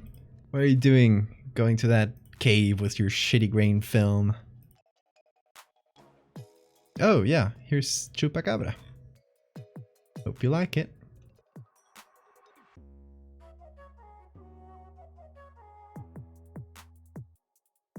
I won't believe you unless you got fixed, bro. Photo equipment is heavy. Okay, let's see this. Let's blow it up. It's honestly not that bad. You know what? It gets a lot more detail out than I thought. I bet that these originals are not as small as they say. But these ones... These boys here. Now that's gonna be a crunchy image. Like, okay. Just so you can see, if you scan the negative from a glass plate of these old photos, you might say like, oh, it was old photography. It was just like not really high quality. If you scan the negatives of this and you get the individual resolution of every single tiny crystal in that image. And you get that with a high quality scanner. Like, let's just zoom on this rock. And give it a while, because it's a huge document. I could have just zoomed into the document itself to prove my points, but now we have to wait.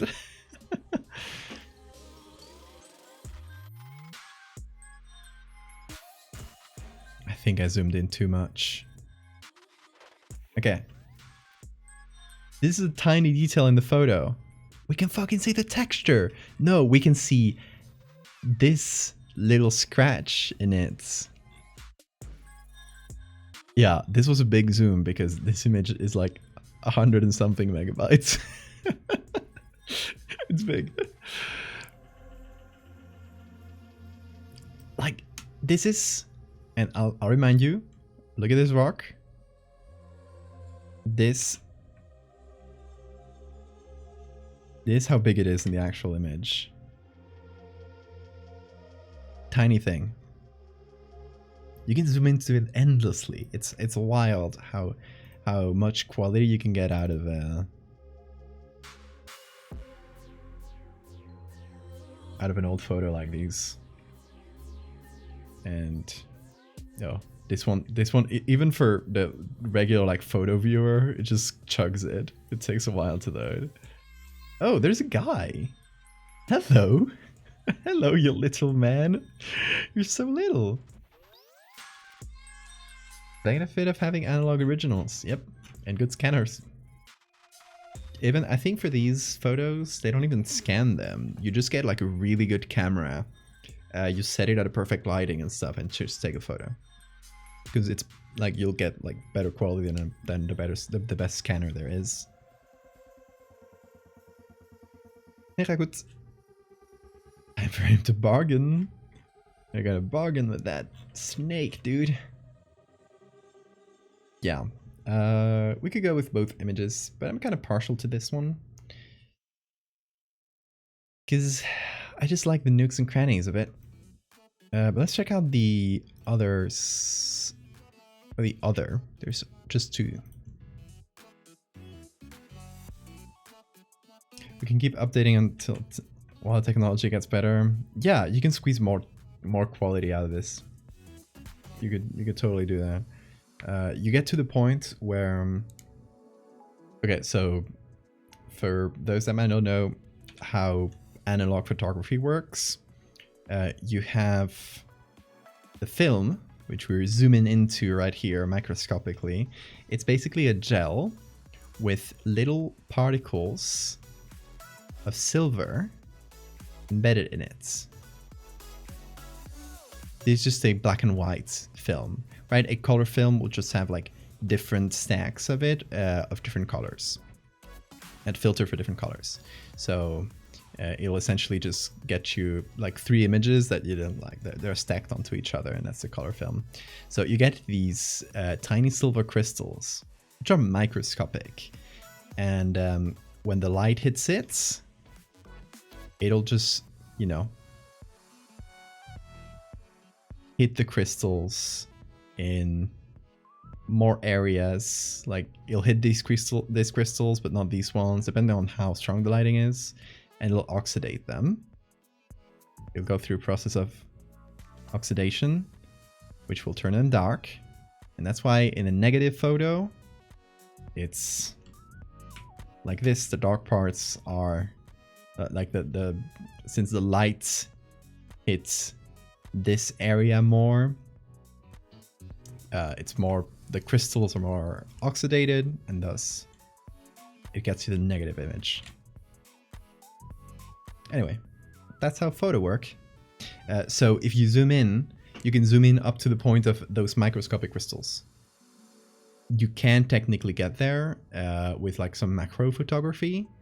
If you like, or just with a microscope, you can see the crystals. So they're not like super tiny, but like even this really high quality photo, you don't get to the crystals.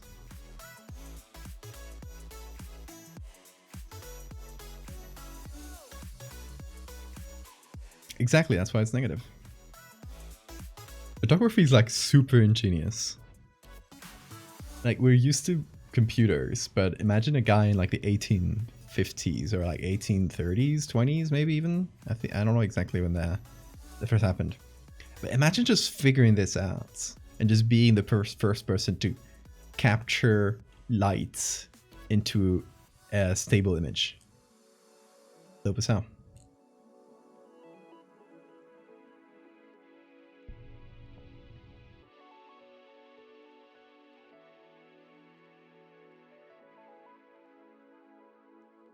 Okay, which one of these two do I like better?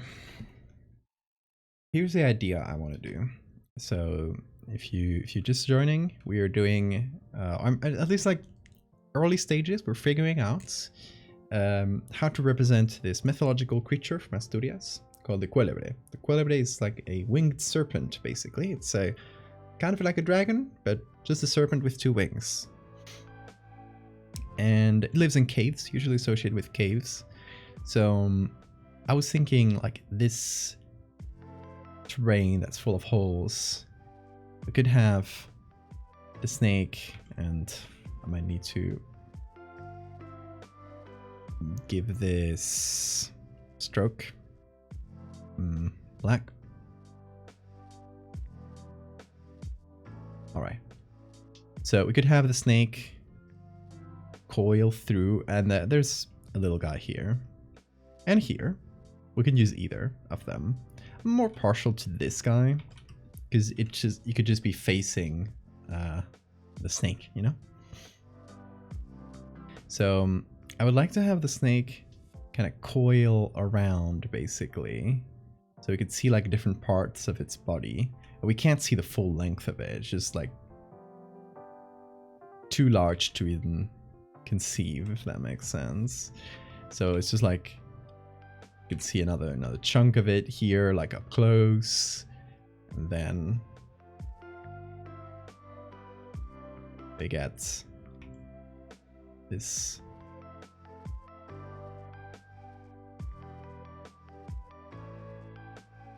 snake head. I'm not good at doing. Not good at drawing, but you get the idea. With the reflections in the water, absolutely. I feel like we can combine these two images since, you know, they show the same scene. To just give us a little bit more space.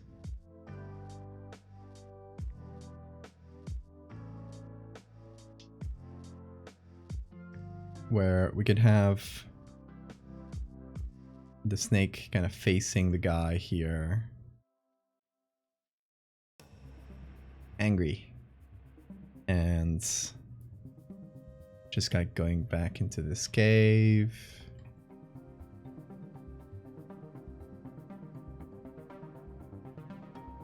And it coils back up. Just kind of weaves through, you know?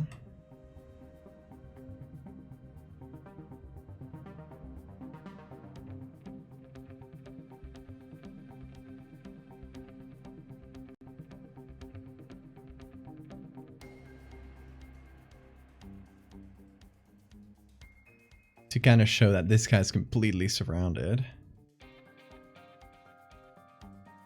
Or maybe we don't even show the tail, you know? We don't even show the end of it.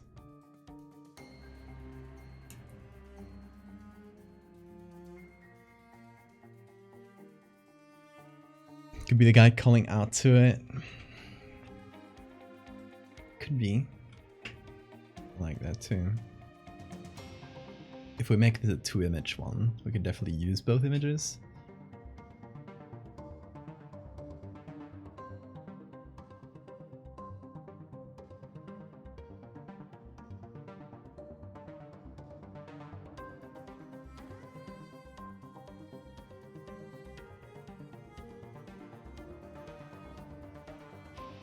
I think this one just has more space to show the snake coiling around. This one just doesn't have as much opportunity for that. Then again, I think the main focus of the image, which is guy meets snake, is really small. And I guess the snake could be bigger here.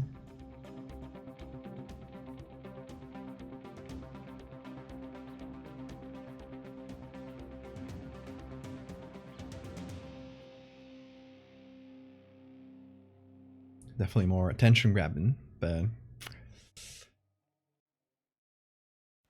a little bit small. I like this size here. You want to show its wings? Yeah, definitely. But I feel like the wings would definitely be like close.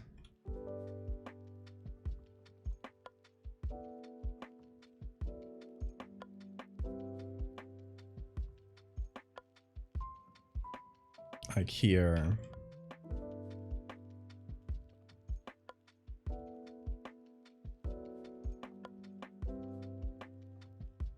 I want it to have like arms.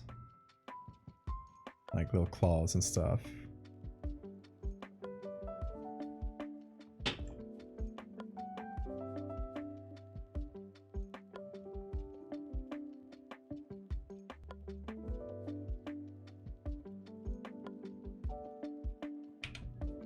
Like Smo from the Hobbit movies. I haven't seen the Hobbit movies. Haven't heard great things about them.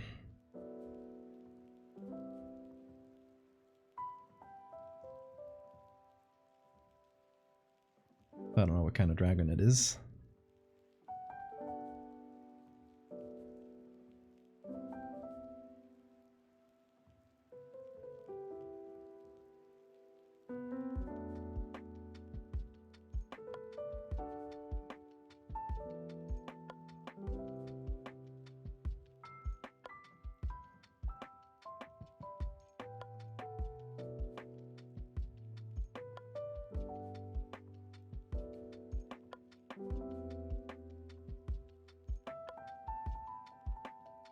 Max, thank you so much for the follow.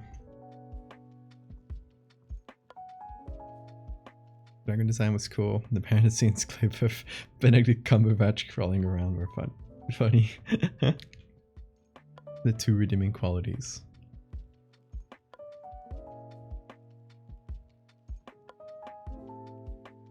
What does mythological snake do? Depends. It sometimes guards a treasure. It sometimes guards the Shanna, which is another mythological creature from folklore, from this folklore. Kind of like a wood nymph, but evil.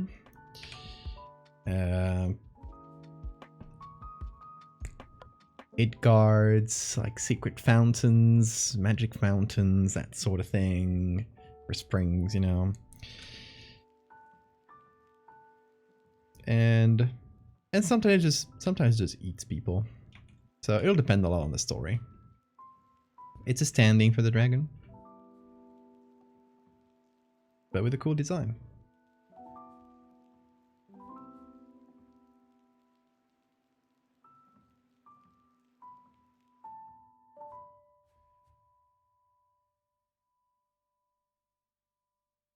The guy's like, yeah, I've seen worse.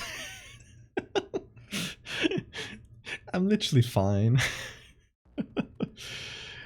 Over here he's a bit more threatened. It's a pose that feels, you know, like he could run away at any second. Oh damn it, not another cave with a monster. Nah, to me he just feels like he's chilling. Like cracking up with a cold one with the boy. With the boy I mean a huge mythological dragon. He makes seals and they're tricked by foxes.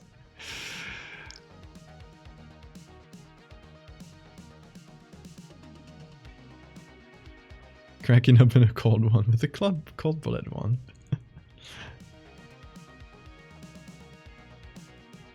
I don't know. What do you guys prefer? Here, 1 or 2?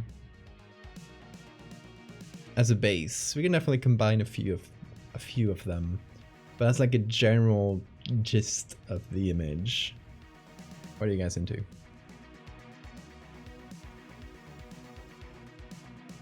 And ignore my bad sketches. Those are not important.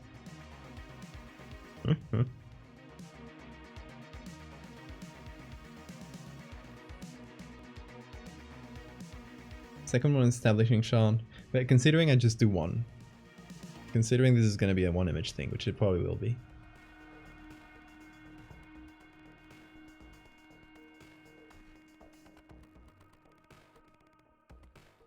I guess too close match though.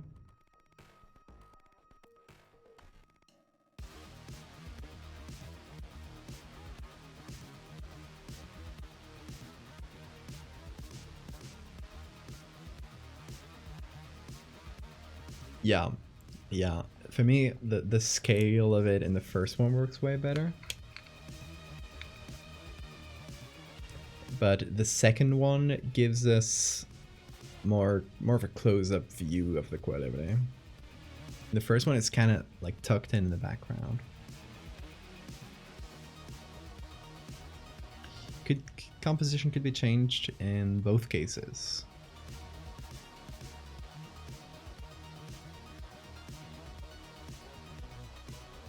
You know what I like about the first? There's a waterfall. Just a little bit of it. But you know what's up with waterfalls? The Shanas, the mythological creature that is usually protected by the Valdevia, they usually live in the waterfalls. Behind them. That's where they often live. So I like that. It's gonna be a point towards one. Okay, let's go with this one. First of all, I am going to rotate this image 90 degrees.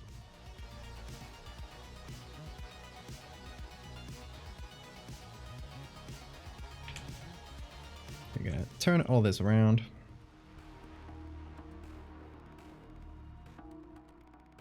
Pop this in its place.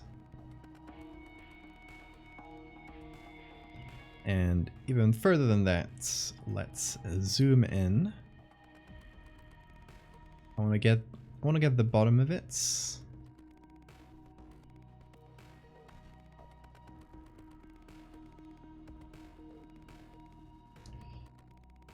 And maybe I'm gonna crop a little bit whenever that's transformed. Oh, I thought it would take a while more. Might crop a little bit from the top. Just to close in on our creature.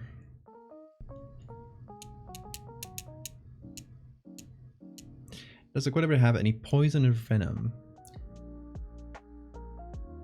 Not that I remember, but that's ringing a bell. Hold on, I got a book about it. Oh. Nearly threw this to the ground. Let's see.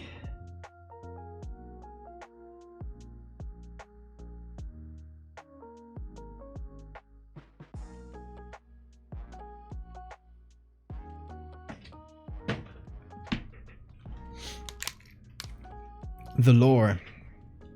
Quelle lore. Okay, this is a book on Asturian mythology written by probably the guy that knows the most about it and is also does the illustrations. And here is the article on the Valdevia. Seems like a pretty long one. I've read this, but a while ago.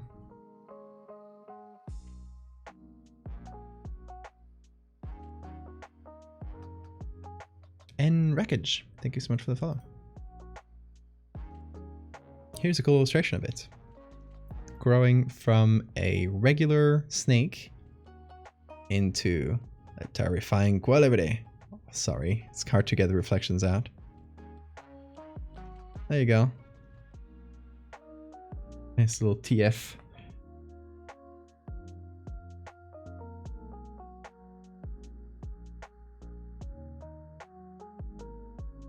Let's see.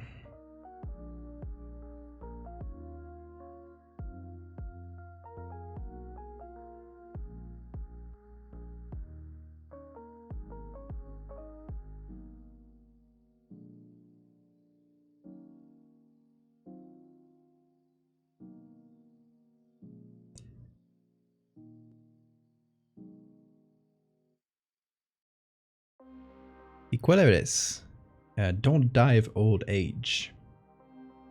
Their only weak point is their throats, because the rest of their body is covered in scales so big and strong that even bullets cannot harm it.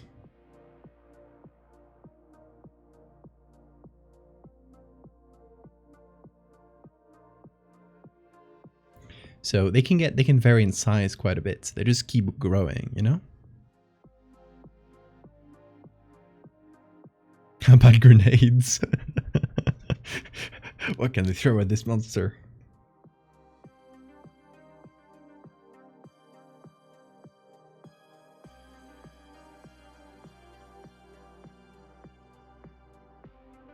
Sometimes Equilibris requires sacrifices to be placated.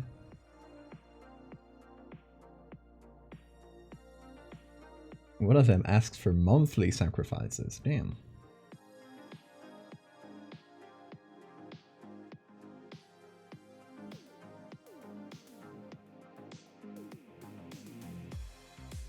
So some of the stories include people tricking the greedy Quelibre that asks them for like a cow every week or something, and they end up tricking it into eating poison by dressing it like a cow.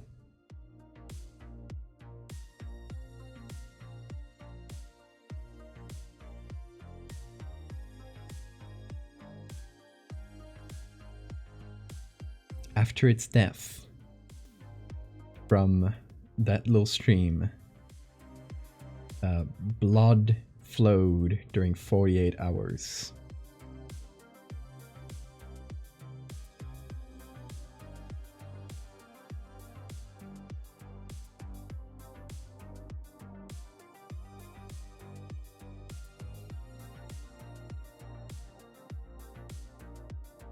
There's so many stories about them. And of course, there is the ever-present story of the folklore creature, mythological being from Celtic folklore. When Christianity comes to the region, getting transformed into a demon or a devil. So it does get conflated with the devil later on.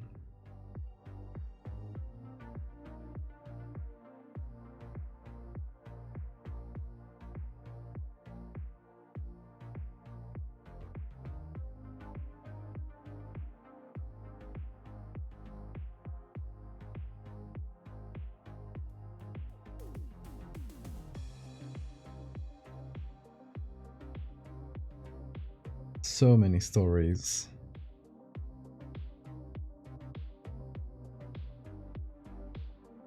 Sometimes they have magical stones growing on their heads, which makes killing them valuable, because they can cure anything and stuff.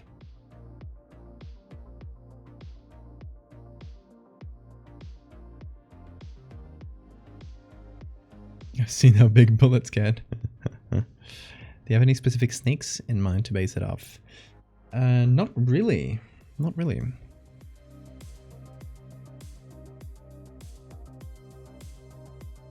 I guess I could look at snakes from Asturias, because it would be like, you know, it's like snakes that species of snake that exists in the region.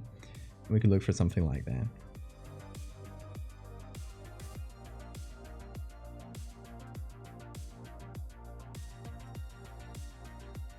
Here's another illustration of a knight beating one. One of the illustrations that we saw before of the Quelibre. I don't think it's in this book. No. But it is from the same person. You can probably see like the same like hatch style.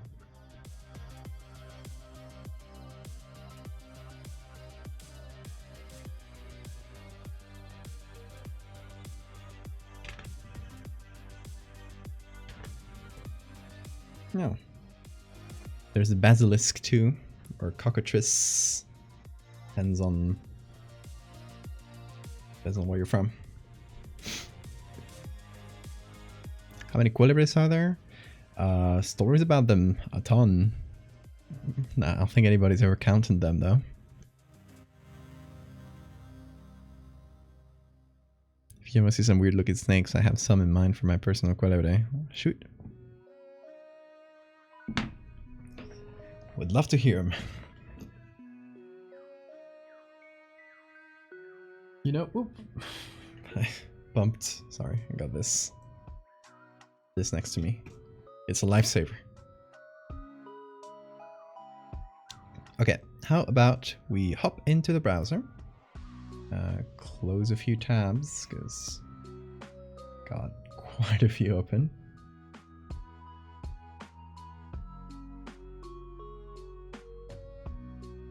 Okay. Let's see. Let's see what snakes we got.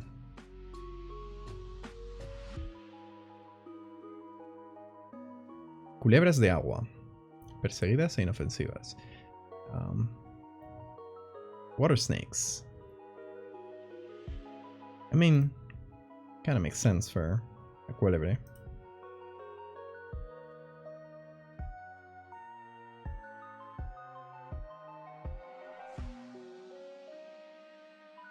Okay, let's see. And the word culebre comes from the word culebra, which is specifically a snake and not a viper. Because that's víbora. Víbora is viper.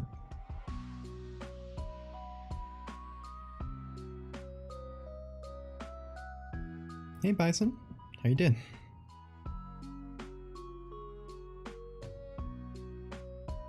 So, let's see, culebras de agua, this page, Natrix astreptophora, Iberian grass snake,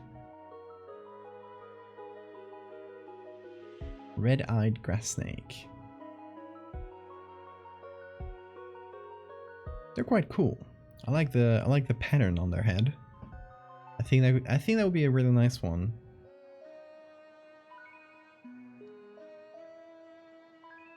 Okay, how about we go to iNaturalists and we look up Natrix astreptophora.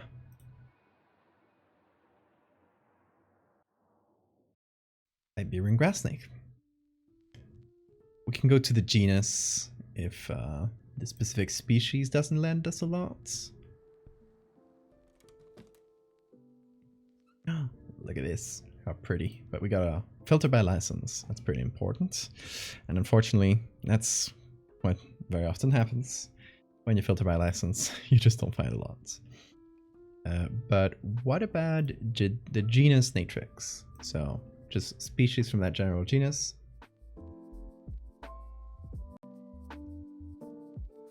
Filter by license. Ooh. Look at that one. That's really pretty. A barred grass snake.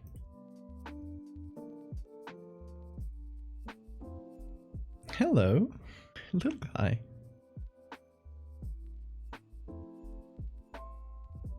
Colubrids. It's the name of the group for small harmless snakes. That makes sense. Culebra, colubrids. Probably comes from Latin. As with most things. In Spanish, at least. Whoa! That's so cute. I got a little mouth. It's going, ah! Ah! Release me at once! Release me at once, mortal! I am a culebre, don't you know? Okay, these are quite good, actually. Because we got a lot of coiling going on. Oh, wait. That's Natrix.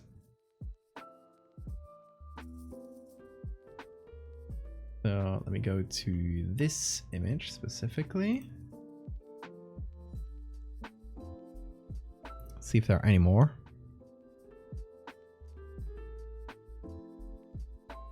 Little face. Unfortunately, nothing for the face, but we can use stuff for the body.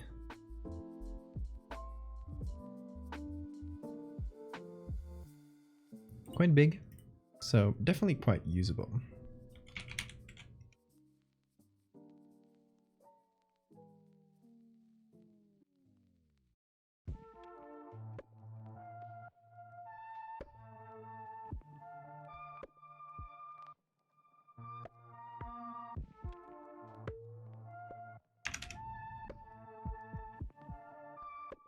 Let's see what else we find.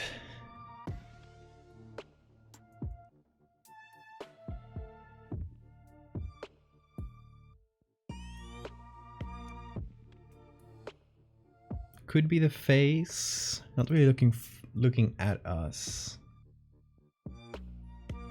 But hey, can definitely use this as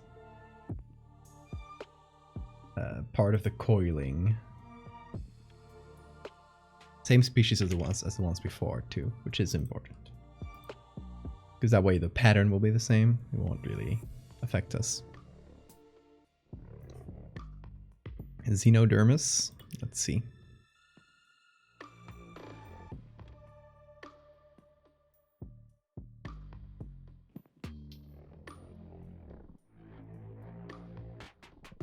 Taking you a while, Google.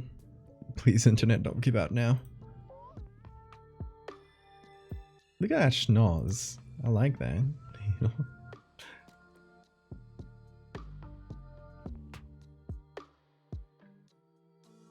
That's fun. It's got cool scales.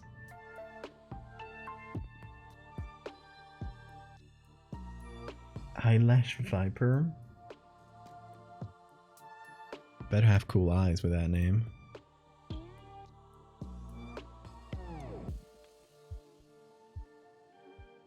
RT, thank you for the follow. Hope RT is just fine. Whoa, those sure are eyelashes. I like that. I feel like we could use the a snake base and give it like little details from other snakes, from vipers and the ones with like funky scales, to just make it a bit more dragon-like in appearance, while still keeping the base as a snake.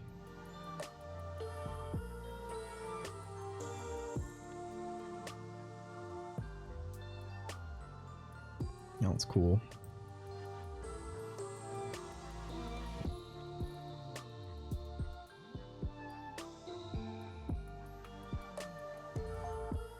Hello. Oh, it could be coming out of the water like this. That would make it slightly more mysterious, wouldn't it? I do like that. Like, this would fit perfectly into the photo we have.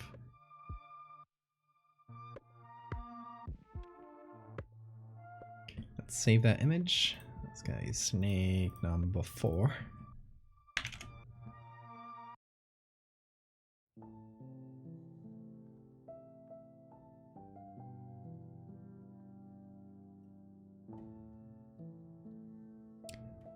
This one, a little bit too small to actually see it well.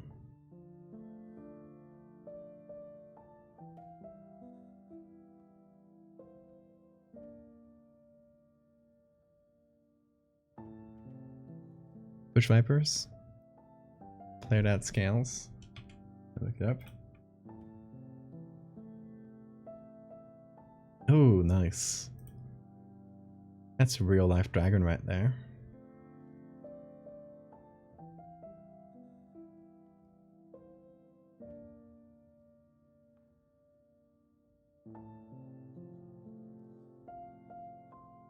Snake bedhead.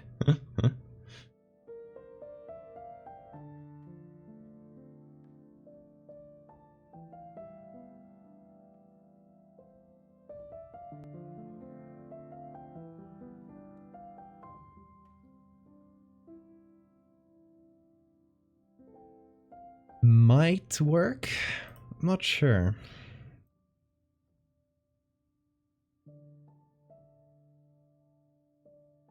Oh no! Caught the frog! No!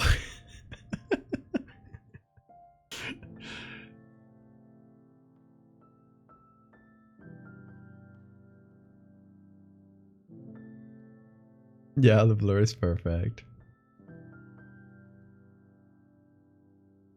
That one's really beautiful. Like, it could work with the other image that we didn't choose. That was meant to look to the side.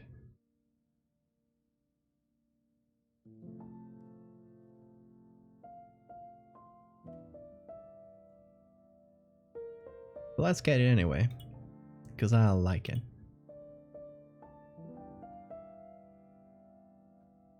I hate that I have to name all of these individually.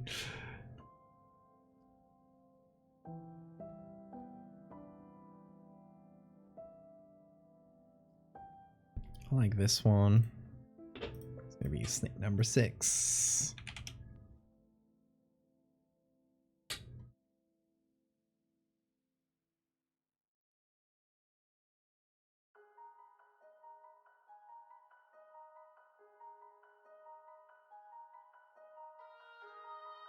There's plenty of these. I bet it must be a fairly common genus at least.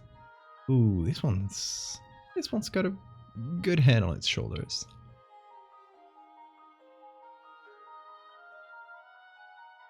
Not the best photo, but at the distance we're gonna put it on, it might be enough.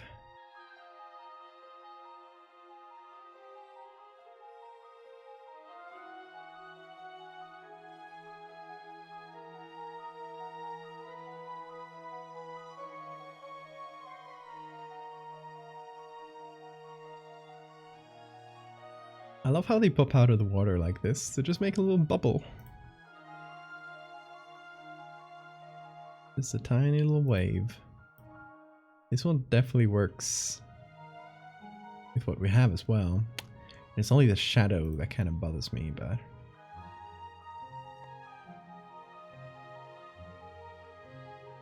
Let's save it. Snake 8.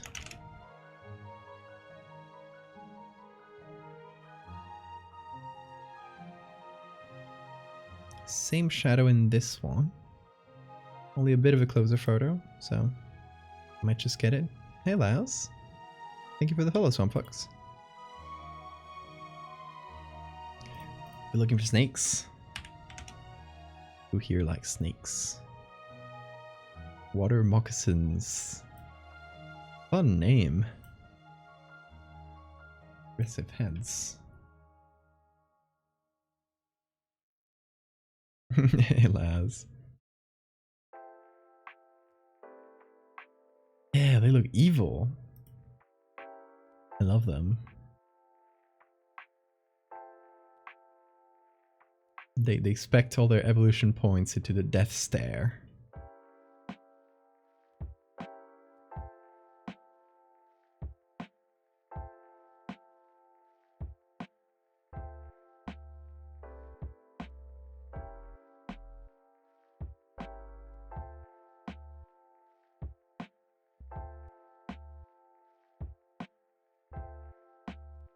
Oh, a friend. So cute.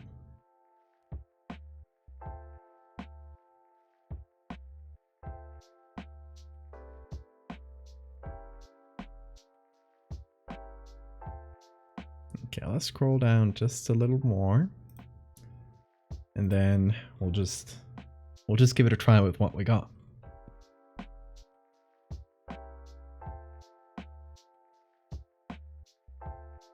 Because we might very well have enough. We got a few coiling ones. And we got a few heads. Barring details, it might just be good enough. Oh, actually we reached the end. That's all the snakes there are in the world. All the pictures of snakes, they're here. Actually did quality grade research, so that might actually increase things, but it also gives us things like this, which are not very high quality. So I'm fine with it.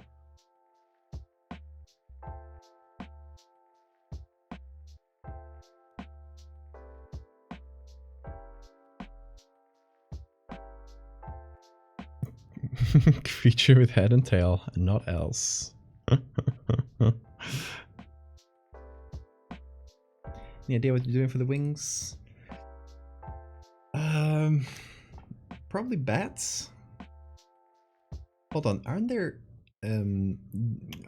reptiles that have not really wings, but they have these little wing-like things? If only I could remember the name of those. You guys know it?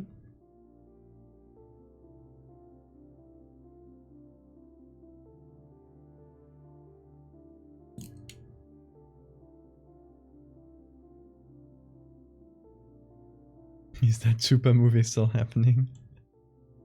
I hope so. But hey, look at this, Laos. We finished our chupacabras.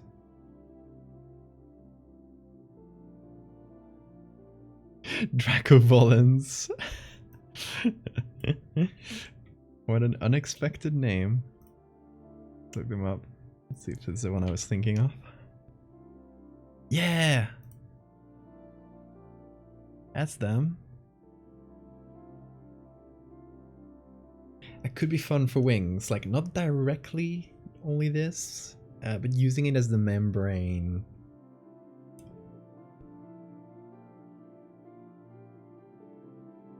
Those are so cool. Using it, yeah, as a sort of membrane for more like bat-like wings. Like whoever did this Photoshop edits, but better.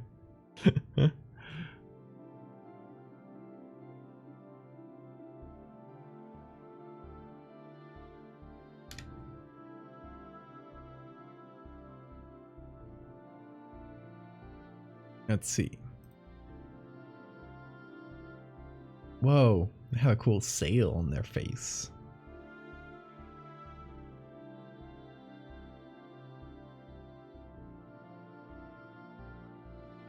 No. No good photo licenses for me. See flying dragons in general.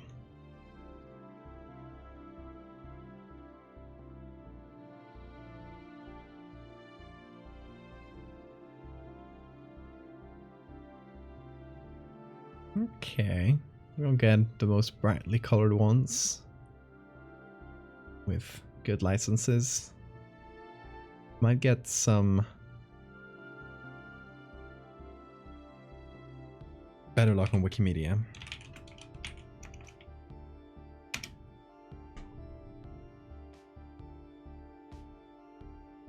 License. Oh, no restrictions. There we go.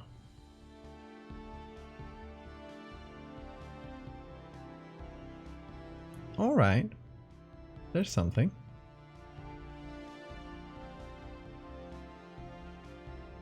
Ooh, bad size. Yeah, let's see the others.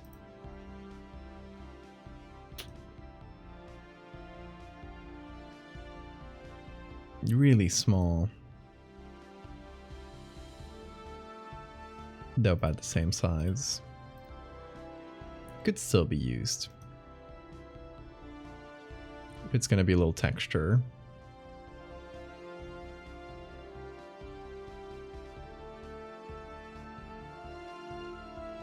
If only pterodactyls were alive today.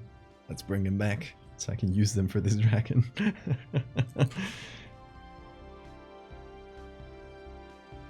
Do you think it's insane? You know, in the membrane.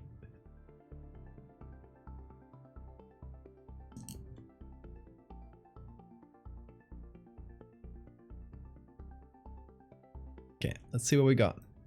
You.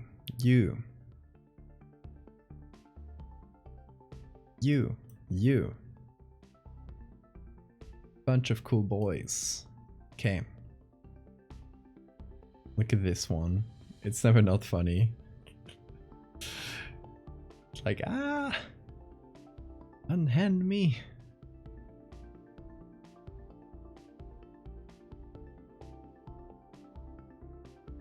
Let's hit that with the black and white filter. We'll do the sepia tone later. For now we work on it on black and white.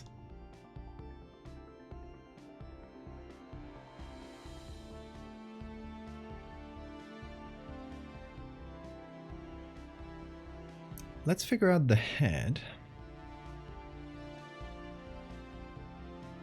And, oh, bad selection, Photoshop. Okay, the camera will go weird for a second while I use this, but hopefully it'll work. But yeah, as we wait for the camera to go normal again, there it is.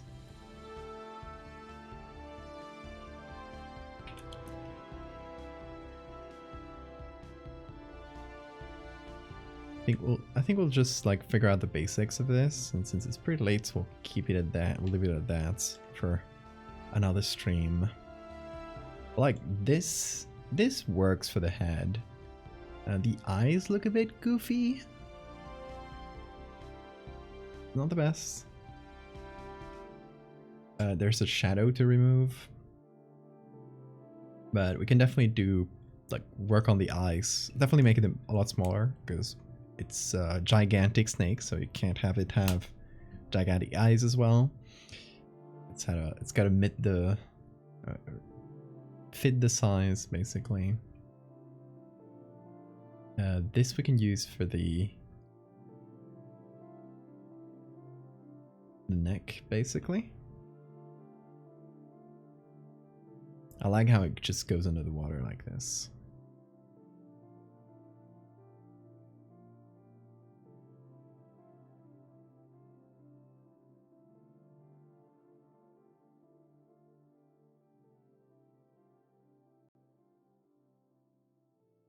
Oh, pretty different angles when you get down to it. But I feel like both could equally work. Maybe confrontation with our guy here. This one's a little bit goofier because it just has little snake lips that are kind of cute. They just do, you know, if you think about it, in a way,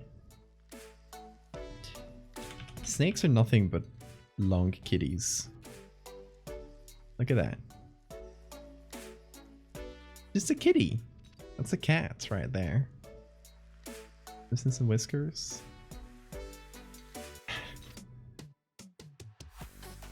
I will not argue on this. This is my final decision. But yeah, I like this face more. We can use this for the neck though.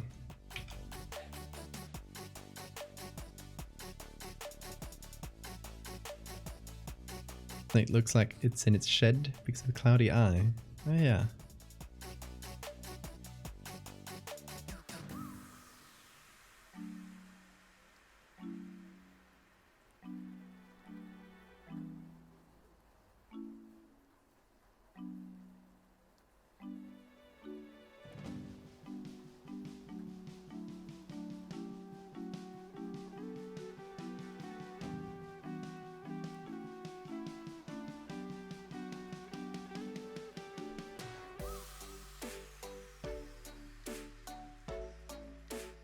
Okay. Let's pick the interesting parts of the snake, and camera will go weird again. Don't worry. It is not you. The moment I release this though.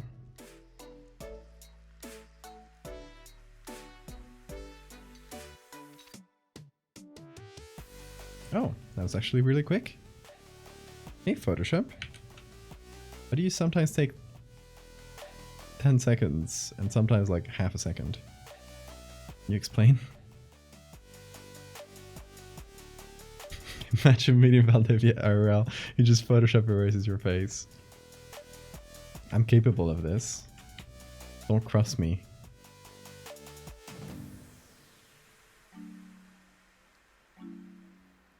My real life power is I can use Photoshop tools in real life. I have ascended. I transcend the program. Shoof? That sounds like French. I don't know if that's French. Or Shoofevan, however you pronounce that. Thank you so much for the follow.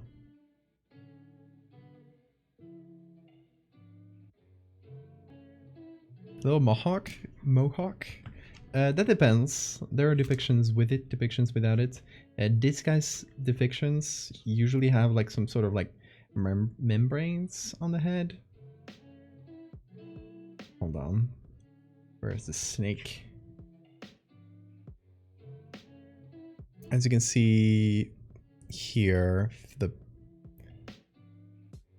there we go. You can kind of see it here. This guy usually draws them with a membrane. It's not necessary. I've seen plenty of depictions with and without.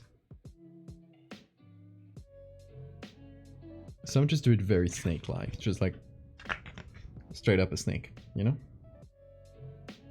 Like even his other depiction in the same book doesn't have any weird membranes. It's a stylistic choice.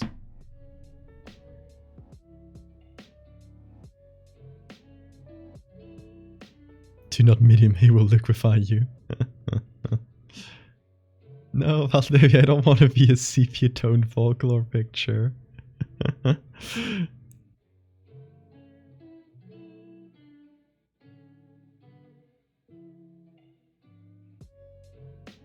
Need more horror on Twitch. I agree. Do you stream on here?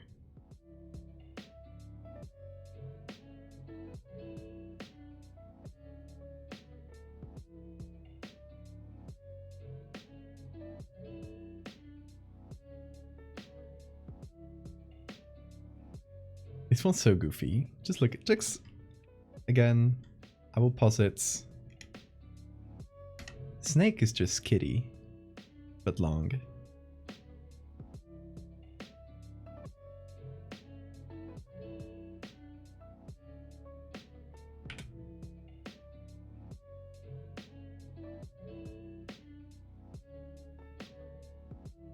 They are just funny little guys.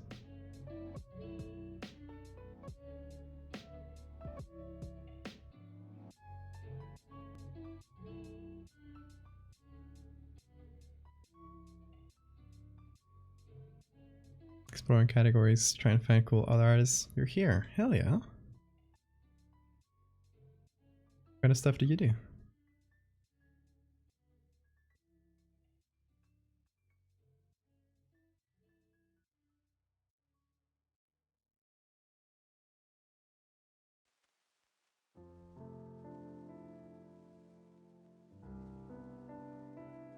This tool is so finicky. Sometimes it's just immediate. Sometimes it just takes a million years. Let's see what happens here.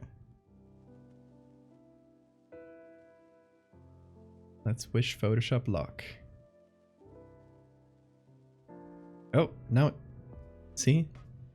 Now it broke my camera.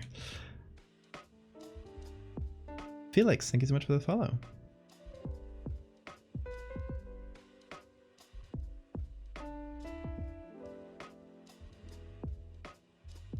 Okay, have we removed all traces of hand? Hopefully. It's fine if we haven't.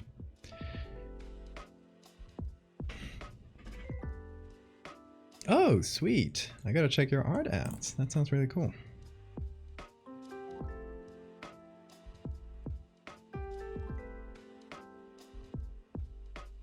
I will open your stream here.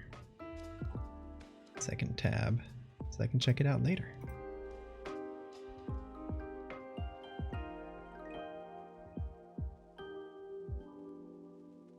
Oh damn, cool art.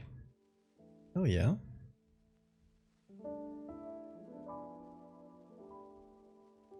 That selection thingamabob is new to you? What version of Photoshop are you using? If you're using an old one, you won't have it.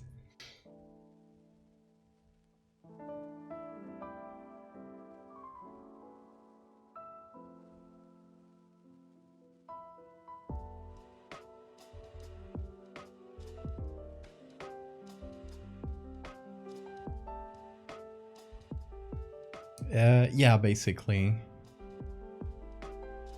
It's they did a machine learning thing, and like they just made people select things millions of times or thousands of times, however long it takes, and then train an algorithm to do it. It's not perfect, but it is getting better. With every update, it gets a little better. You basically, okay, so it's this tool here called the object selection tool. If you want to select something specific, you can just do like a rough outline or something. Like let's say we got this snake here.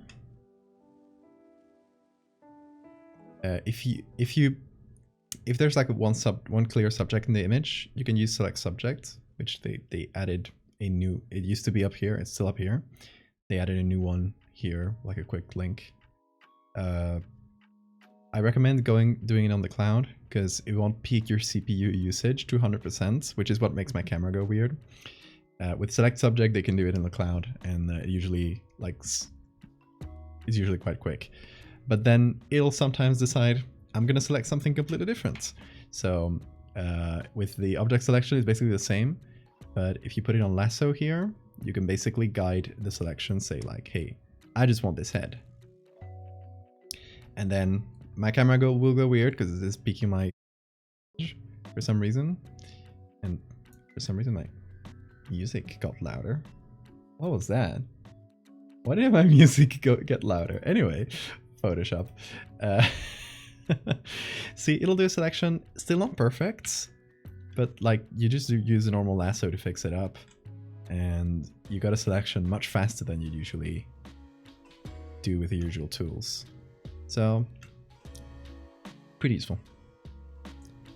Not perfect, but good time saver.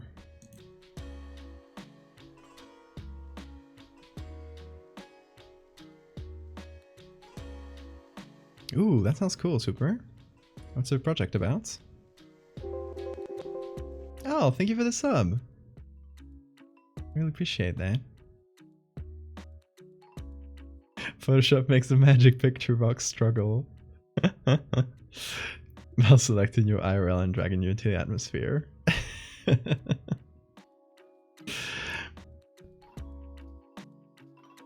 I can do this. I can do this in real life. If I delete you in a picture, I also delete you in real life, so be careful. Be careful what you share on the internet.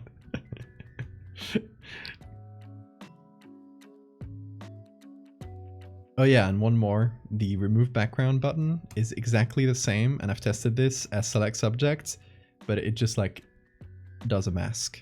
Like it just selects and does a mask. So it can save you a click if you're pretty confident that the selection will be right.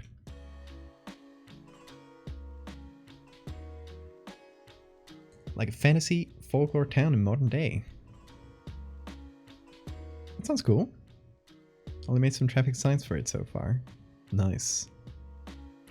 If you want to share, and we got a really cool, really big community on Discord, feel free to share them there. We got some many real cool horror artists. Yeah, it's a nice place to meet other horror artists. Thank you for the save reminder. This is Untitled. Hell yeah. Haven't saved this in, what, 1 hour? Well, anyway, this is the Quelle. For people joining us recently, this here, or, you know, this mash of pictures and bad sketches, will be a folklore creature called El Cuélebre. And it is a creature from Asturias, which is a little region in the north of Spain where I come from. And El Cuélebre looks like this. It's a giant winged serpent. Usually takes the role of a dragon, protects either the nymph, fair maiden type folklore character, or protects a hoard of gold, or sometimes just demands people in the nearest village for constant sacrifices and tributes until they kill it, or many other things. It's also taken kind of the role of a cryptid, where people in the 1960s had, in a small village in Asturias, had like a panic where someone said they saw a Cuélebre, and everybody suddenly saw Cuélebres everywhere, you know, and it went on the news, and it was a big thing.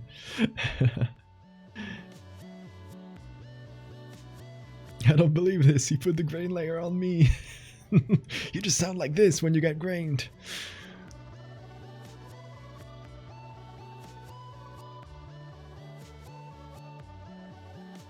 Oxenfree soundtrack, hell yeah. Talking Fox NPC if I make it a quest, absolutely. If I get to save, anything he does to further manipulate your IRL can be reversed. Oh, that's how you trick me. I love that. What is this? Hold on. Trading card game with equilibrity. Fun. I like this. I like this stick. It's kind of pulpy. Really fun.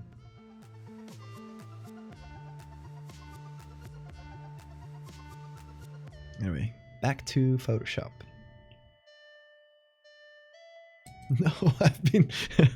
You get JPEG'd over and over and you suddenly start compressing, becoming pixelated. The ultimate curse. Every day you wake up and you're a little more JPEG'd.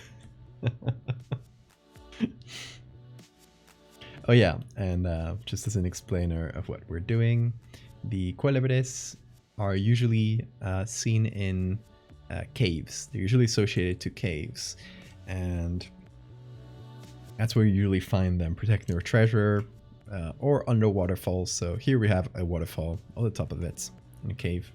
Works out pretty well for us. The cave isn't technically in Mexico, but don't tell anybody about that. What I want to do is, as I've sketched very badly here we have a little guy, very small. I want to have him face the Quilibri, and it's kind of going to this cave, but then it just coils up and around and behind, just everywhere. So yeah, that's what I want to do. I won't go exactly by the sketch. It's just kind of, you know, to give me an idea.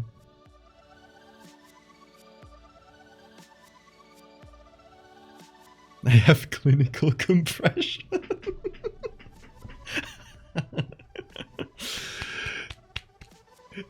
Laz, can you put down the quotes? I love that so much.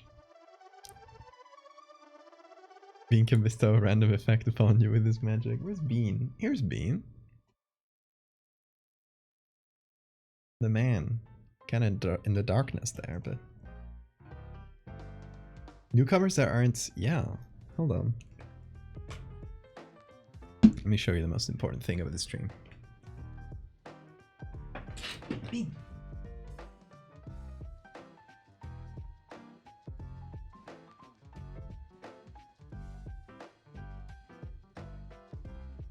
The legend himself.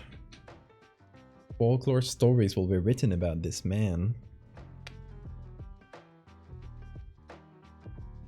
Here, let's remove his harness. He's just been sleeping in it for a few hours, so I just kind of like want to put it on and remove it from time to time, just so he gets used to the motions. Ooh, he just did a big stretch. Yeah, boy. Come here.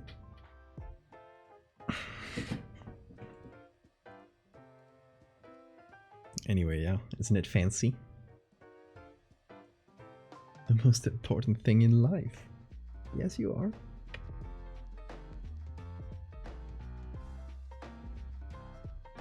He's sleepy. Yeah, we're harness training him. Like, talking about folklore. The harness has stars and unicorns. We didn't even check. We didn't even notice until after we bought it.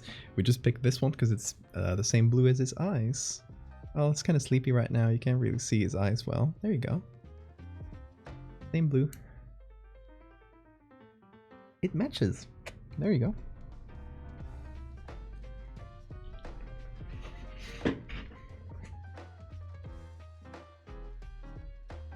Where'd you get that scarf? Found it on the street. I found this little man on the street. Come on.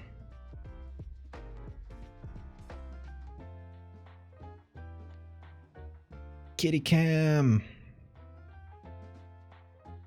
Oh yeah, you guys want to know about the latest charity scam?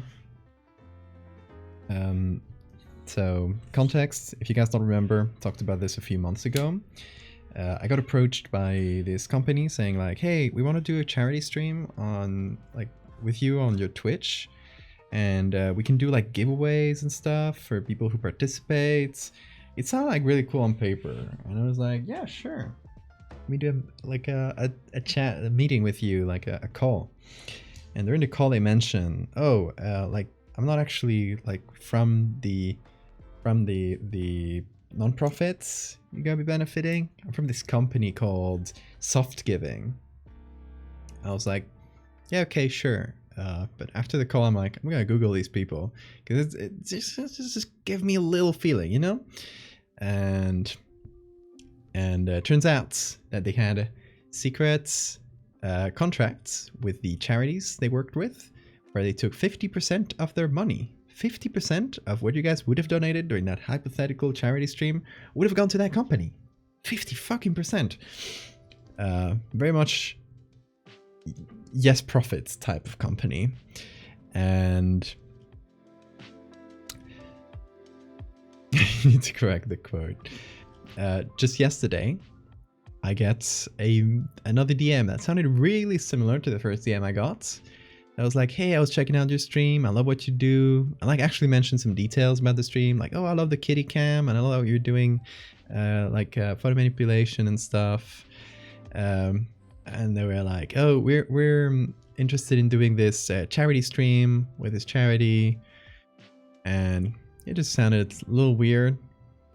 Well, just like a bit too similar.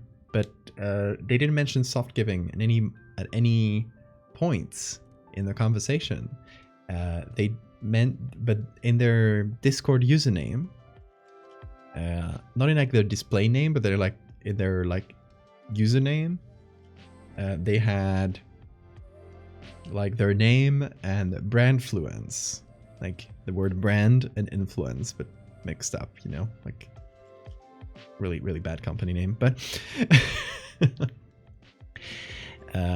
I'm like, this sounds way too similar. So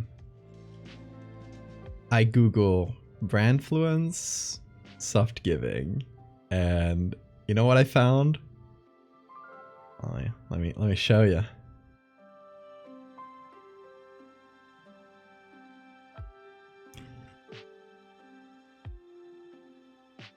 I find brandfluence, an application for trademark failed by Soft Giving Inc. Those fuckers had literally rebranded because they had so much bad publicity from their fucking secret contracts where they took 50% of the money, that instead of, you know, stopping, they literally just created a new shell company to keep doing the same shit. Fucking wild. So yeah, if you do some streaming, beware of these two companies, Soft Giving and Brandfluence. Same shit, different name. Charity scam.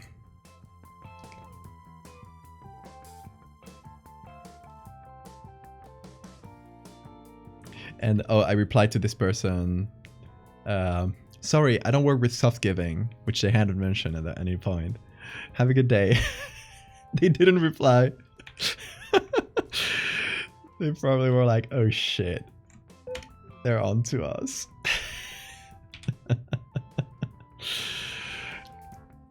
Fool me once, shame on you, but can't fool me twice.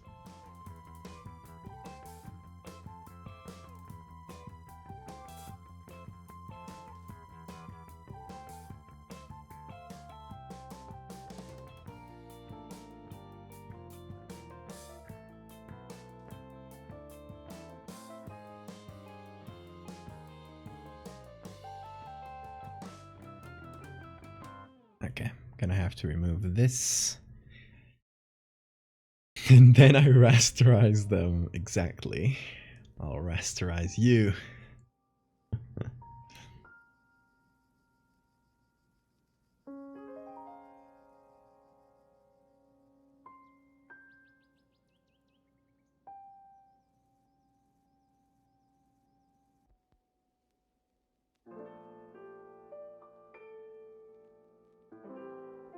So we can do something like this.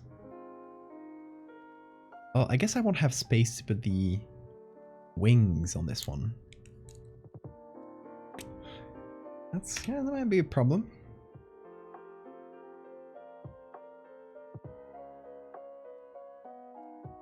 We removed the gorilla.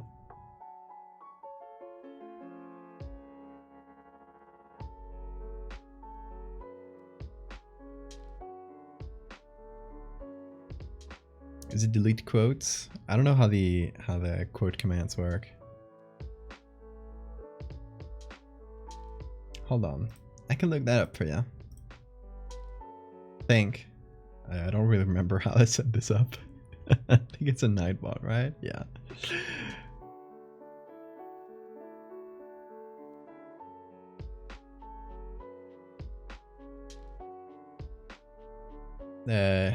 DEL quotes.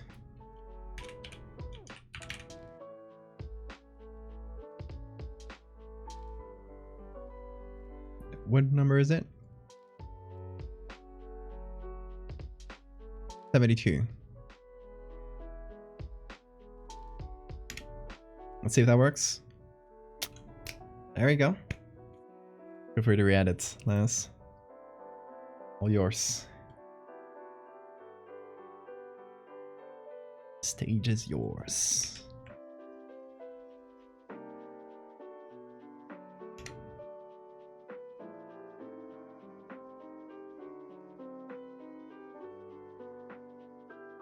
Look at the bean shower going on here.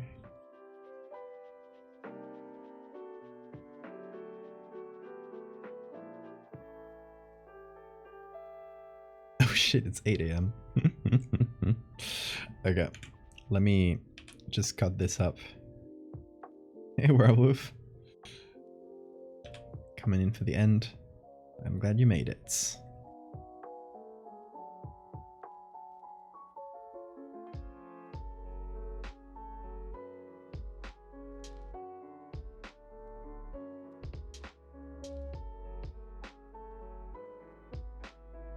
He's bathing. Hold on. I'm gonna trick him. Watch out, I'm gonna trick Bean.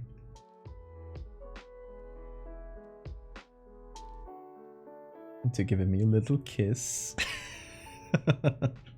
I'm so evil.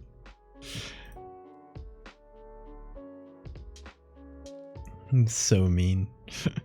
Anyway. Let's call this a day, because we've been streaming for 5 hours 20, and it is quite late.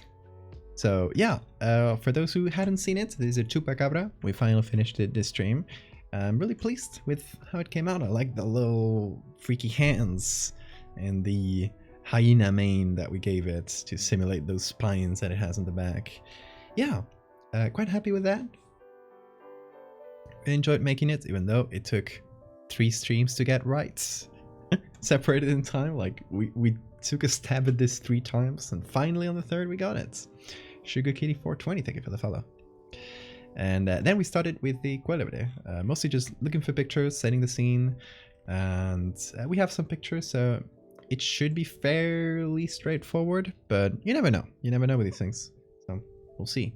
Don't know if we'll do this next stream. No, actually next stream we got a commission to do for Ocean, so the one after that, don't know if we'll do this, we'll do something else. We shall see. You'll probably see this over the next few days. Same with Laus's commission that we did on Monday, which has had a couple little edits since then. You will see that possibly tomorrow. I don't know. I haven't posted it today because my Twitter has been going through Floptown. I don't know what's been happening. I don't know if it's the Twitter exodus finally hitting on the numbers, or if it's just some algorithmic bullshit, but lately it's just been like everything I've posted to Twitter has gone like they've put it in front of no people at all. Sometimes it's just like a random chance thing where if you have like several posts over time that don't perform as well, they'll like stop recommending your stuff, and it's kind of a cycle, you know. And then if you have something that does very well one time, it'll like pick back up. I don't know. It's completely, I don't know if this is something I made up or something I like circumstantial evidence, but it feels like after you get a really good post, the next ones you get are good. So what I did today is repost like one of the old timers, the carcinization, which I'm seeing right now got pretty good numbers. So hopefully that gets us out of the Floptown curse that I call. We'll see. I didn't want to post new art until hopefully I had gotten out of that. So now that hopefully that's past us, we shall start posting chupacabras. I will post the commission I did for Laos, which if you didn't see it, it is a woolly bear caterpillar parade, or the fuzzy pageant, if you will. Had a lot of fun making this. It is big bugs, but it is not megalomorph related, just its own little thing. Just a reference to a real world thing, which is the woolly bear caterpillar festivals that happen in Ohio and in other parts of the US, but making a fake old version of this festival where they have actual giant woolly bear caterpillars. And his ex-Twitter has ceased to be. I will still kind of call him Twitter. But yeah, I guess big part of it is things are crumbling, absolutely. But there might also be some like algorithm fuckery going on where they're like prioritizing the blue accounts even more, or whatever Twitter blue is now it's called now. I don't fucking care. Check marks.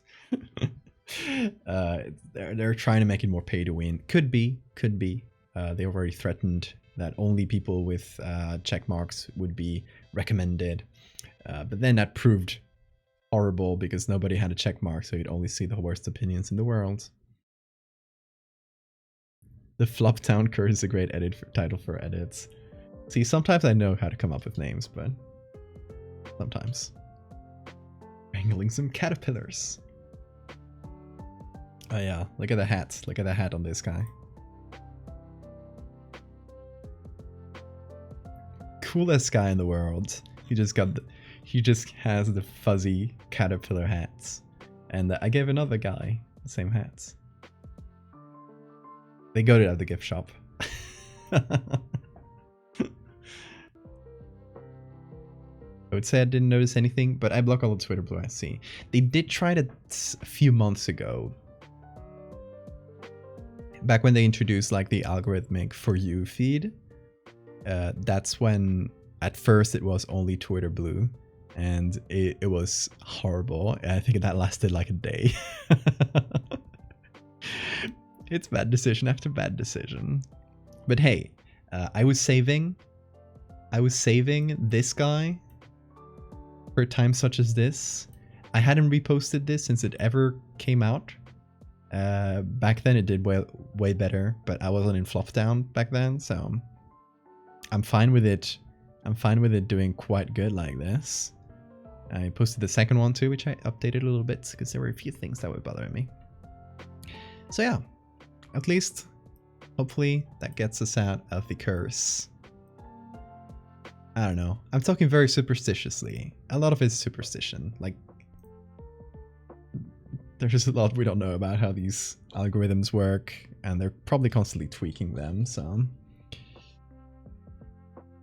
I'm definitely not the first person to notice that once a post does well, the next few ones have a much bigger chance of doing well too. So that's probably definitely like on the right track. I do need that hat too. I wish it was real. Hey Bean. Little Jan, just a small one. Okay. They're still planning on getting rid of the block button. I've seen nothing else about that. Could be that they forgot. Elon says a lot of things that he doesn't do. If he just forgets. They probably threatened to remove Twitter from the App Store if the block button was removed, because it's in like the App Store rules that apps have to do something about, like, to curb abuse and stuff. So he probably saw that and backed out. Just said nothing else on the matter. He was also going to get rid of Twitter circles, and they're still here. So I think he just forgets his own ideas sometimes, which good, because all of them are bad.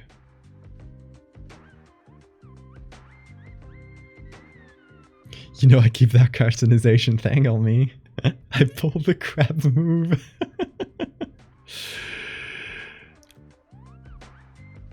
They really need to have one. I'm glad. If they got rid of the block button, oh my god. I mean, I don't know what else this site needs to fucking burn to the ground, but it is slowly burning. What I've heard about from like experts on this kind of thing is that it's usually with like social media exiles of this kind. It's usually like people slowly moving away, and then all of a sudden everyone goes. There needs to be like a critical mass of people to reach the new place before everyone else does the calculation and says like, where's everybody? Are they on Twitter still? No, they're on new place. Okay, I'm going to new place. Which I think Blue Sky has been doing really well in inviting all the power users from Twitter, because apparently Twitter, I think it's like 90% of tweets are made by 1% of people. If you get that 1%, that's like 90% of your content right there. Blue Sky has done really well into pandering at the hardcore Twitter users, the people who are actually tweeting. So it is the most likely successor, but they need to open up first because the power users are there. What's lacking is the rest of the users. All the people who tweet are there. All the people who retweets aren't there yet. But yeah, if you're on Blue Sky and want to check me out, I'm on Blue Sky too at valdevia.art. I'm gonna put up a link in the chat.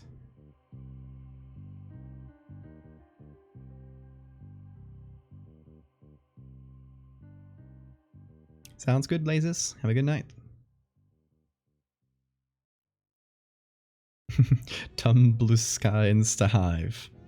I think Hive was never got to be a thing. I think they killed it.